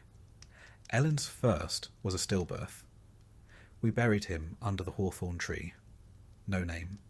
Just a handful of dirt and a wooden cross I carved myself. When one survives, it feels like a small miracle. The priest baptizes the child within days, not just for salvation, but because, statistically, there's no time to wait. Roughly 1 in 4 children don't make it past their first year. Sometimes it's fever, sometimes choking, sometimes they just stop breathing, and no one knows why. The priest calls it God's will. The midwife mutters about ill winds. Me, I just hold Ellen's hand tighter. Once they're alive and screaming, life doesn't get much easier. Babies don't come with nappies. Cloth is scarce and expensive, so they're swaddled tight in strips of linen and left near the hearth where it's warmest. Ellen nurses them as best she can, though she's tired, always. We sometimes feed them pottage, thinned, with ale, if the milk runs dry. It's not ideal, but then again, nothing in a peasant's life ever is. There's no such thing as a nursery. The baby sleeps in our bed, between us, wrapped in the same blanket that smells of soot and sheep. If we had a cradle, it was burned 2 winters ago when we ran out of firewood. I carved a new one from pine, but it creaks like it's telling secrets. Every time it rocks, I pray it doesn't splinter under the weight of hope. Names are chosen fast, not out of sentiment, but practicality. You name the child something common, something that can be shouted across a field. William, Alice, Hugh, Joan. Something easy to carve into a plank. You don't want to get attached to a name that might be gone before spring. Some parents wait weeks to see if the child survives. Others reuse names, like a coat passed down between siblings. Children don't get childhoods here. By the time they can walk, they're put to work, gathering kindling, watching chickens, running errands. By age 7, they're expected to tend geese or weed the garden. By 10, they can plough. Ellen teaches them to spin and sew. I show them how to tie knots, sharpen blades, and read the sky. We don't punish them harshly, not because we're kind, but because life does that for us. 1 winter barefoot is lesson enough. A spoiled meal means hunger. A fall into the pond means days of fever. The world disciplines children more effectively than we ever could. We just try to keep them alive long enough to learn. Stories help, not the noble kind with dragons and brave knights. Ours are older, stranger. Tales of woods that whisper, saints that walk through snow, beasts that punish the greedy. We don't tell them to entertain. We tell them so the children remember what to fear. Religion, of course, runs through it all. We teach them to cross themselves, to fear sin, to fast on Fridays, to kneel even when their knees are raw. Not because we fully understand the scriptures, but because the church is always watching, and 1 wrong word in front of the priest can mean penance, or worse, gossip. And gossip spreads faster than fire. We light candles for St. Margaret if the baby's coughing. We keep dried herbs near the cradle. Feverfew for headaches. Rue to ward off evil. Chamomile to calm a colicky child, though chamomile's scarce and usually reserved for those who can afford indulgence, which we can't. Still, Ellen insists, and I don't argue. Sometimes faith is all we have. In some ways, raising children is the only legacy we have. We own no land. We write no books. When we die, it's up to them to remember our names. So we pass on what little we know. How to dig a furrow straight. How to soothe a burn. How to spot the good kind of mould growing on bread. These lessons, small as they are, might outlast us. Still, every cough in the night feels like a threat. Every fever is a challenge. There's no medicine to speak of, just boiled herbs and whispered prayers. If the child survives, you give thanks. If not, you dig another grave and try again. There's no real privacy. Not in a hut where everyone shares the same air and breathes the same smoke. When one child wakes coughing, everyone does. When one child cries with hunger, the sound sits in your ears for hours. Ellen sings lullabies in low whispers, old ones her mother taught her, most of them about saints and spirits and stolen bread. We hang rowan branches above the door, not just for decoration but to keep sickness out. At least that's what the midwife says. I don't believe in such things, but I don't take them down either. You stop gambling with luck when you've buried 2 sons before their first birthday. Feast days give them something to look forward to. The village might roast a pig. The priest tells tales of miracles. The children run barefoot through the frost and come back red-faced and laughing.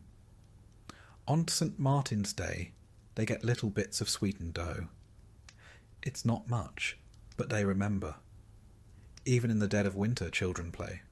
With bones, with sticks, with scraps. They make dolls from bundled straw, swords from firewood. I once saw my eldest son march through the snow wearing a broken pot as a helmet, commanding an army of chickens. There was no audience, no applause, just play. That's how they survive, I think. They don't know how hard life is. Not yet. And when they grow older, they ask about the world beyond the woods, beyond the manor. They ask if kings eat bread like us, if priests sleep in beds, if there are places where snow never falls and soup doesn't taste of roots and regrets. I never lie to them, but I don't always tell the truth either. There are some things a father says just to keep a child's hope alive. The winters are hardest on the little ones. Their fingers stay red and cracked. Their lips go blue at night, even with the fire burning. We wrap them in everything we own. Sometimes we tuck hot stones into cloth and place them near their feet, praying it buys us another hour of sleep without shivers. I've watched Ellen scoop our youngest from his blankets just to hold him tighter, afraid he might slip away if she doesn't. The midwife says it's normal to lose a child. Normal? I hate that word. It shouldn't be normal. But I say nothing. I just nod. And the next morning, I go chop more wood, because there's no time to mourn properly when there's a household to heat and mouths to feed. One year, the river froze over so thick that boys skated on it using flattened bones tied to their feet with string. They slipped and fell and bruised themselves half to death, but they laughed so hard you'd think they'd never known suffering. That's the kind of memory I hold on to. Laughter on ice. A moment when winter wasn't just about survival. And yet, not every family is as lucky. Our neighbours lost 3 children to fever in 1 month. The father stopped speaking for a year. The mother never smiled again. She just tended the goats and stared through people like they were ghosts. You learn quickly that grief is a quiet neighbour, always nearby, never loud, always watching. Still, there's pride in raising children who survive, even more in seeing them help. Our eldest, now 11, can mend a fence. He checks the snares. He counts the chickens better than I do. I watch him sometimes from the doorway, moving with purpose, jaw set like mine. And for a moment, I believe maybe, just maybe, he'll have a better life than I did. But I don't say that out loud. That kind of hope feels fragile, like thin ice. Better to keep it close, where the frost can't get it. The pain starts in your knees. That's where it always begins. You tell yourself it's the damp. Then your shoulders ache, your back throbs, and your hands curl in on themselves like old roots. You're not even 40. But your body thinks you've lived twice as long. My name's Thomas, and I've worked the field since I was tall enough to hold a rake. Now when I grip a tool, my knuckles crack like firewood. The ache isn't sharp. It's just there, like the cold, or the smoke, or the weight of the thatch on our roof. You get used to it, sort of. Illness is part of life. Not the kind that knocks you down once in a while. The kind that settles in and stays. One winter, Ellen coughed so hard I thought she'd bring the rafters down. We boiled onion in ale and made her drink it by the spoonful. A local woman said to rub goose fat on her chest and hang garlic from the ceiling. We did both. She lived, so maybe it worked. Or maybe she just refused to die while the stew still needed seasoning. There's no doctor in the village. Closest thing is old Wren, who's either a healer or a witch, depending on who you ask, and whether the fever broke. She knows every herb in the woods. What makes your bowels move? What makes a wound close faster? What might kill a man slowly if he's been unkind to his wife? She says fever few for headaches, yarrow for bleeding, nettle for strength. I trust her more than the priest when it comes to sickness. Most remedies involve boiling something that smells worse than the illness itself. Then you drink it, sweat through your shirt, and pray. If that fails, they bleed you. A shallow cut on the arm sometimes leaches. The idea is to let the sickness out with the blood. Personally, I think it lets the strength out faster. The church has cures too. Holy water, relics, and enough prayers to drown a small chapel. Once, when our boy came down with a rash, the priest said it was punishment for my sins. Gave me a candle and told me to light it every night until the child got better. He recovered in 3 days. The priest claimed a miracle. I think it was the willow bark tea Ellen forced down his throat. We don't bathe often. Not because we like being filthy, but because bathing is risky. They say it opens your pores and lets disease in. So we sponge off with a damp cloth and hope no one gets too close. Lice are everywhere. Fleas too. Ellen combs our daughter's hair with a heated blade of wood, trying to kill what lives beneath the curls. It works, mostly. Wounds fester easily. I once stepped on a nail while fixing the shed roof. The foot swelled like a pig's bladder. Old Wren smeared it with honey and wrapped it in dock leaves. She said honey draws out the bad humours. Maybe it does. The swelling went down, eventually. I limped for months, but I kept the foot, which feels like a win. When something worse comes, real sickness, the kind that spreads like fire and smells like death, we panic. Lock the doors. burn herbs in the hearth. Some say plague rides on the breath of sinners. Others say it comes from the east in the belly of rats. We don't argue. We just try to stay alive. During one outbreak, we lost 8 in the village. They were buried before the dirt had even thawed. The humours. That's the theory anyway. Blood, phlegm, yellow bile, and black bile. Balance them, and you stay healthy. Upset them, and you're doomed. I never understood it. But people who do say, if your bile's off, you'll get boils. If your blood's too hot, you get nosebleeds. Everything has a reason, just none that help you feel better. Children are hardest to watch suffer. They don't understand why the world hurts. Our youngest once screamed for 2 days straight, swollen with something we couldn't name. Wren gave us a charm made of rowan and thread. Ellen tied it around his neck, sobbing into the cloth. He lived, but we still keep the charm. The church forbids some cures, says they're pagan. But when your daughter's lips turn blue and she won't wake, you don't worry about theology. You boil the roots. You whisper the words. You call on saints and spirits alike. Most of us will die from something small. A cut that rots. A fever that lingers. A toothache that turns to abscess. I've seen a man scream from a molar until he passed out cold. They pulled it with pliers and a prayer. He didn't wake up. No one talks about it. Sometimes I wonder what it's like elsewhere. Do the nobles get sick like us?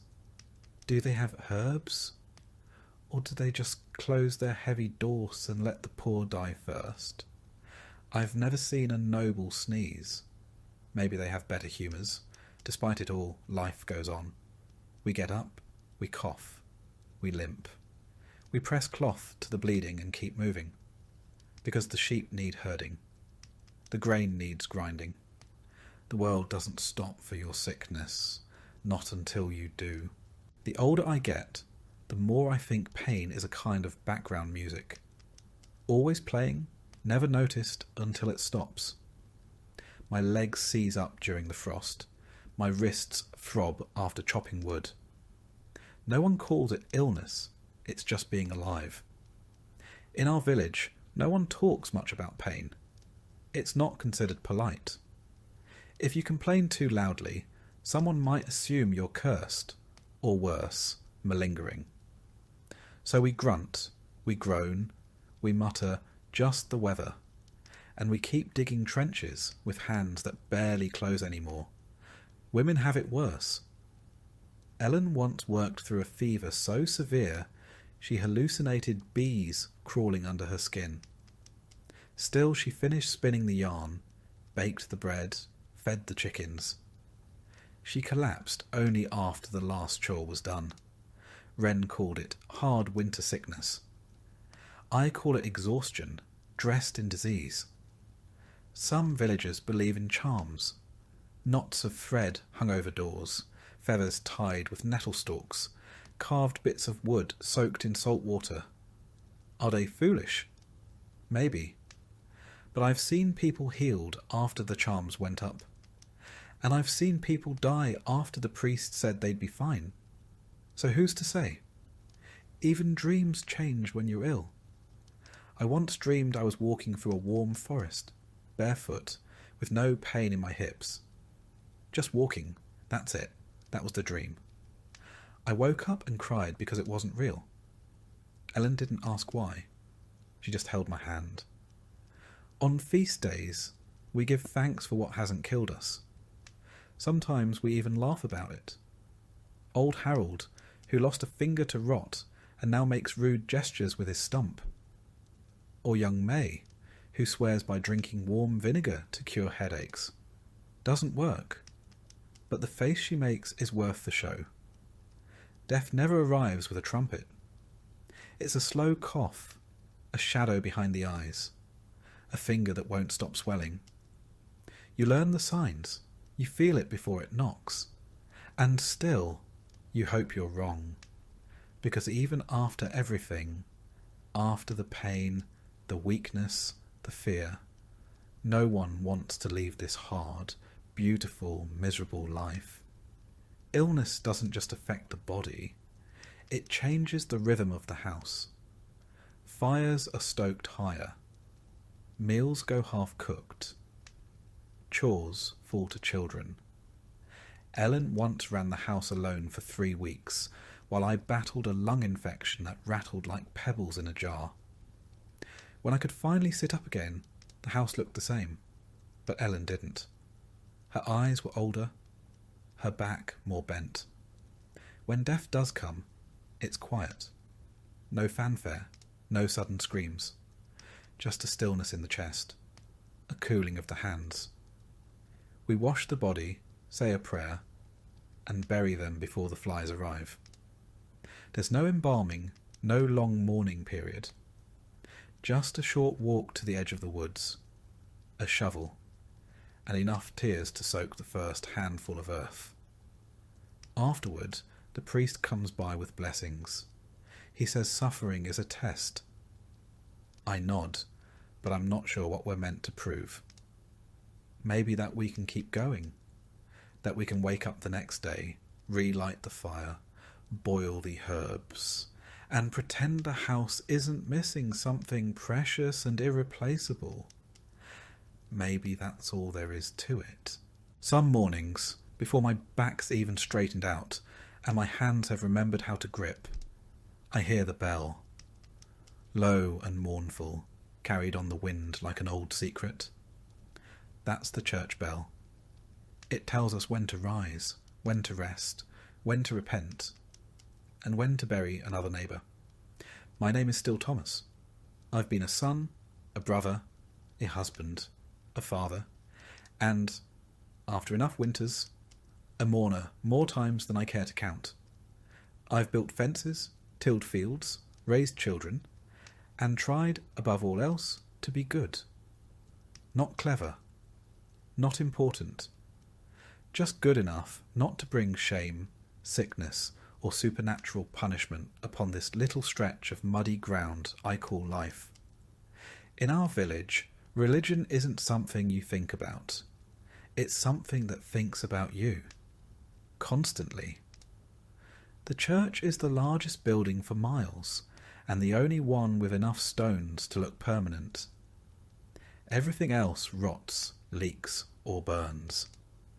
But the church stands like God's own ledger, watching and waiting.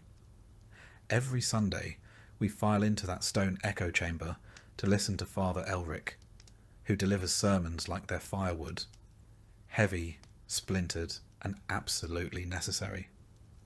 He talks of sin like it's the air we breathe, and heaven like a place we might earn, if we just keep coughing through the cold without complaining too much. Mass isn't optional. The Lord demands it, the priest enforces it. And Agnes, who gossips with the fury of 10 monks, will absolutely report you if your seat is empty. I missed one Sunday during the fever and spent the next week repenting publicly and coughing into the communal chalice. The church calendar runs our lives. There are holy days, saints' days, fasting days, and days when you're only allowed to think about your sins. There are feast days too, but you better hope your Lord is generous, because the church won't be footing the bill for the meat pie. We tithe, 1/10 of everything we grow, raise, or earn. That means 1/10 of our grain, eggs, wool, chickens, even if we're already on the edge of starvation. It's called God's share. Funny how God's share always ends up in the priest's granary. Religion governs more than food and time. It governs how you marry, how you bathe, how you sleep, and how you die. Ellen and I were married in that church with a blessing and a warning. "Obey your husband," the priest said. She nodded, then squeezed my hand so hard I thought my knuckles might pop.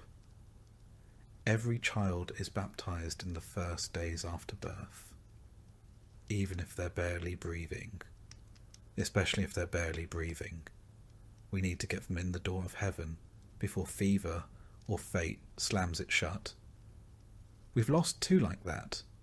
Wrapped them in linen, buried them behind the chapel wall. Father Elric said they were safe now. I didn't ask for proof. Our children know their prayers before they know their numbers. Latin rolls off their tongues like nursery rhymes. We don't understand half of what we're saying, but the words matter. Repetition is protection. Say the right thing, bow at the right time, and maybe the Lord will let the crops grow this year. The Church teaches us that hell is always waiting, a place of fire, darkness, and eternal wailing.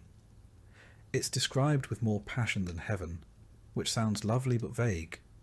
Pearly gates and singing angels. But hell, that's vivid. It has levels and rules and demons with names. Makes you wonder which place the clergy thinks about more. There's a saint for every disaster. Saint Apollonia for toothaches. Saint Anthony for lost animals. Saint Scholastica for storms. We don't light candles, we beg favours. Some wear tokens. Others whisper prayers into tree trunks or bury relics in their gardens. Officially, that's not condoned. But we're peasants. We'll take protection from wherever we can get it. Superstition fills the gaps where the church won't go. A dream of falling means a death's coming. A barn owl in the rafters means a curse. If the fire hisses without wind, someone's lying in the room. We hang horseshoes over the door, place iron near the cradle, and never, ever speak the name of someone recently buried after dark. Old Wren keeps bones wrapped in cloth under her bed, says they're from saints. Agnes says they're from rats. But when the crops failed last year, even Agnes went to Wren for a blessing.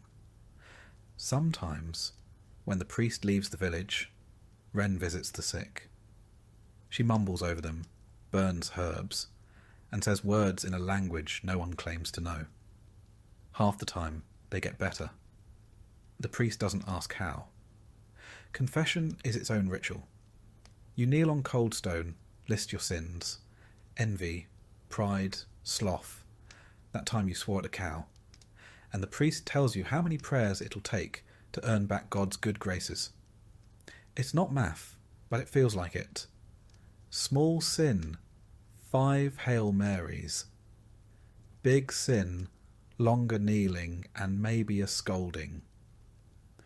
The trick is to never confess anything that might require public penance. Sometimes they flog people in the square. A boy who stole bread. A woman who cursed during childbirth. The church calls it correction. The rest of us call it spectacle. We watch because not watching looks suspicious. And because the world's so grim, it's hard to look away from a drama that isn't your own. Punishments are harsh, but vague. The church's justice isn't about fairness. It's about example. It's about fear. They want obedience, not understanding. We don't ask why. We just bow our heads and avoid questions that don't have safe answers. Even holidays are theirs. Christmas, Easter, Pentecost, days meant for rest, but never for joy without guilt. We attend Mass, fast, and maybe, if the Lord allows, eat something better than gruel. I remember once we had venison. The priest said it was a gift. I saw the squire dragging the deer through the woods 2 days earlier. Maybe the saints delivered it, or maybe they were just busy looking elsewhere. There's comfort in the ritual, even when you're not sure you believe every word. Lighting a candle for a lost child, kneeling beside your wife as she prays for a better harvest, holding a trembling hand in the confessional and whispering something that's weighed on you since the frost took your neighbour. I've buried friends who died with rosaries in their hands. I've seen men scream for mercy with their last breath. The church says heaven waits for the faithful. But when the earth is hard and the stomach is empty, faith can feel like a coin flipped into the dark. Maybe it lands somewhere good, maybe it doesn't. Still I pray every night for my children, for Ellen, for the animals, even for Agnes, just in case. And I try to be good, because in a world where you don't have much, no title, no money, no say, your goodness is the only thing you get to choose. Sometimes that's enough. Sometimes it has to be. Every family has a story of a miracle, or at least something close enough. My grandmother swore the Virgin appeared in the frost on our window one winter. My uncle claimed a saint spared his leg from gangrene after he dreamed of fire. Are they true? Who knows? But when the snow is falling, and the roof groans under the weight, and the fire's gone low, you tell those stories again. Not because they're certain, but because they're kind. And in this life, that's a rare thing. So tomorrow, I'll rise again with the bell, bow my head at Mass, and thank the saints I've made it this far. Not because it's easy, but because it's what we do. We endure, we believe, and we carry on. One prayer, one superstition, one cold morning at a time. It's strange, feeling old in a body that's barely seen 4 decades. But that's how it goes. I'm 40, give or take. No one's really counting. And I creak like the barn door in November. My name is still Thomas, and I've worked these fields since I could stand upright. I've got more scars than memories, and most mornings I feel like a tree that was struck by lightning but didn't quite fall over. They call us old when our backs curve and our teeth start dropping. Not because we've earned some great title or pension, but because it's rare to even reach this age. Most don't. Most are buried before they ever get to mutter about aching joints or how things used to be better back when bread didn't taste like old dirt. So here I am, still breathing, still bending, still one stubbed toe from becoming a cautionary tale for the younger lads. My hands, once strong enough to lift bundles of wheat and wrestle stubborn pigs, now tremble when I grip the plough.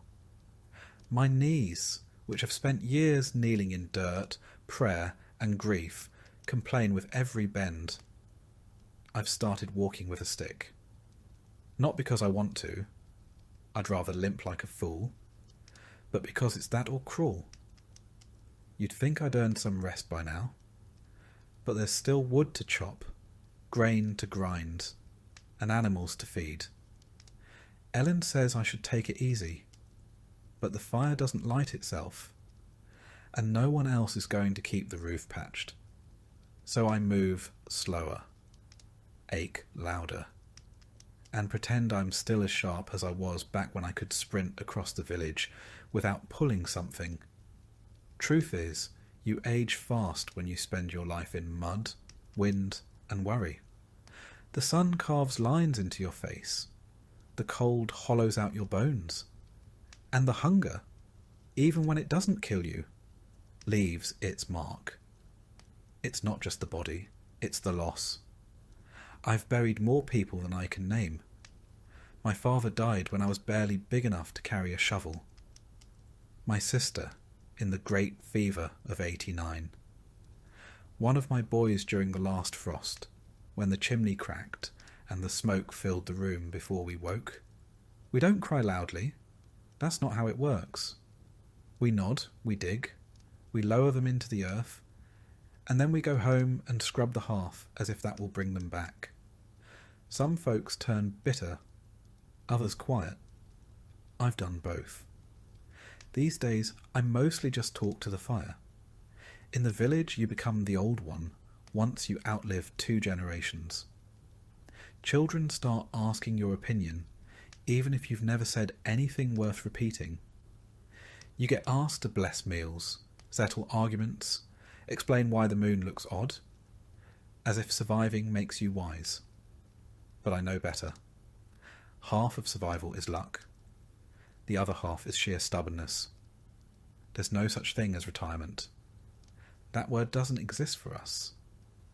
When you can't work the fields anymore, you mend tools, scare crows, or tend to the chickens with whatever's left of your knees. If you're too feeble for even that, you tell stories and hope someone leaves bread at your door. If you're lucky, you'll have children who still live close and kind enough to care for you. If not, the winter decides when it's time to lie down for good. Meals grow smaller too. The best cuts go to the younger ones. They've got work to do. You make do with crusts, soup from bones, and whatever's still growing in the back plot. My teeth are fewer now, and I chew slowly, carefully, like every bite is a negotiation. Sometimes I forget what food tasted like when I still had all my molars. Not that it was ever much to begin with. My hearing isn't what it was either. Half the time I pretend I didn't catch the insult or the joke. The other half, I genuinely didn't. The younger lads think I'm going soft. Let them. There's power in being underestimated, and peace in not hearing Agnes's complaints the first time around. Every now and then, I catch a glimpse of myself in the water trough, a face I barely recognise, sunken cheeks, greying beard, eyes that look like they've seen too much and remember too little. My hair, once thick and dark, is now thinning and wiry, more hay than hair. Ellen says I'm still handsome. I think she lies out of pity or habit. Either way, I let her. The church says we gain wisdom as we age. That time polishes the soul. Maybe that's true. Or maybe we just learn how to complain more politely. Still, I do find myself thinking more. Not about regrets, but about patterns. How the rains come earlier now. How children stop asking questions once they see you don't have answers. How death doesn't surprise you anymore, just reminds you to keep your good cloak mended. In the evenings, I sit near the hearth and carve things from scrap wood. Little animals, faces, once a rosary. Ellen says it keeps me quiet. I say it keeps me sane. There's not much difference anymore. Sometimes I walk to the edge of the village and just stand there, looking at the trees. I used to climb them when I was a boy. Now, I watch the wind move through their branches and wonder which will fall first, me or the oak near the stream. The lads think I'm strange, that I've grown quiet, soft, thoughtful. But that's just what happens when you've lived long enough. You run out of noise. You realise that most arguments weren't worth the breath, and most of the people you argued with are gone anyway. You notice the small things more. The way frost clings to the edge of the window like lace. The sound of Ellen's stitching late at night. The smell of fresh straw on the floor. They don't seem like much, but when your bones hurt and your days blur, these details are what anchor you. You also start to reckon with what you've done, and haven't. The child you yelled at too harshly. The feast day you skipped to rest. The neighbour you never quite forgave. The little things that stick, long after bigger memories fade. The lads in the village say I'm lucky, that I've made it this far. But they don't see the toll it takes. How every cough feels like a warning. How every winter could be the last. They see me smile and think I've made peace with things. But most days, I'm just tired. I still work, in my own way. I sharpen tools. I teach the younger ones how not to cut their thumbs off with a sickle. I sit with the dying when no one else can bear it. That last one. That one's important. There's something about being near someone when they pass. It's not loud or dramatic. It's quiet. Like a candle going out when no one's watching. And I pray more. Not for myself, but for my children. For Ellen. For the strength to keep rising each day, even when I'd rather not. Faith changes with age. It stops being about reward and becomes more about rhythm. Like breath. Or the seasons. So I carry on. Slowly. Quietly. With a limp in my step. And 1,000 memories in my bones. I don't know how much time I've got left. But I know how to use it. I'll feed the fire. I'll teach the young. I'll kiss Ellen's cheek while she's still within reach. Because even in a world built to forget men like me, I remember, and I endure, until I can't. And even then, the sun will rise, and someone else, maybe one of mine, will carry the pail, sow the field, and remember my name, if only in passing. There's no grand finale, no parade. No one reads your name from a scroll or carves it into anything fancy. When a peasant dies, the world keeps spinning. The bread keeps baking. The animals still need feeding. But for the handful of people who knew your laugh, your limp, or the way you always cursed at the rooster, it matters. At least for a while. I suppose I always knew how it would end. Not dramatic, not clean, just slow. A fire that gets smaller each winter, until one day it goes out for good. There are no doctors, no warm hospitals, no last-minute miracles. Just a straw mattress, a bucket nearby, and people trying not to look too worried, or too relieved. The signs come slowly at first. You wake later, eat less. The strength in your hands disappears like morning frost. Ellen watches me closely now. Not in fear, but with that quiet attentiveness she's always had. She knows I'm slipping. So do I. I've started putting things in order. Not because I think death can be scheduled like a village council, but because I'd rather not leave a mess. I've shown our eldest where the tools are buried, the ones I kept sharp. I've told him which wall leaks when it rains, and where I once stored the dried rosemary Ellen likes to use for soup, though I doubt it still smells of anything now. There's a weight to these days, a slowness. The world feels dimmer at the edges like dusk that never lifts. But I'm not afraid, truly. I've lived through famine, frost, and funerals. Death is no longer a stranger, more like a neighbour who knocks occasionally just to see if you're home. The priest has been by twice this week. He doesn't say it outright, but he carries his little book of rites now, tucked beneath one arm like a secret waiting to be opened. Last time, he asked if I had any sins to confess. I said I had a list, but the rooster incident was probably the worst of them. He didn't laugh, but Ellen did. We peasants don't get grand funerals. No choirs, no carved angels. If you're lucky, you get a box.